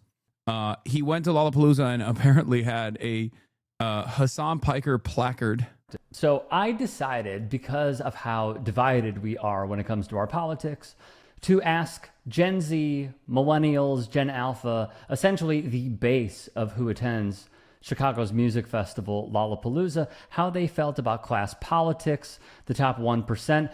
and more importantly, one of the most important voices on the left in the year of our Lord 2025, Hasan Piker. So I went out there with a sign simply asking, do you like Hasan Piker? Here are the responses. That's insane. Before we get into it, please, as every other slop tuber says, like and subscribe, blah, blah, blah. Here we go. Who is Hasan Piker? Who is Hasan Piker? Twitch streamer. Oh, yeah. Yes, I love Hasan. Hell no, I don't. Why not? He's a bitch, bro. Oh, dude. Hell no, I don't. You know what's really funny? I can see a Nelk boy in the wild. Like, I can smell a Nelk boy, okay? And it's so funny because their favorite fucking podcasters love me. So you got these doughboys who are like, fucking dude, I rip darts, dude. I fucking rip darts, brother. I get Cindy with it. That motherfucker's from Naperville. Yeah. This is the type of dude who lives by the word of Theo Von and doesn't realize that, like, I was interviewed by Theo Von. You know what I mean? Why not? He's a bitch, bro. There's one response. Why? No. Used to. Am I supposed to be a yes or a no? Sorry? I'm a no. You're a no? Yeah. Why? Jacob, come on. All answers are why. Jacob, come on! You want to tell him why?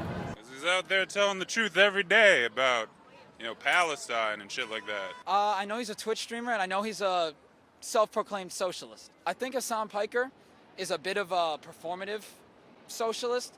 A lot of his policies don't align with, like, hardcore socialist and communist values.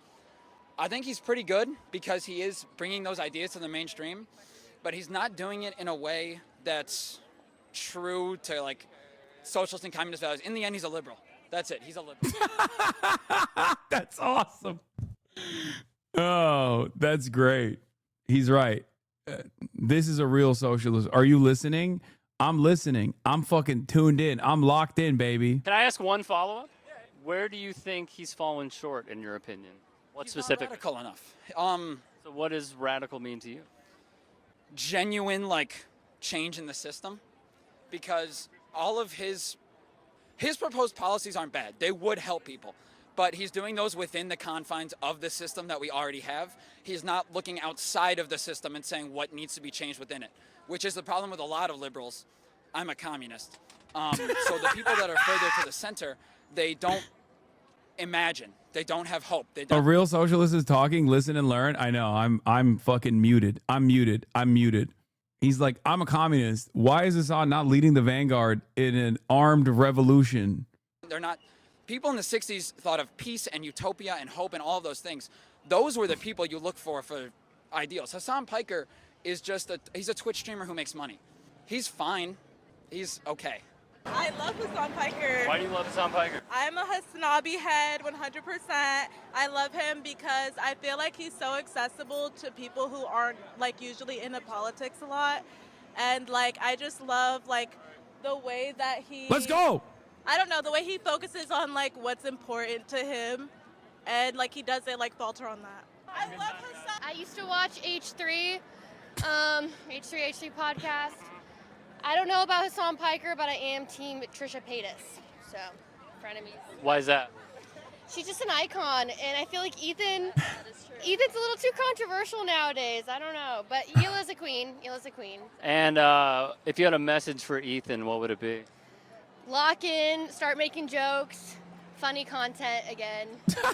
Stick to the goofs and gaps. Not all this controversial stuff. This person, if you were to ask this person about, like, Israel Palestine, I think she would just be like, I don't know, is that a soccer team? Like, the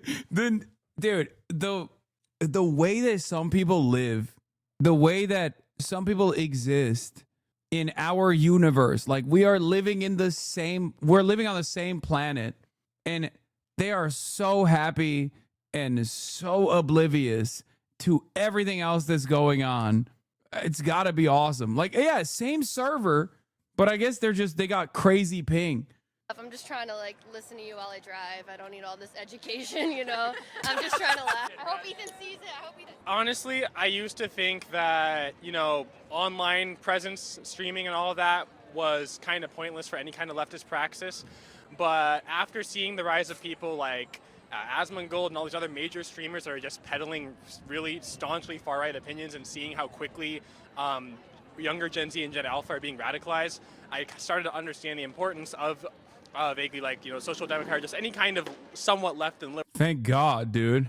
I've been screaming about the importance of fucking propaganda for the longest goddamn time. Something that billionaires very much understand, which is precisely the reason why they fund everything from mainstream publications all the way down to like independent YouTube channels, Liberal streamer who combats and calls out these people on their grifting and on what they're doing. So I think he plays a really important role in the online space on kind of guiding people away from that right-wing radicalization. I kind of learned about him through, like my friend Twitter posts and whatnot, and just seeing like, oh, this guy is one of the few people online with a large following that's actually spreading leftist politics, especially important right now. A lot of us live in the imperial core. This is the most powerful country in the world. It is causing so much catastrophe globally, and to be able to understand and recognize your role as a working class citizens of America and not only trying to deconstruct imperial power from the inside, but being aware of what your country is doing is so important. And I think it's really good that Hasan Piker's out here spreading that message and kind of getting young men away from like typical liberal schools of thought and far-right schools of thought. Do you have any feedback for him? I think that he could spend a little more time promoting various leftist literature, but I understand that just going like full on Marx and everything on Twitter isn't the greatest idea because of like, the Red Scare and its resulting propaganda is still deep in the heart of America. I mean, that's part of it. That's part of it. But that's not the whole part of it. The reason why I don't do it is because it's also, unfortunately, something that people have to go on something that they need to venture on in their own time because it's fucking boring. Okay. I already read the books. I try to factor that into my commentary, and I do factor that into my commentary when I'm doing commentary on anything. Like if you even say just saying you're a socialist, like look at Zoran and look at like how he's getting bashed for being a Muslim and a socialist, and he's not even like full on like revolutionary socialist. He's just a democratic socialist. He still gets millions and millions of dollars sent against him in slander ads from Cuomo, from every single major news agency. Yep. So it's just like, I understand for optics to avoid anything really, really far left publicly, because once you start saying that, you immediately get shut off from a lot of people that would otherwise be open to listening to your ideas. So I think how he's operating right now is ideal. If I said yes, how would that make you feel? I love Hasan Piker. Why? I love Hasan Piker because he does what needs to be done. I'll be real. I think it's pretty neutral on the guy. Like, I think that there's some things where, he's living in a very nice house and stuff like that, and I think that there's some valid criticism, but I think it gets overblown because people, hate socialists or whatever. No hate to this guy, but does he think you're not a self-described socialist? One thing that you will notice is that because Twitch is a medium that requires like 8 hours, or at least like a couple hours of undivided attention for the most part, many people only keep up with whatever the fuck I'm doing through clips. And for that reason, if there are more clips that are just constantly fucking railing against the position that I do not hold, then there's going to be a lot of people who just have no fucking clue what I'm about or what I believe. That's it. It's the plague of clip farming. It's the clip economy. So that's the reason why even in the wild, you got dudes who fuck with me that don't fully understand what I advocate for. And plenty who don't, who definitely do not understand what I advocate for at all. I love that the neutral guy's main criticism is that I have a nice house. Whatever the fuck. I don't fucking know. I think most of it overall is, overblown. Which part? Like, people keep bringing up the house, but, it's like a $1 million house or whatever, but, every house in fucking that part of LA is gonna be, yeah, it's fucking LA. What the fuck do you want him to do? Rent a property? Live in a fucking apartment? He has the money, and I get that as a streamer, you need, the house, you need, the kind of security that comes with having your own private property, You don't know who the fuck's gonna, try to fucking break in or shit like that. If he gets doxxed, he can, bring security into his house and stuff, so, So to be clear, are you being critical of it, or are you being critical of the people who are critical? I'm critical of the people who are critical of it, because I just think it's, overblown, I don't think he's done anything like predacious. Like you see so many Twitch streamers, you know, shill kick, like, and like all the fucking gambling sites. Like, what the fuck is the one, Stake and shit like that. So like, even if he's getting the money, I think, in a more honest way than the guys who are criticizing him. Like you see, like XQC criticize him. XQC's fucking getting his entire fan base addicted to like stake gambling and shit like that, using like house fucking money, betting like billions of dollars that he doesn't fucking have. Like I think overall, like, so what if Hasan Piker has a fucking $1 million house? I like him. You know, he's not perfect, but I think that right, who is? Yeah. But like I think that we need more leftists out here talking and, you know, defending rights and working with solidarity, and I think that he teaches intersectionality in some pretty interesting ways. I like that. Do you have any feedback for him? I don't know, talk to more black femme voices or colored, BIPOC femme voices. I think that he talks to a lot of people. He does a lot of things. He gets bros and a lot of people in the higher things in there, but like, you know, it's about getting us all together. So I would love for him to talk to some people who he normally doesn't talk to, and like not in like a debate bro-y way, but just like connect with people who, like, you know, wouldn't normally talk to him. Connect with people who are like in the trap. Connect with people who are like in rural locations, you know, like come at, you know, some other people's levels. He's very LA is what I'll say. He's very pretty boy LA, which is cool. We love our pretty boys, but. Do you have a few people you could recommend to him right now?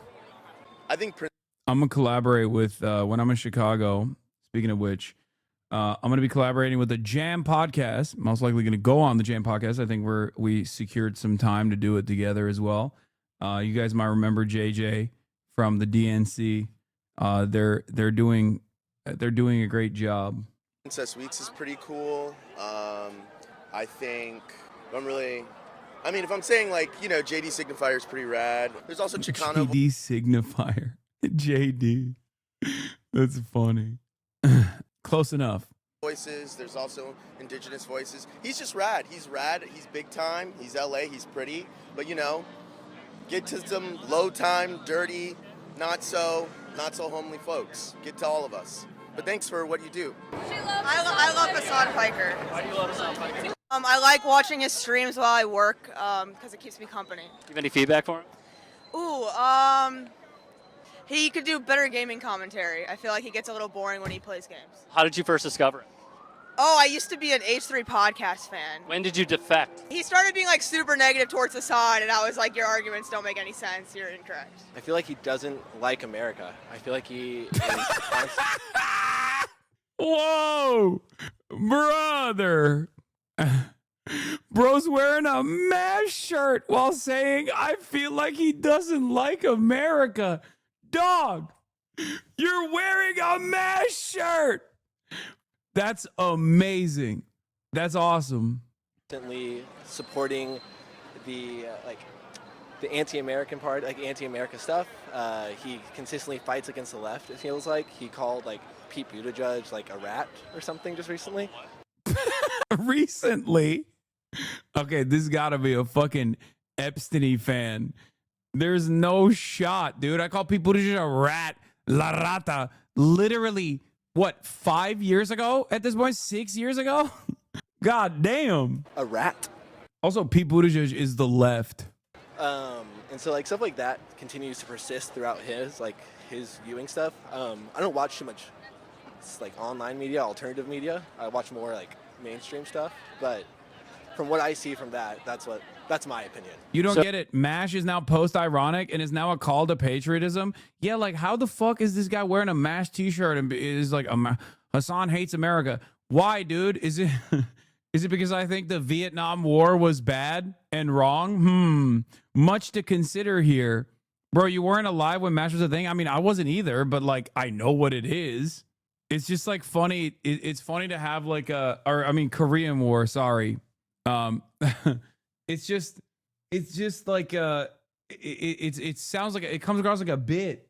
Dude saw one 9/11 clip and formed his entire opinion off you of that. I mean, it's fine. It is. So when you said that he's giving anti-American perspectives, what do you mean by that?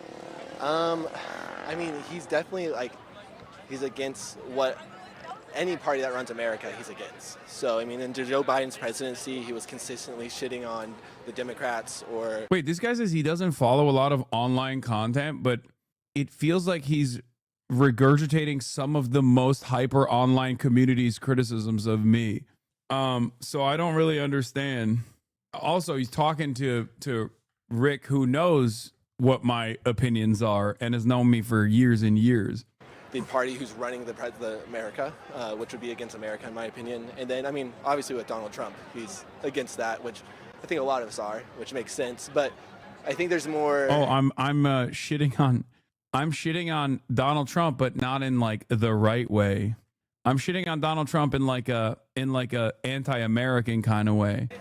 Like, it's hard for me to give you exact examples off the top of my head, just coming out of Lala. But like, I'm sure there's plenty of examples. If I had some time to look something up, I could give you some examples. There are plenty of them out there, and it's a huge topic being talked about right now, as I see it, with his airport disaster, right? He got stopped in the airport and was interrogated. Do you know really how long he was interrogated? Do you have any feedback?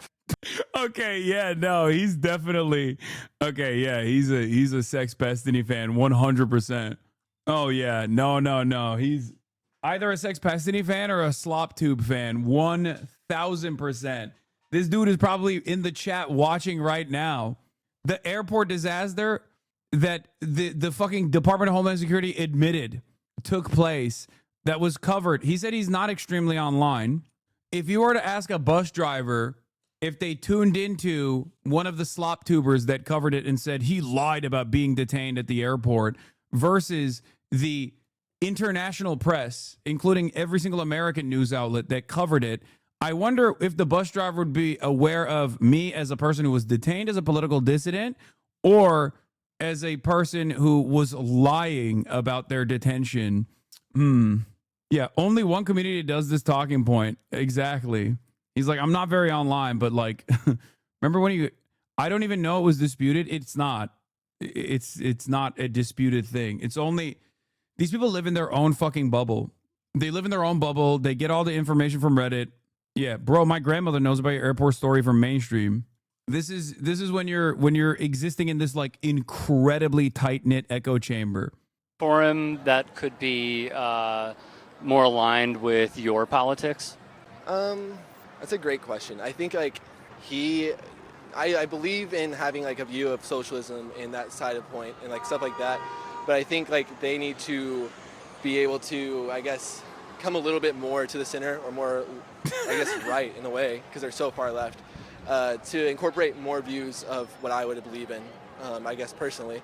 Obviously, that may not work for him, but that's what he would do for me. He would have to move like, God, I mean, I'm not a huge socialist at all. I believe in like private capital and, you know, companies and firms and stuff like that. How much private capital does this man have, I wonder? I believe Hasan doesn't. Hasan has said multiple times that he's like luring in these center to left people to become more and more left. That's why he's doing this. Yeah, why is this a bad thing? Well, yeah, I am. I want average Democrats to actually advocate, like average Democrat voters to actually advocate for the changes that they want. That's number one, because these are things that they truly believe in, like socialized medicine, for example. And I want right-wingers to also advocate for socialized medicine and become leftists. Yes, this is what I want. It's not a secret. I think he said that on multiple things. I looked a little bit into Hasan Piker, but yeah, I don't know what he could do to really help, I guess. Is there... I love seeing stuff like this because like it once again reminds me of the profile of the type of person. Like it puts a face to the fucking commentary.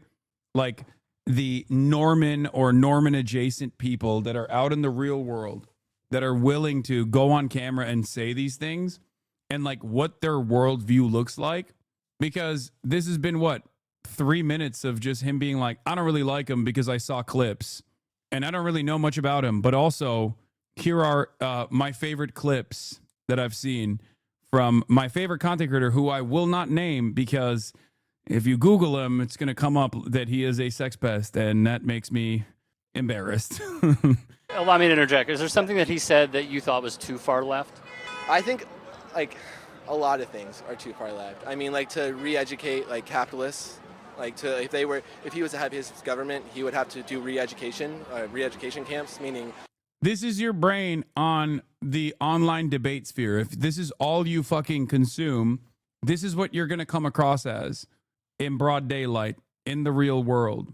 We would send capitalists who don't agree to a camp to re-educate them on how socialism works, and I believe that's a little bit too far left for me. Locked in. Hell no. Fuck that motherfucker. Why? You want to tell him? He a bitch. I like him because sort of that guy said he sucked, and I don't sort of trust the vibes he is going. Not you, the guy who walks past you. And I like what he stands for. He is doing some good work. I'm not a super huge fan or anything, but from what I've seen, he does some good stuff, and I appreciate that. I'm not ashamed to admit that I started off, you know, at the right pipeline. I guess I was part of the mix of kids that 2017 like era YouTube about edginess, filthy Frank. Look, that dude is not white. Look, this is what I mean when I say the internet has brought about an incredibly diverse movement of like racialized politics from people who do not even, people who are not even a part of the race that they are propping up. Do you understand? This is what I mean when I say the new alt-right meta is not the same as like the David Duke meta. A lot of people still abide by the old school standards, and they think like the average teenager that is subscribing to the alt-right shit is just simply white. This is not the case anymore. And this doesn't mean that like white supremacy isn't just overwhelmingly defended by white people. Of course, the overwhelming majority of white supremacists are white. Having said that, there are a lot of kids that resemble alt-right politics, that defend alt-right politics without, and alt-right politics is white supremacist politics, but they do that without even realizing that they are falling down this pipeline, okay? Andrew Tate is another example. You got fucking Aiden Ross and all these other people that like are constantly funneling people into the Nick Fuentes of the world. And that audience is not just entirely white. Okay. This is why I always say like, it's not the old meta any longer. Okay. It's not the old meta any longer. This isn't like to hyper focus on like marginalized people to say that they are the ones who are only upholding white supremacy or anything. I started as a Ben Shapiro fan as a brown Muslim man. Yeah, there are a fuck ton of people in here. There are a fuck ton of people in here who started on that pipeline and moved away from that worldview that don't resemble what you would think would be the average white supremacist. Okay? Straight up. Frank, iDubbbz, Max Mofo. But over time, things have gotten a lot more bad. And I got out of that sort of era, that edginess. And I came across Hasan through like hate. The socialist take about how like, oh, well, he's a socialist. He has money, obviously. I think the running joke is that he lives in a mansion. But I watched him briefly to see what he was about, to see if what the clips online were true. Surprised they were like out of context. So I ended up just sticking around, and I grew awareness and I grew more clarity on situations that I wouldn't have thought about me being myself more nuanced. And Hell yeah. I'm really glad I came across him, even if it was initially for like. Look, I'm a Mexican man. I started as a lib, got trapped in the right-wing YouTuber funnel, and you pulled my ass out of that shit. Big ups, big dog. This is why I do what I do, okay? This is why a lot of people will be like, oh, dude, you are centering whiteness in your politics or whatever the fuck people are criticizing me over on a daily basis. It's like, yeah, there's a method to this madness, okay? This is the method. This is why I do what I do, so that everyone, no matter, and fully know that they are at least to a certain degree safe. It's not the safest space, okay? It's still an educational space. There's still going to be people here from all different walks of life, from different ideologies here, and even hateful people. But my goal is to try to change their minds, okay? Is this fucking stream ever going to have a good volume mix? What the fuck is this yelling when you're commenting, but the video is actually basically muted? Dog, come the fuck on. No, never. Hate comments and just hate watch. Now I have it in my background on my laptop. What was the moment that converted you? I guess everyone depicted him online as like a very hateful individual, like very like socialist, is very scary-esque vibe. Barack Hussein Obama, I'm a brown guy who got stuck in an alt-right pipeline, then into the D community. Your honesty and dedicated work has pulled me out of that shit, and I'm forever thankful for that. It also doesn't hurt that, you know, a lot of the takes that I drop in here are right more often than they are wrong, you know? Yeah, I think October 7th incident really converted me because there was a lot of not pro-Palestine voices, and I was 100% not aware about the whole issue at all. And so just watching his coverage and his in-depth conversations and interviews that he had with people, since especially coverage on like the pro-Palestine side is widely suppressed. And I'm glad that a little bit of it now we're starting to see more coverage of it in a very like positive light. But yeah, I was far more right before discovering you and before realizing that the only one standing for Palestine and having coherent values were those I was fighting before. I may be hypocritical, but but when I was LGBTQIA plus standing for Palestine, it totally changed my perspective. yeah, just I was converted before, but that really like nailed it for me. So yeah. And what's your message to him if you were watching? Don't get stun locked a lot. There's a lot of comments. I hope he doesn't get mad at me for this or if he sees this. But I love your content. Do Why more would I get IRL mad? stuff. Be out more with IRL content. I love Fear and I love Will, Cutie, and Austin. And yeah, that's pretty much it. I like him. He's a good man, and he always cites his sources, and he gives the news very well. Free Palestine. Free Palestine. I love Hasan Piker. Bro, the girly pop nation is alive and well, dude. That's crazy. It was all like fucking cheese dick white dudes that were broy as fuck that were passing by, too scared to actually offer commentary on why they fucking hate me and just being like, he's a bitch. That's why I don't like him. Except for that one guy who was like, I don't like him. Here is the reason. Because I saw clips. But it's all the girly pop nation that is like united. That's crazy. Because we became mutuals on Twitter in like 2014. We've always just been mutuals ever since then. Love your content and free Palestine. How did you become mutuals? Do you remember? I don't know. Free Palestine. Free Palestine.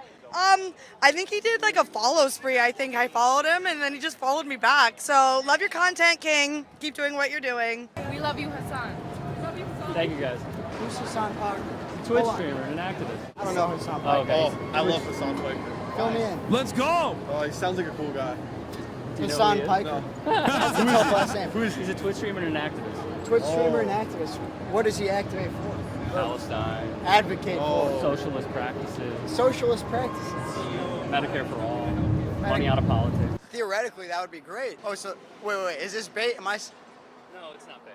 Listen to me, dude. I don't know Hasan Piker, but based off what you just told me, it'd be pretty nice if we all had some Medicare. But you know, W. Hasan Piker. you know what? Yeah, I like Hasan Piker.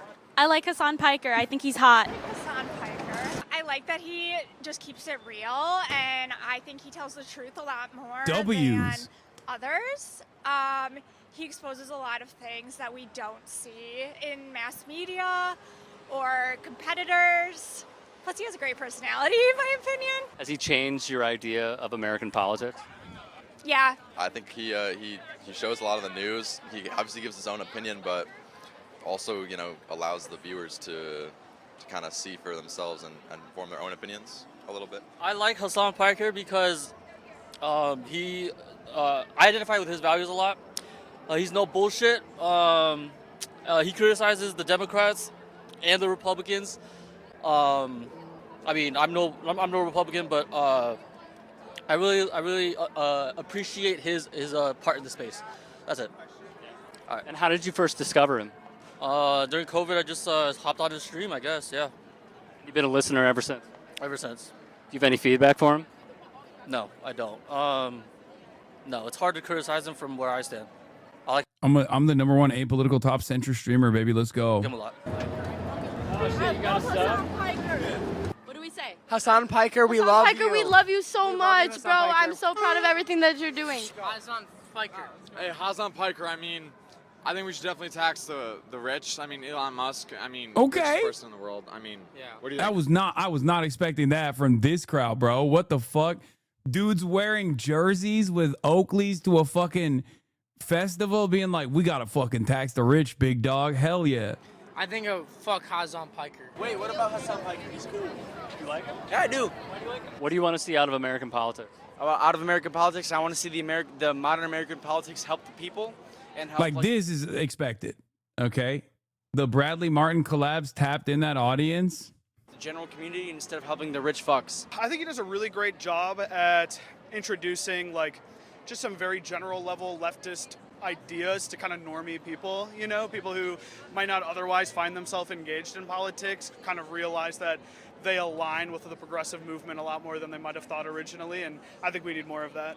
So what specifically of what he has said would you say has changed your idea of American politics? Yeah, that's a great question. I think just knowing like my worth as a citizen, you know, specifically and just kind of like for the people and less about kind of the establishment politics, and knowing that I deserve unions and I deserve, you know, just my workers' rights rather than just kind of bowing down to whatever the Democratic establishment tells me. And I think that's gone a long way for me personally and for those in my life. And I just think that's a great message for everybody. I love Hasan. Hasan's awesome, man. You do? He's the shit.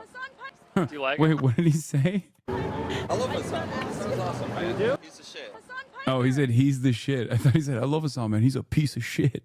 Do you like him? I fucking love Hasan Piker. Why do you love him? I just watch him every day, and I think his Hell political takes yeah. are great. Which ones? Could you be more specific? His stances on Palestine and all of that, and like his stance on the Trump administration. Do you have any feedback for him? Not really. I think everyone can believe in what they want to believe in. Like, he's very liberal for me, but I do agree with a lot of his takes. I do like Hasan. I do think he deserves more nuanced takes. Oftentimes, he doesn't concede on things that he might be wrong on. Like what specifically? I don't know. I just think he generalizes a lot. I don't like his foreign policy generalizations mostly. But, you know, I do think he gives insightful stuff overall. I do want to say I like him, but he needs to learn to be more palatable. And That's maybe definitely a NATO Andy. 100. That's a NATO Andy right there for sure. It's cool though. I mean, look. We did NATO. I'm a Ryan Ruth fan. You know, I have space in here for NATO Andys, for the AUKUS Jacks. Okay. Yeah, Ryan Ruth's son, dude. Free Ryan Ruth, baby. Till it's spelled backwards. No, there's definitely a lot of people who still, I know that is, with the exception of like what the Palestine conversation has turned into now, but even in the beginning phases, I think a part of the reason why a lot of people were reflexively angry at me for saying what I was saying since October 8th, 2023, was because a lot of people are just like, no, of course, America says this is good, and therefore it's good, you know? Ironically, I came here after October 7th because although I did have a negative opinion of you, though thought you were pro-Russia and a rich hypocrite, all I could see was propaganda everywhere, and I figured that since you were Muslim, you'd have a better opinion, never left since. Jesus Christ. My opinion is not because I'm Muslim. I'll take it, though. Sure. You have a very Muslim opinion. That's crazy. be more compromising in his positions because oftentimes he does say a lot of outlandish stuff. I will say overall I do like you, Hasan, but like, you know, concede a little bit. A little bit. Okay, that's it. What kind of sauce does a DJ put in his pizza? Ready? What do you get when you cross an elephant and a fish? What? If I know. A lot of people say he's extreme. I disagree. I think that he sees the way the country could go in more of a, like he sees it as a democratic socialist way that it could go as opposed to just straight communism, which I don't see necessarily anything wrong with either way, but he sees it as a gradual thing that we should get more social safety nets to uplift our citizens. You know, we should have just ways that we can equalize things as opposed to the way it is now, the status quo. What do you like about his politics? I like how open he is about what's going on not only in America but in the world, and he offers a great point of view to video game nerds. So, yeah, I think he's just a progressive guy who doesn't support the killings of innocent people, and wants everyone to live their own life. Do you have any feedback for him? No, not at all. No, I don't think so. I like him. I'm like not like he's not like my main person. You know what I mean? More than half of the criticisms are that you are either a liberal or a reformist. Yeah, you would think that, judging by this video, you'd think that like the American vanguard is ready for my command to seize control over the workers' councils that we've already created, you know? And I'm too much of a libtard to like actually say go ahead. Who's your main person? I don't know. I don't think I have a main person. In news, you're saying? Oh, in news. I mean, Ariana Grande. He stands for betterment of the regular people. He's for the people. He is against capitalism, against the rich billionaires. Fuck the billionaires. And I love Hasan. Yeah, because I think he has a lot of good takes. I liked his campaign with Zoran Mondani. I thought that was really interesting. Yeah. do you have any feedback for him? Come to Chicago. Yes, we do like Hasan I Piker. love Hasan Piker. Well, first of all, he's Turkish and he's smart. He is. And then he hangs around with Cenk Uygur. Yes. Now I watch his podcast, in a podcast, and I follow him on Instagram and YouTube. So that's how we watch him, man. Keep it coming, and be strong. Fight for what's right. Unk.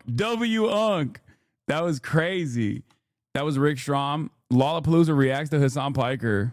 All right, go show these people are not special. I love Hasan Piker as well. So, I mean, is that your takeaway? I said W. Go show some love to Rick's video. Such a random video premise. I think he was doing a bunch of other stuff as well. He does these like man on the streets videos. That was the most feel good content this broadcast has had in a long ass time. Yeah, the 1 year I don't go to Lolla. That girl is right. You need to go to Chicago. I'm literally going this weekend. Do you see how many people didn't mention how hot you are, except for that one guy who called you pretty? This just shows that people actually like you for your takes. Incels would die if they see this. I hope incels don't find this video, which I'm sure they will, and they'll swarm it. Oh, Rick's in the chat. He said, hey, chat, thanks for watching. I appreciate everyone watching. Hasan was very well received. We got tons of footage supporting it. There will be more to come. Glad he's built this community and all the folks who are like-minded supporting him. Thanks, y'all. Shouts out Rick. W's in the chat for Rick Strom. But yeah, I will be in Chicago this weekend for a brief stint because I'm going to the DSA conference.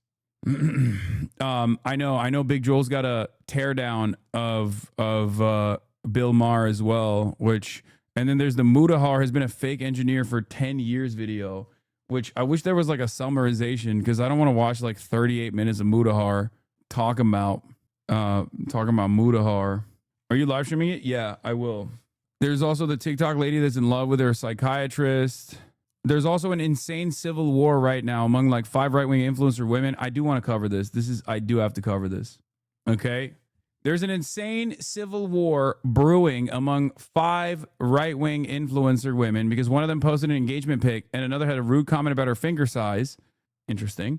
And now the insults are all along these lines. You got fingered in the middle of a hotel lobby at TPUSA event while everybody watched and there were families around. You brag about having sex with married MAGA dads and doing drugs.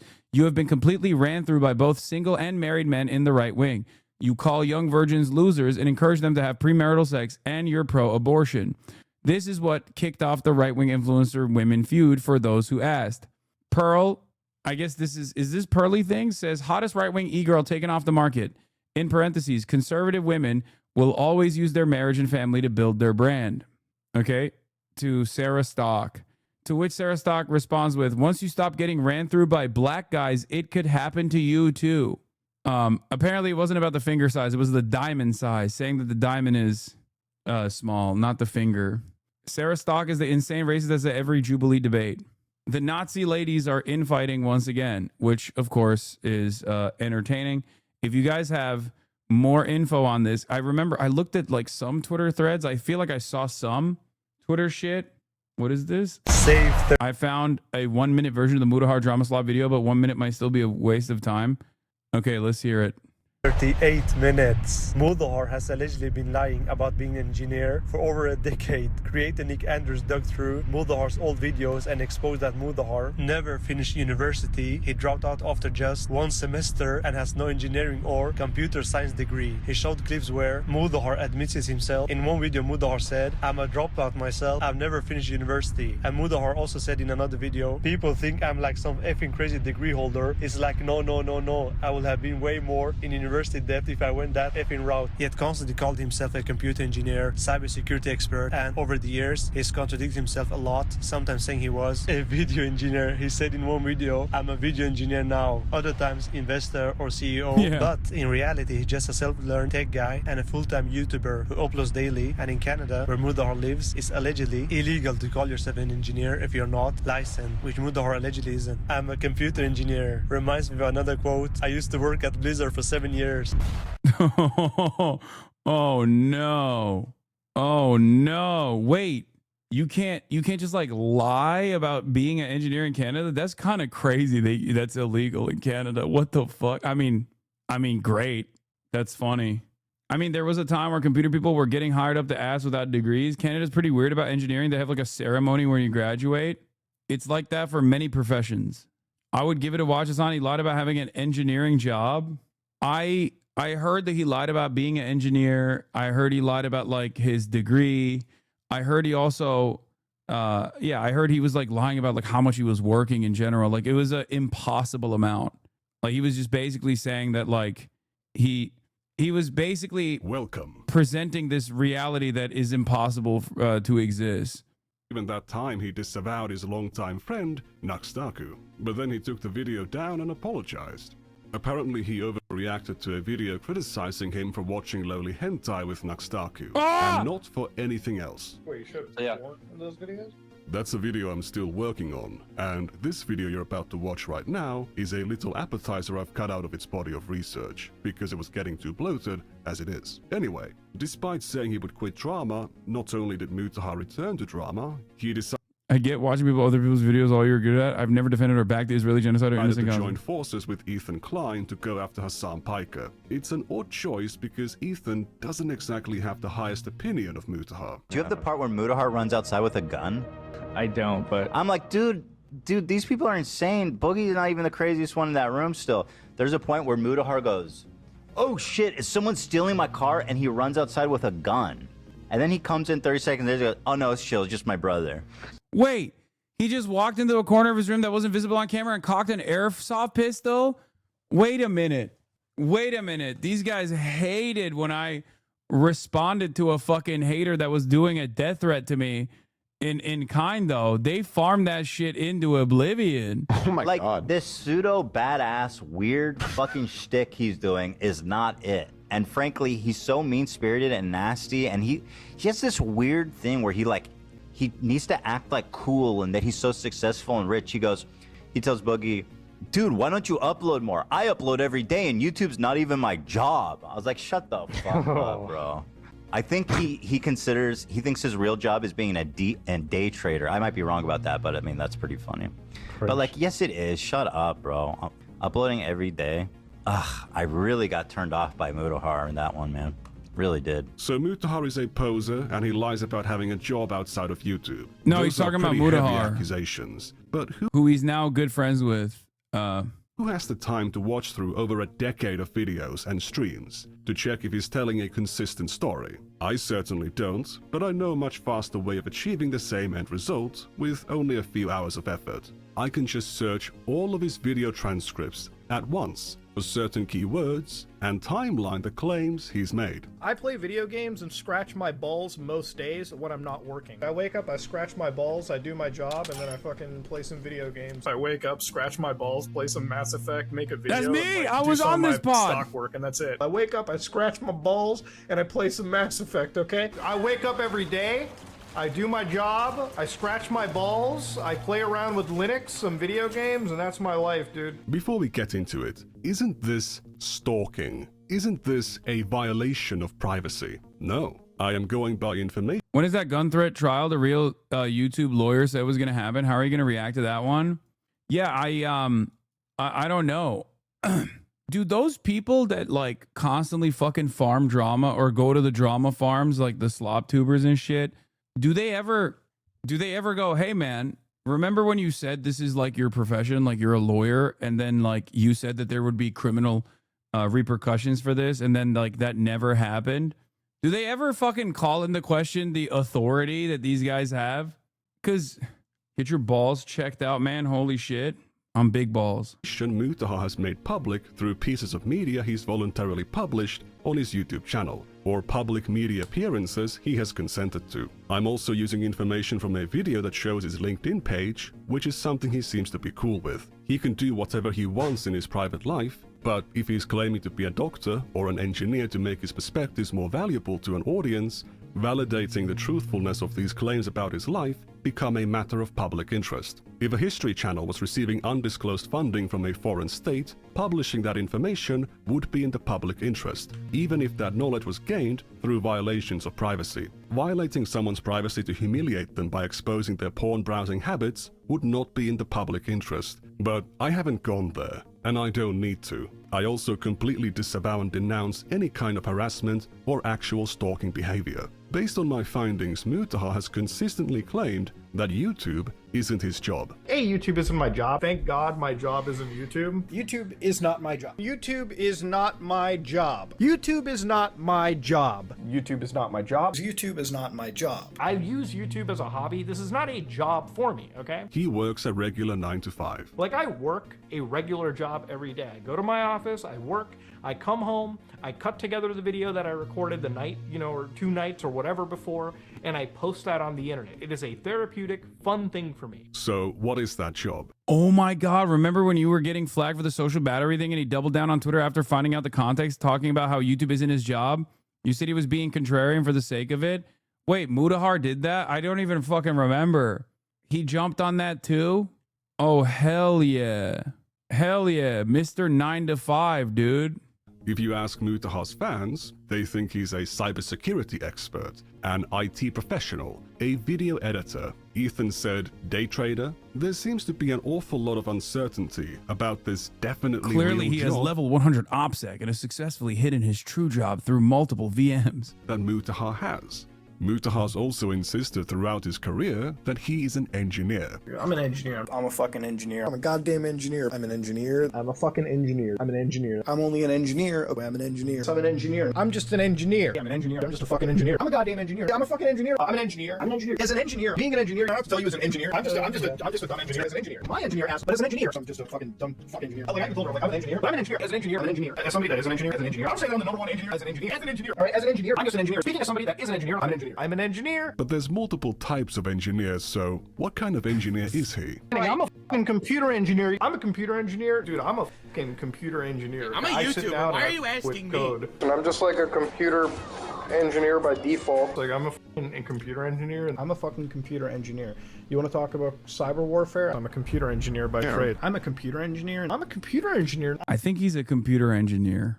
I'm a computer engineer. No, I'm a computer engineer, okay? I'm a fucking computer engineer. I'm a computer engineer. In the United States, people throw around the word engineer like candy, but in Canada, it's a bit more protected, especially in Ontario where Mutaha lives. Now, I do want to give the disclaimer that I'm not a lawyer or a Canadian. I'm just a guy who looks stuff up online, and based on what I've read, it's actually illegal to call yourself an engineer if you are not a licensed engineer. The Ontario Engineering Regulatory Body, Professional Engineers Ontario, Wait, that's real? That's like an actual...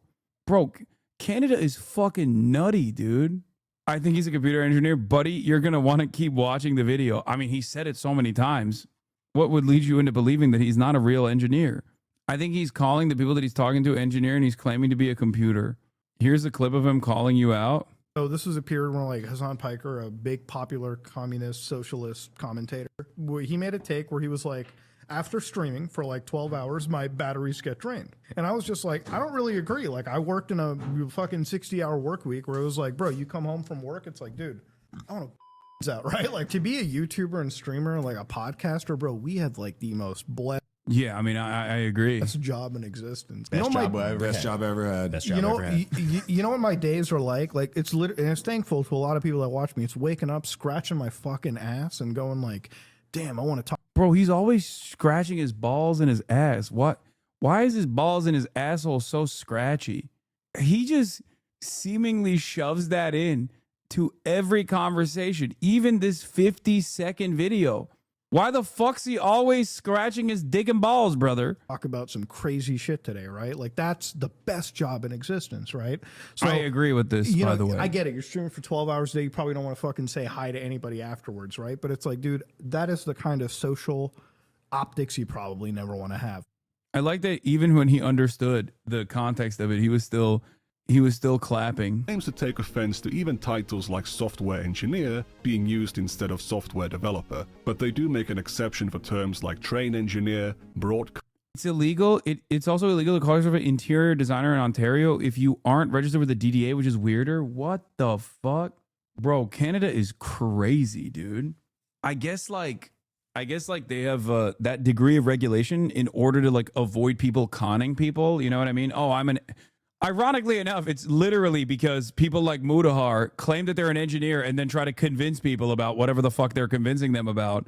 And I assume the regulation exists specifically to stop that from happening, which is, to my American mind, that sounds so insane. But perhaps that's the reason why we have so many fucking con men in this stupid fucking country, where a reality TV star can become the goddamn president by convincing millions of Americans that he's going to run the country like a business. Motherfucker, you got 7 bankruptcies. What do you mean you're going to run the country like a business? We're seeing how he's running the country like Trump Steaks or Trump University or the Trump Casino right now, molesting the money. Engineer or sound engineer, which are not professional engineers in the same way that a computer engineer or a civil engineer. Yeah, it's the same in Norway. It prevents comment and forces the state to provide the education. You're all run by comment. Yeah, no, it totally makes sense. I like, when you're, as an American, this sounds insane. Okay, at first glance, it sounds insane. And then you realize what America looks like, and you're like, oh, I get why there is regulation around this kind of thing, because we have no protections whatsoever surrounding this. And by the way, a person that would try to implement this as regulatory legislation would get fucking shot. Okay? Like, there is no shot that this could ever be implemented in a country like America. Hell yeah, baby. We're destroying OSHA too. Fuck it. YOLO. Would be. Calling yourself a computer engineer to a public audience is like saying that you're a civil engineer or a mechanical engineer. You might as well call yourself a doctor or a therapist. For Mutahar to be a licensed computer engineer, for him to be able to legally call himself a computer engineer or an engineer in general, he would need a 4-year... Even if you graduate from university, you can't call yourself an engineer until you take an ethics test after enough time in an engineering job? Oh my fucking lord. A degree, 4 years of training, and to pass the National Professional Practice exam. If he had just a degree, then he could only call himself a computer engineer graduate. This is where things become a little bit difficult, because Mutahar is apparently not just a computer engineer. I'm a video engineer now. I think I know how this shit fucking works. Speaking Okay, I think he was like jokingly saying that. Like, if I wasn't a computer science engineer, I wouldn't speak about Elon being an idiot. But as an engineer, yeah, I'm going to call him a fucking idiot because he does do idiotic statements. Controversial opinion. I don't think you need to call yourself a computer science engineer to be able to call Elon a fucking idiot. Additionally funny that he chose to slam that in there as a qualifier, but I guess whatever works, you know? This is why, as a cybersecurity engineer, a computer engineer is very much a real thing. But a video engineer or a broadcast engineer isn't a real professional engineer. While computer science graduates often work in software development, sometimes called software engineering, computer science isn't an engineering discipline. So computer science engineer doesn't really make sense. Cybersecurity engineer is once again using the word engineer. Not certain, but I'm sure with the illegal to call yourself X job is about doing so in the context of offering services or signing contracts. Yeah, that makes sense. It's not illegal to just say you're an engineer randomly. However, it may be problematic if he's leveraging his reputation as an engineer to sell a sponsorship. For instance, I'm not a lawyer. Yeah, I think the only way that, I mean, he's just using it as a prop up tool. I don't know if he actually does do that, but he's just using that to like prop up his arguments, to just be like, I'm an engineer and that's why Elon Musk is stupid. as just a job title. This is normal outside the U.S. You can't call yourself an attorney or a lawyer without being admitted to the bar, or a doctor without a degree. Other countries extend this to other jobs, e.g. engineer in Canada, plumber or electrician in Australia. Mutahar clearly wants the prestige of being perceived as an engineer, given that he's been calling himself an engineer for the past 10 years. And he uses this title to make himself more authoritative. But I'm an engineer. I know how this stuff is going, so I'm not even speaking out of pocket right here, okay? If you want to disagree with me, feel free, but you're actually wrong. As somebody who is a computer, engineer. Oh my God, why has he said he's an engineer so much? That's the law in the U.S. too. Come on now. In California, you can say you're an interior decorator, but not interior designer unless you're accredited. That's the same in the U.S. chatter. Someone else said that as well, but I'm willing to, like, I don't think it's I've never heard of anybody like being unironically prosecuted for something like this. In America, you can say you're a fucking doctor, you literally, it might be illegal, but sure as shit, plenty of people lie about it. Look at every chiropractor, for instance. Every single chiropractor does this. They put on the fucking scrubs and then they talk about how fucking vaccines make you autistic and gay. Okay. Virtually every chiropractor in the United States of America has done some version of what I'm talking about, some version of what Mutahar is doing here. Somebody who understands computer code, for instance, hearing Elon talk about computers and anything code related is actually mind-bogglingly stupid. It's not clear what kind of an engineer he is. So, what education does he have? Like, it's a really good explanation of why, I picked engineering as, the road to go down when I was studying. I'm like... So, he would have an engineering degree. I went to university. I don't think you've mentioned your actual poli-sci degree, even in the context of political commentary, as much as Muda has mentioned his fake engineering degree and certification. Yeah, I don't ever talk about my degree at all. I don't even talk about, who gives a shit, Maybe I should. I feel like libs respond to that more. I'm like, I have a degree in this. This is my degree. This is what I've brought it up when people have asked me, damn, you should sometimes. Yeah, I should be like, I have a poli-sci degree. I have a diploma. I graduated with honors. I'm a political engineer. Once a month? No, with his frequency. I should be doing it with the frequency that he's doing it, which is seemingly every video. This motherfucker's like, as a computer science engineer, I think you should sit down when you're pissing. It's like, you didn't need to qualify that. Why did you have to bring up your fake degree / fake profession to explain something that's utterly irrelevant? He literally said, I'm a political science engineer. I'm a political science major. And as a poli-sci degree holder with honors, by the way, I think Elon Musk is not so smart. For computer sciences, and that's it. Education background, asking because a lot of CS knowledge. Yeah, well, I did computer engineering when I fucking went to college. That's what I did. Okay, so at least a computer science degree. I thought when I got into university for a while, and I dropped out a semester in because I was like, okay, no. Oh, he dropped out after a semester. I'm a dropout myself. I've never finished university, but I'm not going to dog on school. You know what I mean? If you're going to learn to be valuable. Yeah, if you're going to be an engineer, if you're going to be a doctor, a lawyer, if you're going to... Bro, I've spammed your education history and you always ignore me. You're a fucking cum laude, bro. It gives you credibility. Nazi mold fans think you're a college dropout and you have low IQ. I've shut up people in arguments online posting your SS screenshot of your education history. They're Nazi mold fans. Who gives a shit? That's so funny. That's such a silly appeal to just be like, oh, dude, I graduated with a poli-sci degree with honors. I feel like, who gives a fuck? Yeah, as a political science degree holder, I'm here to tell you that Asmongold is wrong. I don't think you need that. I don't think you need a poli-sci degree to know Asmongold is wrong, man.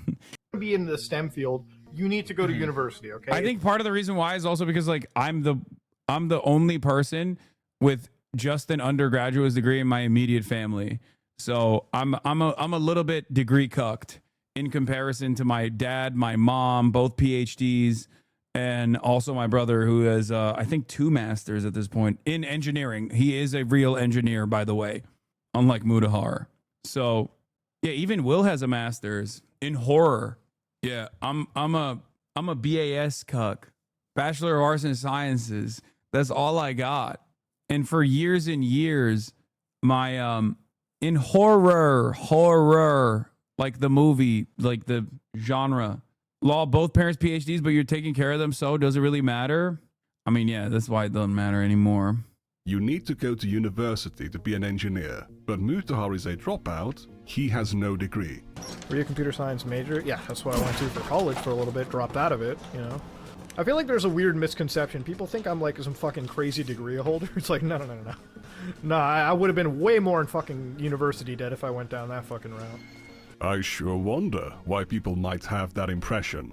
Is it bad if you don't get a STEM degree? Look, I'm gonna sound biased as fuck, but STEM degrees all the way. I'm gonna sound biased because, you know, as an engineer, like, you know, you want to get the degree that's gonna get you a job, you know, a good job. Not saying other degrees can't, but like, you gotta be smart. Sometimes he says he didn't always want to be an engineer. My biggest thing was I didn't really want to be an engineer anyways. Growing up, I didn't really want to do anything. I actually wanted to do law. I didn't go through law. Honestly, I didn't even want to be an engineer when I grew up. Like, I wanted to be a lawyer for the longest times. Other times he says he's a former engineer. So, like, being a former engineer, like, I virtualize, like, everything, so I, like, contain shit. And Even an ex-engineer. the coolest ways possible. I'm, like, a fucking ex-engineer. But here's the thing. He's been saying he used to be an engineer, or that he worked as an engineer, for 10 years. I wanted to share sort of my engineering background with you. Okay, I worked as a fucking engineer, alright, before I went into this shit. I know this. I also like to mess around with technology. I myself used to be an engineer before I went into the video editing route. Mutahar started his channel in 2012, the same year he turned 18. By video editing route, he means that he switched careers after his channel began taking off. And the interesting thing Maybe he means he's a video editing engineer, which I know is not a real thing, but who knows? Maybe he's just engineering this narrative. About this whole YouTube stuff is it actually made me change my entire career choice. You know, I never really thought of myself as an individual who, I mean, I express talents in film production and everything, and, you know, I never really threw myself into it. I did stuff on the side even before YouTube as well.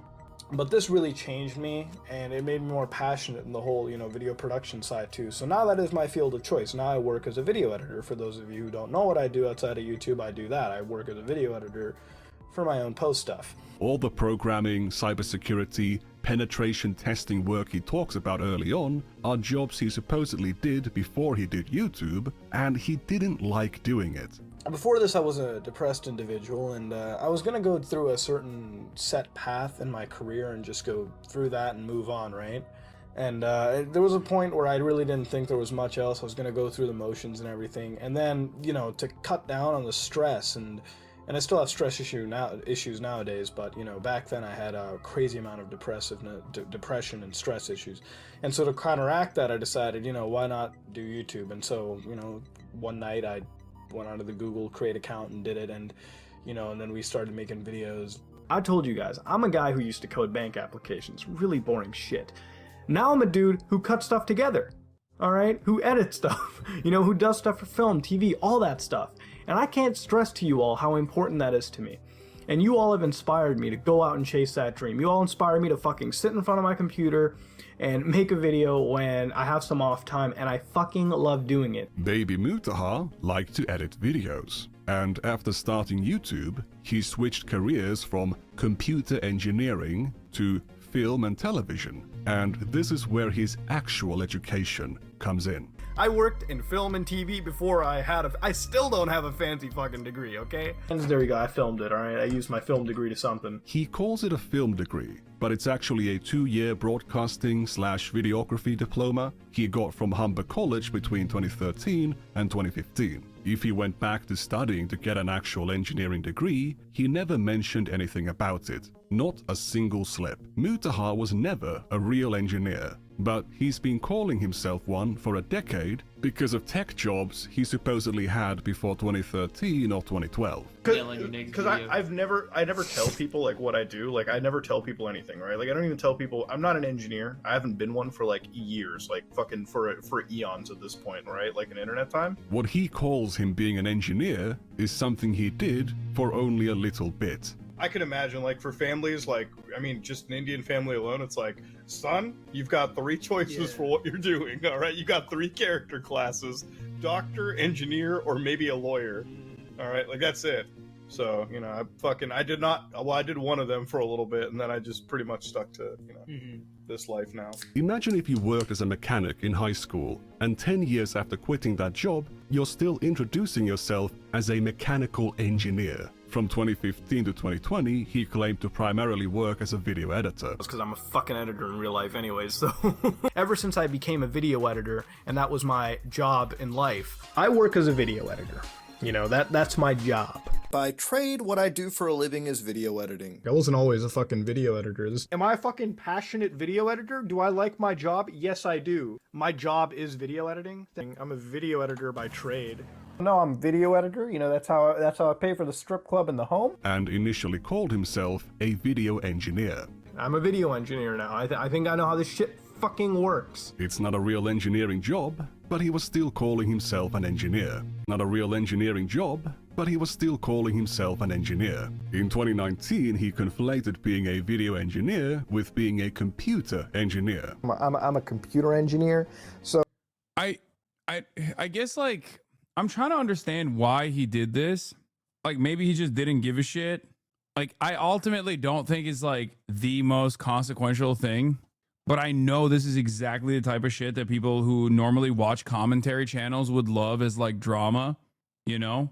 But I don't even understand why he said it, because it unironically, it doesn't matter. Even if he didn't say he was an engineer 1 million times over the course of an entire fucking decade, I think his videos would still do well, you know? Like, I have a degree, which is applicable to what I do, ironically enough. He doesn't. I do, right? And yet there has never been a real moment where I've been like, this person is like if I say Asmongold is dumb or not knowledgeable about the issues he speaks on, it's not because I have a poli-sci degree and he doesn't. It's because he's saying dumb shit. You know what I mean?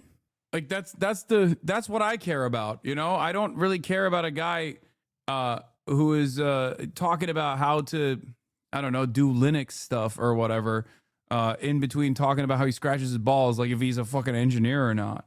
But other dumbasses will reference him as a software guy they heard it from. I just don't think that, I genuinely don't think that this would have had, if he didn't have this at all in any of his videos, I don't think his career would have taken like a totally different turn, if that makes sense. Asian parents and their relatives pressure, bro. 100% don't underestimate the status of an engineer in South Asian families. I don't know if he did that for his audience. Yeah, but his fucking family knows he's not an engineer, unless he's been lying to them. Imagine Mudahar's family found out that he was fucking lying about being an engineer because they watched commentary YouTube. They watched this guy. They watched Nick Andros and were like, oh my God, you're not an engineer? What the fuck? You better get your ass back to college right now. That's crazy. Dude, I need Mudahar's engineering to help me with these gray bars, dude. So I really computer video engineer, whatever you want to call it. I'm one of those people, so. Maybe this is what he says at family functions to avoid having to tell them his full-time job is making 5 videos a month about you. I don't think he's made that many videos about me. He does chirp quite a bit, but. Again, totally different qualifications. One is an actual professional engineer, the other is a job title. In 2020, Mutahar claimed to be an exceptionally successful day trader. Now, for those of you who don't know, one of my side hobbies turned basic, general second profession of mine is day trading, swing trading, whatever you want to call it. I like to sit in the mornings, sip my coffee, go on the NASDAQ, see what I can look pre-market, buy, sell, and be done by, 11 or something, and call it a day. Oh, God. Oh, this is classic. Oh, my God. He's just like, he's picked up all the worst things to lie about, too. Oh. Hey, ladies and gentlemen, it's something that I've been doing for almost a year, give a couple months, and it's definitely a very, it's a fun part of my lifestyle. I'm a very mathy guy.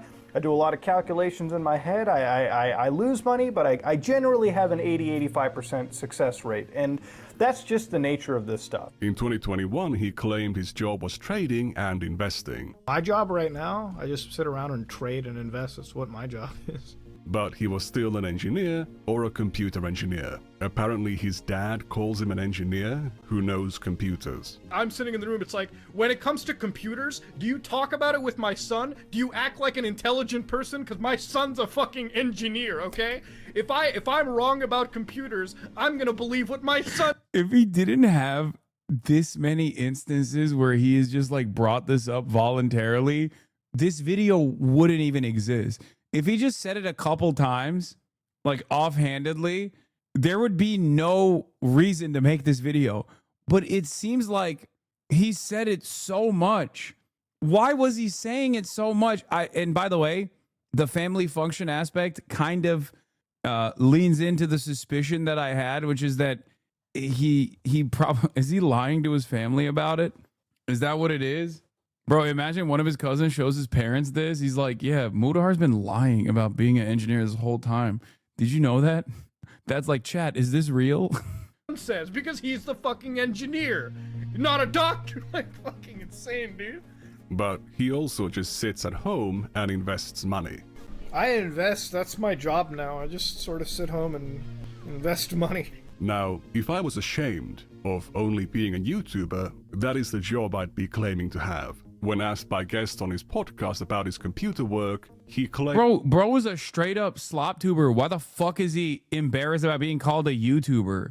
It's not like being a YouTuber is not exactly like the shitty profession it once was, like maybe 10 fucking years ago, right? Nowadays, YouTubers are considered like legit. Saying you're a TikToker is considered silly and stupid. And I'm sure when in the next 10 years, Blorgzorg or whatever the fuck AI boosted platform is the poppin' thing that Gen Alpha is inventing new languages on, is the new meta, people look back fondly at the TikTokers as like beacons of intelligence. You know what I mean? He wants to be perceived as smart. I guess it stems from, seriously, bro, in the global south, YouTuber is not a real job. Dog, he's in Canada. He's not in the fucking global south. What are you talking about? He is a Canadian who kind of LARPs like he's an American. He speaks mostly to an American audience, it feels like. Yeah, global south, Ontario.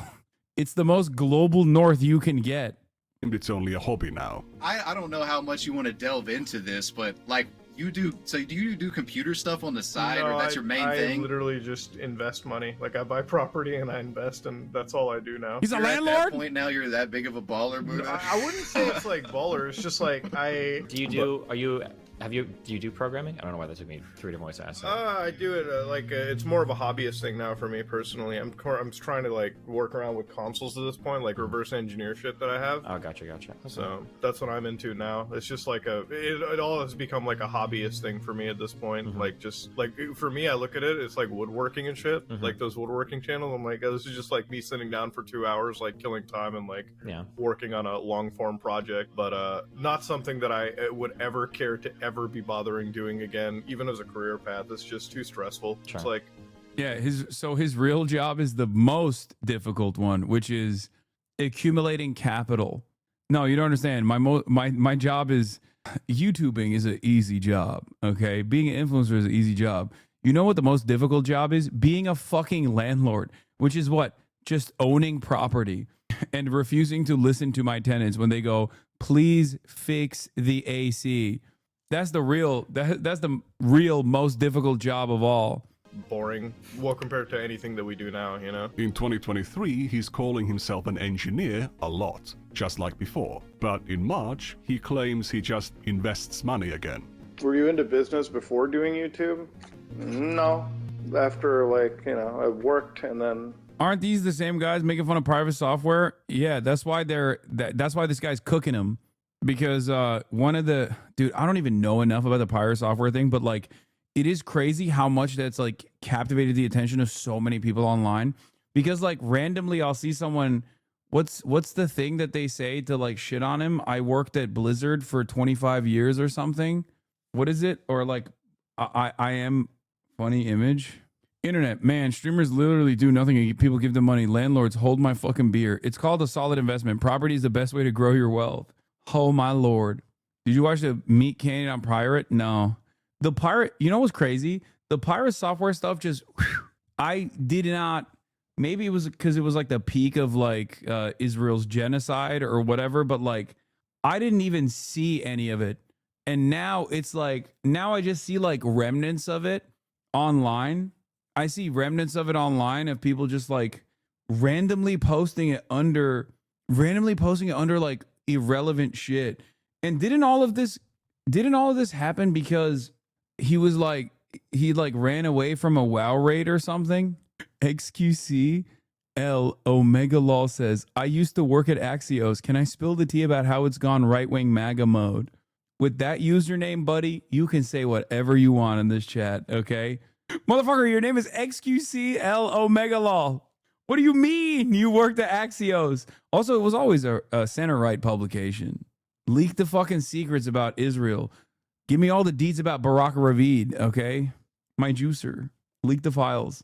Nah, because he kept talking shit about Stop Killing Games movement along that WoW thing. Oh yeah, that's the other thing that people are mad about, I think. It is just funny, like, how the dominoes fall.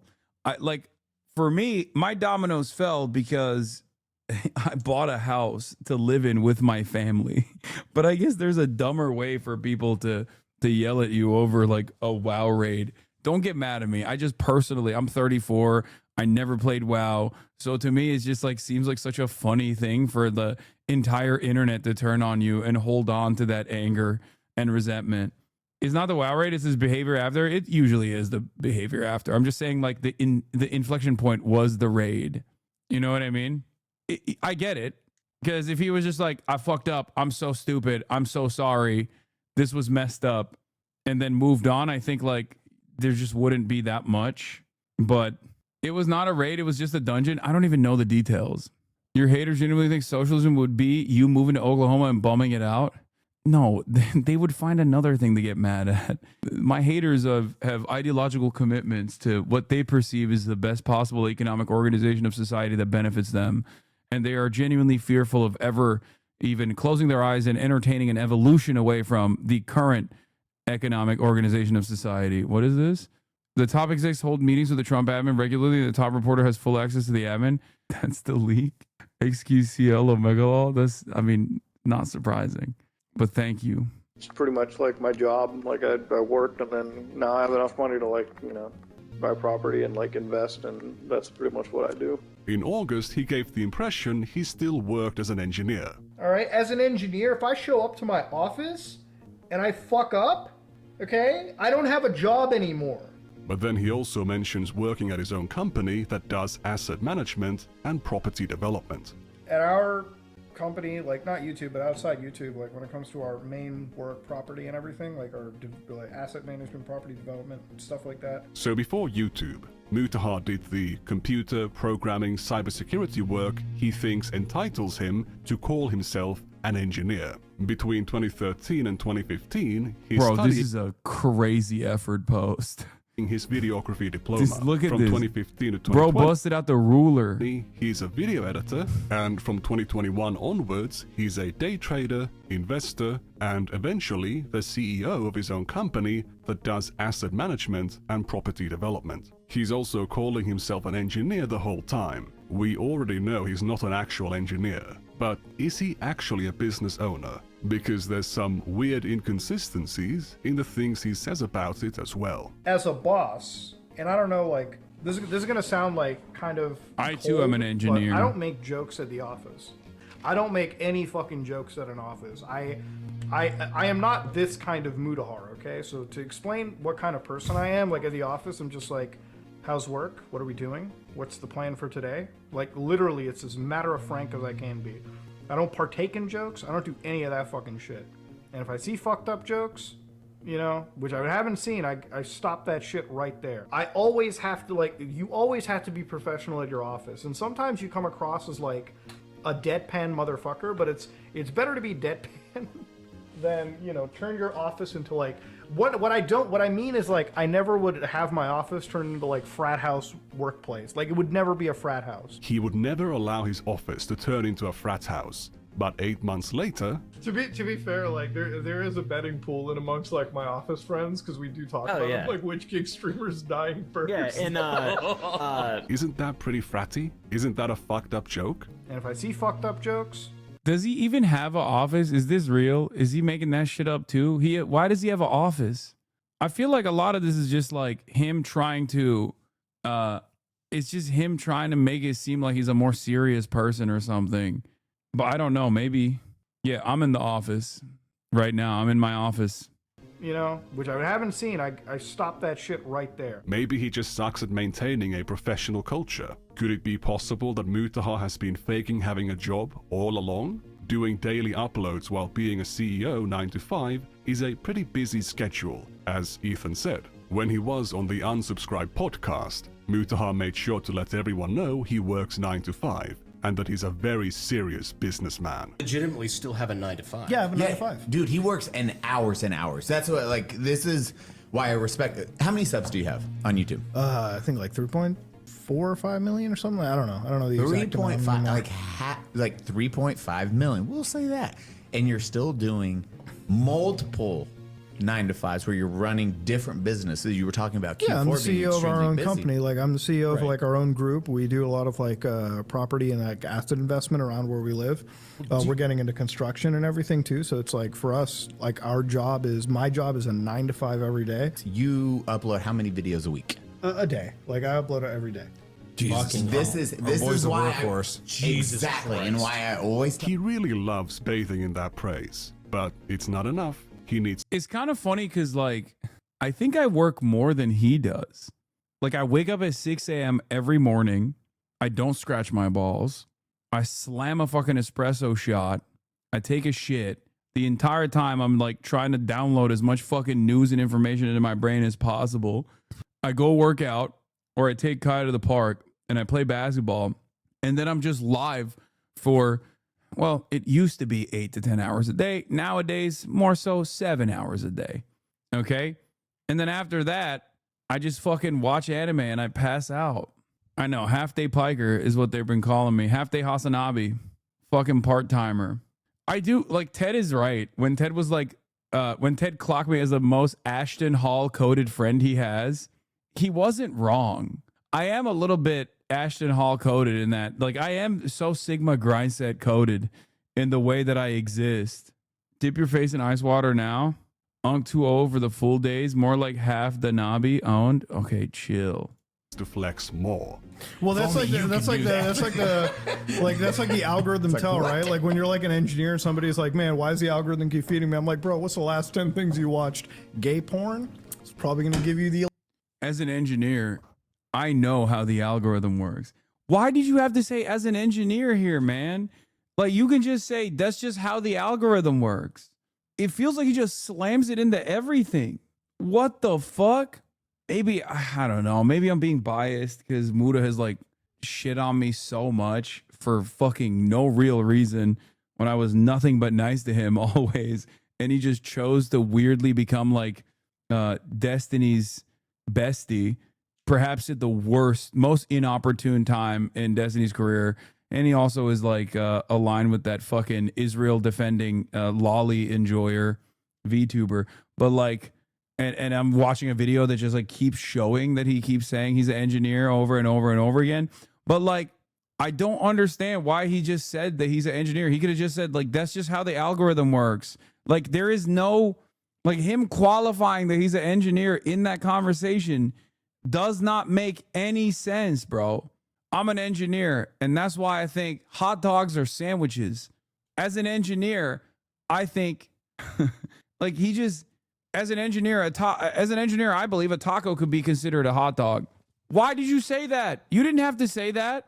You could have just said the take without saying that, you know, you believe the other thing. I don't fucking know. 11 videos. I'm just saying. Driving there, we were talking about cybersecurity because that's what you went to school for. You're like, homeboy's very smart. That was, you do actually business, and then YouTube is a YouTube is always thing. like the secondary side gig. It's Then he brags I don't about think his YouTube is his charitable secondary donations, side gig. and I don't know we why see he behind says the that. curtain how uninformed Mutaha actually is. like for me, it's like the receipts, if I Crazy. could tabulate them up every year, you know, like like during COVID, I probably gave away $200,000 of charity.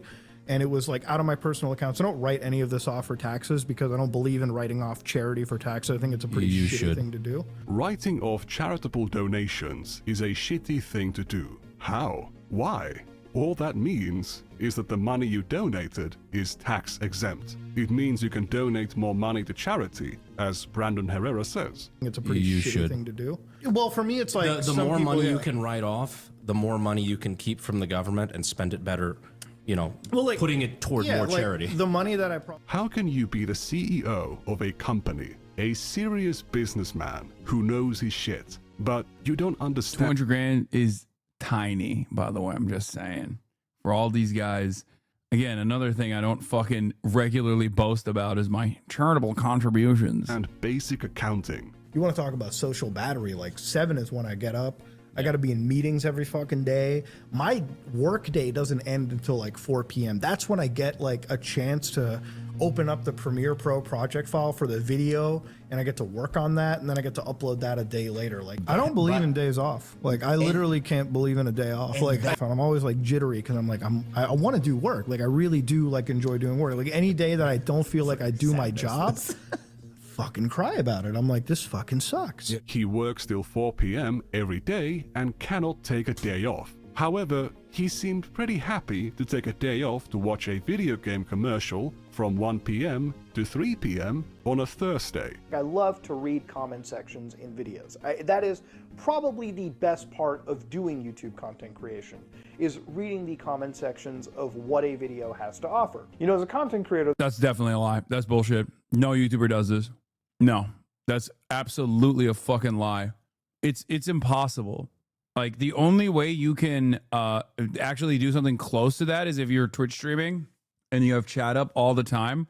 Like, no influencer is gonna put themselves to that fucking brain rot, and it's not healthy. It's not even productive. The coolest thing is like when you see like 1,000 comments on a video, because I'm somebody that likes lurking internet forums and just reading internet discourse, right? Especially when it comes to topics I enjoy.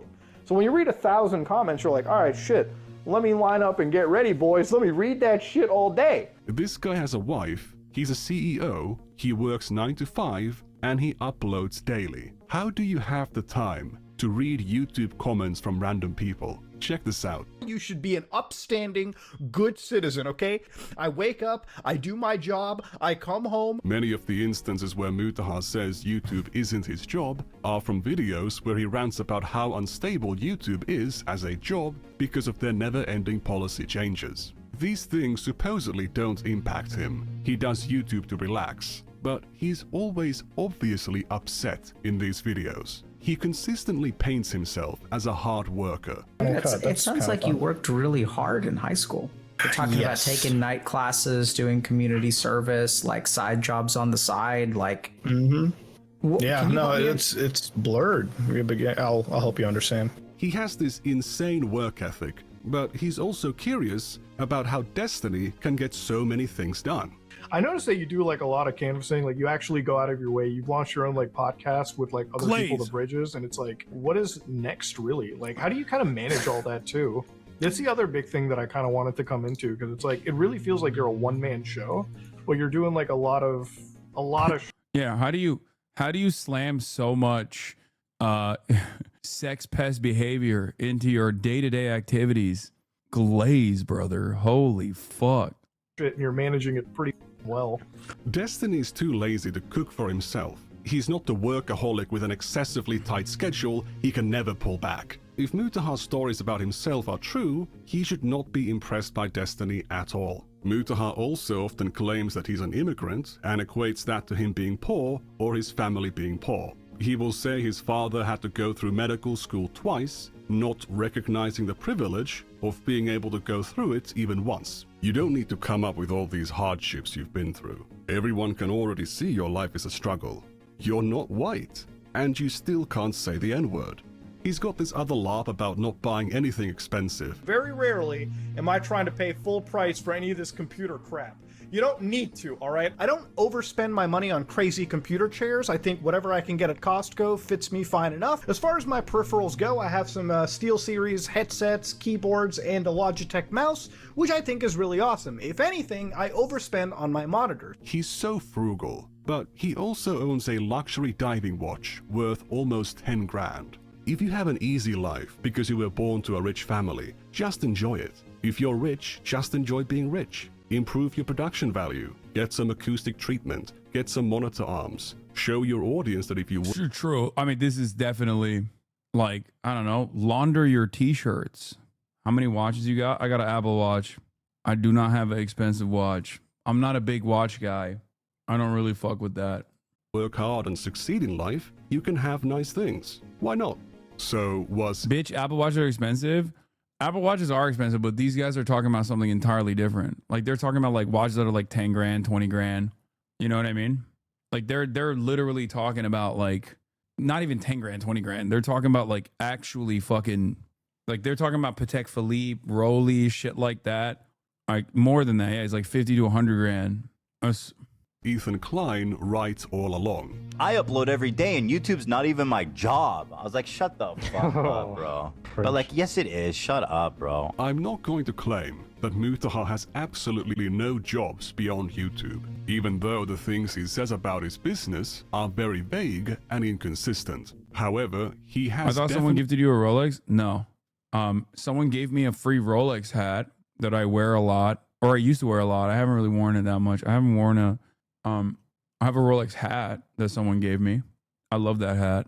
Been lying about being an engineer for a decade, benefiting from the prestige, the authority, and the credibility that comes with that label. You don't call yourself an engineer dozens of times without specifying you're talking about programming jobs you did 10 years ago. He's clearly mostly just a self-taught tech enthusiast, not an engineer. He's seen as a cybersecurity expert or as a cybersecurity engineer, as he called himself. This is why, as a cybersecurity engineer... But when he assisted Nuxtaku in tracking down the V-Shoujo swatter, he fell for a basic social engineering trick, where the swatter, who was a minor, pretended to be one of Nux's fans who knew the swatter in real life, and fed them a bunch of bogus information. I appreciate the random fan who was in that Discord server that actually contacted me and reached out to me about this stuff. Oh my god. I can't get over that this is what this fucking freak sounds like. Like every time I hear his voice for the first time, it feels like I'm listening to it for the first time ever. Why do all your ops sound like that for real? He looks like a dweeb in IRL. I don't know what he looks like IRL, but I don't want to know. Lest you forget, oh, don't do this. Feeding vodka to poison cat, tossing the puss over. Wait, hold on. Where's the Dr. Disrespect part? Isn't it like right here? Wait, hold on. Get on the shit. Buy their pets, Peter. Get on the shit. So you're a Twitch thought, nasty greedy witch thought, tier 3 grabbing bitch thought, pimping out your sim thought. I'm the Chad type. He's the Chad type. I'm gonna kill myself. Stop. Not gonna backstab type, 5 and streaming red type, 1 candy mad type. Twitch is head type. Duh. Twitch is head type. The best part is when he demands Dr. Disrespect get unbanned. Yeah. I am an artist from Israel and this is my music. This is my art. Respect. A big advocate of absolute and true gender equality. I am an artist. I am a music artist from Israel, and this is my art. I'm a starving child, starving to death, and this is the very last thing I ever have to see. Goodbye. You really are a terrorist? Yeah, it's true. You guys are legends, honestly. V-Shoujo's cybersecurity expert knew this was bullshit. The cybersecurity engineer did not. Mutaha doesn't do drama content anymore because it's all needless negativity, and YouTube isn't his job. However, he still weighed in on the pirate software drama after videos about it began going mega viral. What insight is Mutahar, the computer engineer who knows actually looks all like of this this. shit, going to weigh in with? Low-T Right looking now, as a video motherfucker. editor, I do more engineering now, so back-end Wait, he actually looks like this? Asani actually looks like this? Low-T looking motherfucker? This is not. There's no shot that's him. No, he doesn't. That's some Swedish guy wearing his merch.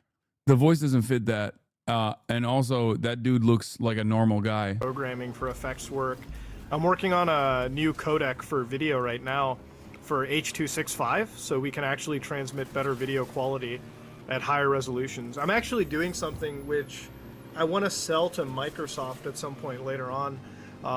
So I've been designing a AI toolset that basically you can inject, hopefully, into like video tools, and this is gonna be like video games or whatever, right? So it's like, let's say that Microsoft backwards compatibility, right? So I had this tool idea. This is kind of what I got going in my head. So I have this idea, and I hope to one day sell it to Microsoft, right? So what I do is, since I have a really good video background, right? I've been designing neural stuff around it. So what I want to do one day is, you know how Microsoft has backwards compatibility, right? So would it be really fun if I could design a way that Microsoft could take the textures in their video games, right? So they could take the textures mapped in their video games and find a way to AI upgrade them. So like basically use a fucking photo AI, like basically use an artificial intelligence that can scan across, you know, all these textures and just fucking upscale them to like 4K, 8K, whatever they want to go to, and make games look better without needing, you know, developers to make it better, right? That could be an idea for me. It sounds simple on paper. Obviously, it's very, very, very fucking time consuming to make it even as effective as you want. He knows how to program video encoders. He knows graphics APIs and AI tools in 2019. What does he know in 2020? Wait, hold up. Didn't he just describe what NVIDIA did? That's literally DLSS. Wait, did he actually do that before DLSS existed? Did he invent DLSS? Dude, he's a fucking genius, dude. Yeah, he sold it. He sold it to NVIDIA. He's a trillionaire now. 25. What can he add? One of the code bases that we're looking at over here is this falling particle. Now, there's a lot of numbers that are being dropped in here, and one of the things that you'll tend to see in Pirate Software's code is magic number abuse. Nothing unique, nothing new, nothing that Coding Jesus didn't say in his video, which Mutahar keeps mentioning. There's nothing wrong with having shit code, right? There's nothing wrong with being bad at it. I'm not a fucking great coder either. So I'm actually doing something which I want to sell to Microsoft at some point later on, but I'm also not claiming to be this crazy fucking guru hacker expert in the world. Yeah, for the past 10 years you've been claiming to be an engineer, a computer engineer, a computer science engineer, a cybersecurity engineer. You fuck with code. Dude, I'm a fucking computer engineer. Okay, I'm choosing to believe him. After 31 minutes, maybe he is all those things. Have you thought about that? Yeah. Have you thought about that? YouTuber, why are you asking me? You do programming as a hobby, but when it comes to showing your knowledge, you only know the basics. Now you're here judging someone for inflating their credentials. At least Pirate Software's lies didn't break the law. At least he actually worked at Blizzard for 7 years. Again, when you have an ego, you gotta be able to match it with the skill. And unfortunately, it doesn't seem like that skill is all the way there. Unless that skill is making a whole lot of spaghetti code. Ladies and gentlemen, if you like what you saw, please like, comment, and subscribe. Dislike it if you dislike it, I'm out. Man, what a great way to end a video. Let's check out some of those comments. We love reading the comments from regular commenters like Mr. Obvious. I wonder what he's into. Mr. Obvious says, my feel win, I might as well be all for. And then we see some lolly here featuring some underage characters. Here's 2 more drawings of underage characters posted by Mr. Obvious. Kinda strange, isn't it? Who is this? What is going on here? Stop here, maybe? I'm confused. What? This video took a weird turn. Also, why is everyone in the lolly? What the hell is going on? Looks like he's critiquing the audience now. Mr. Obvious says, boys, heart emoji. And then underneath that, we can see a photo of an underage girl who is pulling anal beads out of her anus using her feet. That's quite the talent. Oh! Oh. Let me line up and get ready, boys. Let me read that shit all day. So, That was my appetizer for my upcoming video. Given his inconsistent stories, Mutahar is either lying about his job and business, or he tells really pathetic made-up stories about them to sound more interesting. Once again, I am not a lawyer. It might not be illegal for Mutahar to lie about being an engineer, but by any reasonable definition, he is a total fraud. He has no computer engineering degree, or even a computer science degree, but he still presents himself as an engineer, a computer engineer, or a computer science engineer. He is not trained in this field, and he is not employed at these roles. He is a self-taught hobbyist, a dilettante, not an engineer. Despite admitting that he hasn't been an engineer in years, not that he ever was, he continues to introduce himself as one, letting his audience's imagination run wild and conclude him to be far more qualified than he actually is. It does not matter that he seldom admits to being a former engineer or that he hasn't been an engineer in years. The bigger picture that he's painting to his audience is that he is a licensed, actively practicing engineer, which, based on his own statements, isn't true and God damn, this is a real hater watching all those videos. I think he just like scripted it. This dude helped you with your Steam Deck? Bro, he's a Steam Deck engineer. He is. That's a real thing. He did help me with that way back in the day. Listen, guys, as you know, I'm a poli-sci engineer, a political science engineer. And as a political science engineer, I have to say Mutahar did help me with my Steam Deck. And in our private correspondence, he did not say he was a licensed Steam Deck engineer. So did he ever apologize about Gaza? No. Yeah. Just from one engineer to the other, you know, from one scientist to the other, he helped me with that. Friend of the show confirmed. What is this? Hello, Nux! Oh, what the fuck? What the fucking fuck? When is this from? Oh, dude, 2021. Jesus Christ. I don't think people knew what he was getting up to back then. It fucking hit me with a jump scare. Like, no, not Anthony Padilla. I mean, at that point, I went on their podcast. I didn't know shit about the fucking Israel lolly enjoyer. Oh yeah, by the way, speaking of like real drama slop with real world implications, former CNN anchor Chris Cuomo shares fake AI video of AOC giving a speech in Congress about Sydney Sweeney's jeans ad. After deleting the post, Cuomo replied to AOC pointing out the fake with, "You are correct, but it really does sound like you. Nothing about Hamas or burning Jews' cars, but Sweeney jeans ad deserved time on the floor of Congress. What happened to this party? Fight for small business, not for small culture wars." Okay. And the funniest thing is he posted an Instagram reel, and the Instagram reel is ChatGPT memes plus AI art in parentheses at meme runner GPT Instagram reel. So as in he saw an Instagram reel with an AI video of AOC, and he just fucking blasted this on the timeline to do this big call out post. AOC responded and said, "This is a deep fake, dude. Please use your critical thinking skills. At this point, you're just reposting Facebook memes and calling it journalism." To which Chris Cuomo replied with, "You are correct. That was a deep fake, but it really does sound like you. Thank you for correcting. But now to the central claim. Show me you calling on Hamas to surrender or addressing the bombing of a car in St. Louis belonging to the IDF American soldier, ...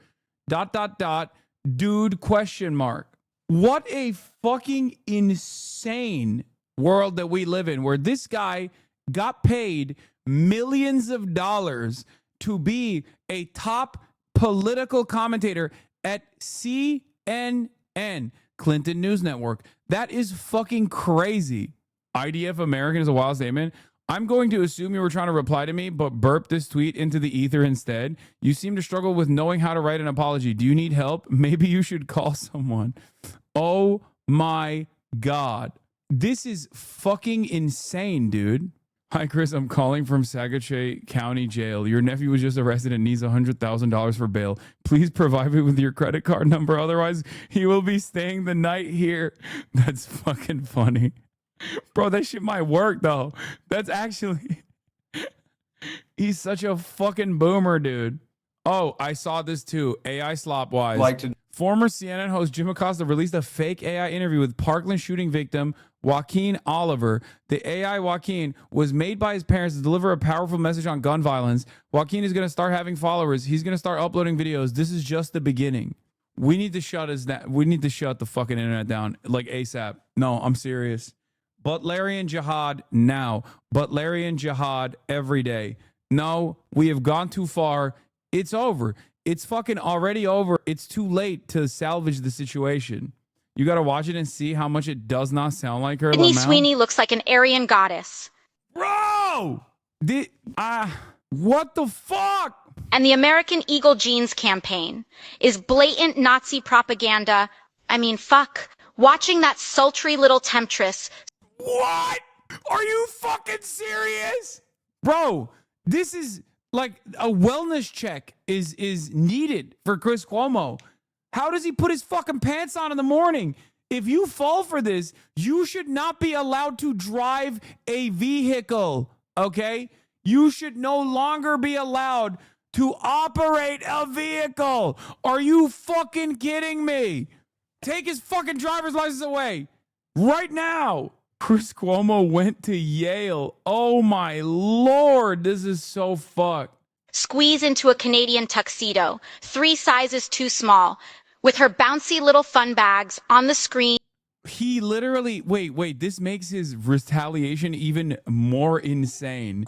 You are correct, that was a deepfake, but it really does sound like you? Dog, what the fuck?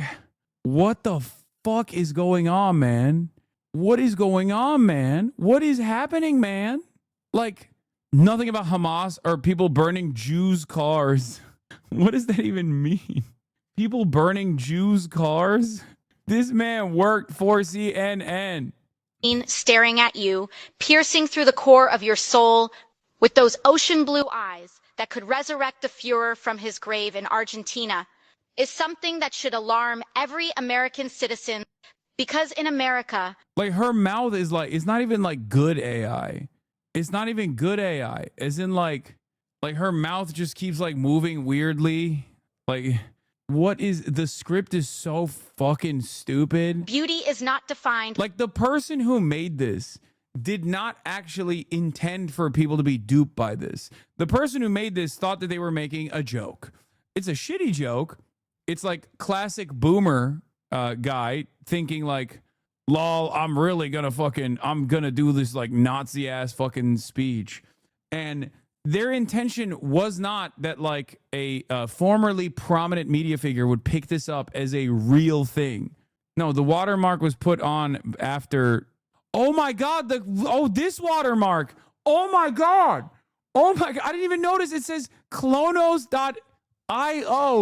parody 100% made with AI on the video. Dog, I'm sorry. You are so fucking stupid. You are such a dumb fuck, Chris Cuomo. Holy shit. Oh my God, you are so fucking stupid. You literally need a wellness check. Oh my God, you need to manually tell yourself that you need to fucking keep breathing in order not to fucking forget. Austin Ox is fucking with you, right? That's not the vid he posted. It's not the same video Cuomo posted. Where's the original video? Where is the OG video? It is, right? Yeah, this is it. Yeah, this Sydney is Sweeney looks like an Aryan goddess. Why are you guys doing this? Why are you guys trying to fucking bait me? It is the video. Look, because I saw this screenshot. And the No, the watermark is there, Clonos.io. No, this watermark, the AI video, is the one that Ostenox put on the video, dumbasses, so that dumb fucks like Chris Cuomo will at least not avoid this one. He posted the AI cross on top of it so that people don't fucking fall for it. He's doing the ethical thing here, which is to show that this is like not a real video. But when the chatter was talking about that, I was saying like, no, the AI video thing was placed there by Ostenox. But this watermark is insane because this watermark is in the original video. Clonos.io parody 100. This just sounds like pure jealousy, but she's beautiful 100 times more beautiful than you. Beauty comes in all flavors, and Sydney is gorgeous white girl. Let it be. Sit down, woman. If they put Salma Hayek and said she has good genes, we wouldn't be having this madness. So sit down. Keep it up, AOC. We love how much damage you're doing to the DNC. Out of touch on all counts. These aren't bots, brother. These are actual fucking boomers. Oh my God, we're so cooked. Oh my God, we're so fucking cooked. Some of them are bots, but there are real old people on Instagram that genuinely watch shit like this and think it's real. Oh my God, we're so fucking cooked. Oh my God, it's over. Oh my God, oh my God, oh my God. Oh my God, it's so bad. Oh my fucking God. I mean, they are, I guess, bots technically. This guy always sounds like he's auditioning to escape extradition in Tel Aviv. I bet you did something awful when you worked at a real TV network and not the shit they play in taxis. Oh my God. Not the shit they play in taxis is so funny. Fucking News Nation, bro. Hey, chill. That's Adam Friedland's #1 broadcast. I'm gonna tell you. Dude, he has lost his fucking mind. Chris Cuomo has totally lost the plot. Like, he is so extra insane. But then again, it seems like a lot of people are just fucking stupid. So I don't even know. Maybe that is the method. Maybe that's the new meta. Maybe that's what we're supposed to be doing nowadays. Yeah, his brother losing, I think, bricked his brain even harder. I was going to get to the next generation of progressive pundits is here by the New Republic, but I didn't have time today because I'm tired. I'm going to spend some time with my mom. I love you guys, but I'll be back tomorrow as always, okay? Hope you guys enjoyed it. Good night to all. Peace, everybody. And we will see you tomorrow. Bye-bye. Sunny Los Angeles, California, says Hasan. The starlight to the starlight to the topic just begun. There he is again. Hasan is streaming. Hasan is streaming. There he is again. Hasan is streaming. Hasan is streaming. Reviewing the P.O. box. Uncle Uyghur's face. Sat in Discord at your prop. Great names take on break. Tiny Bernie Sanders, LGBTQ Air Force. The whole left at your fingertips, on at your door. H3 crowded debate, the Young Turks online show. 3 full fucking years of this, plenty more to go. 90-day fiance, talks of champagne, bourgeoisie. A Trump rally live reaction, a mass riot at DC. There he is again. Hasan is streaming. Hasan is streaming. There he is again. Hasan is streaming. Hasan is streaming. Reading live stream fair comments, Austin show chat advice, and all the ways the right-wing pipeline can suck you in online. JCS react, Lord frame gets broken, cover blown.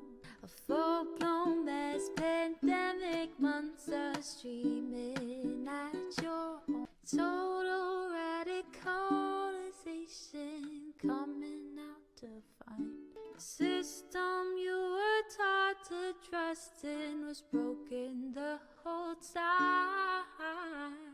All these daily streams, whether big or whether small, have helped me and so many find the meaning through it all. There he is again. Hasan is streaming. Hasan is streaming.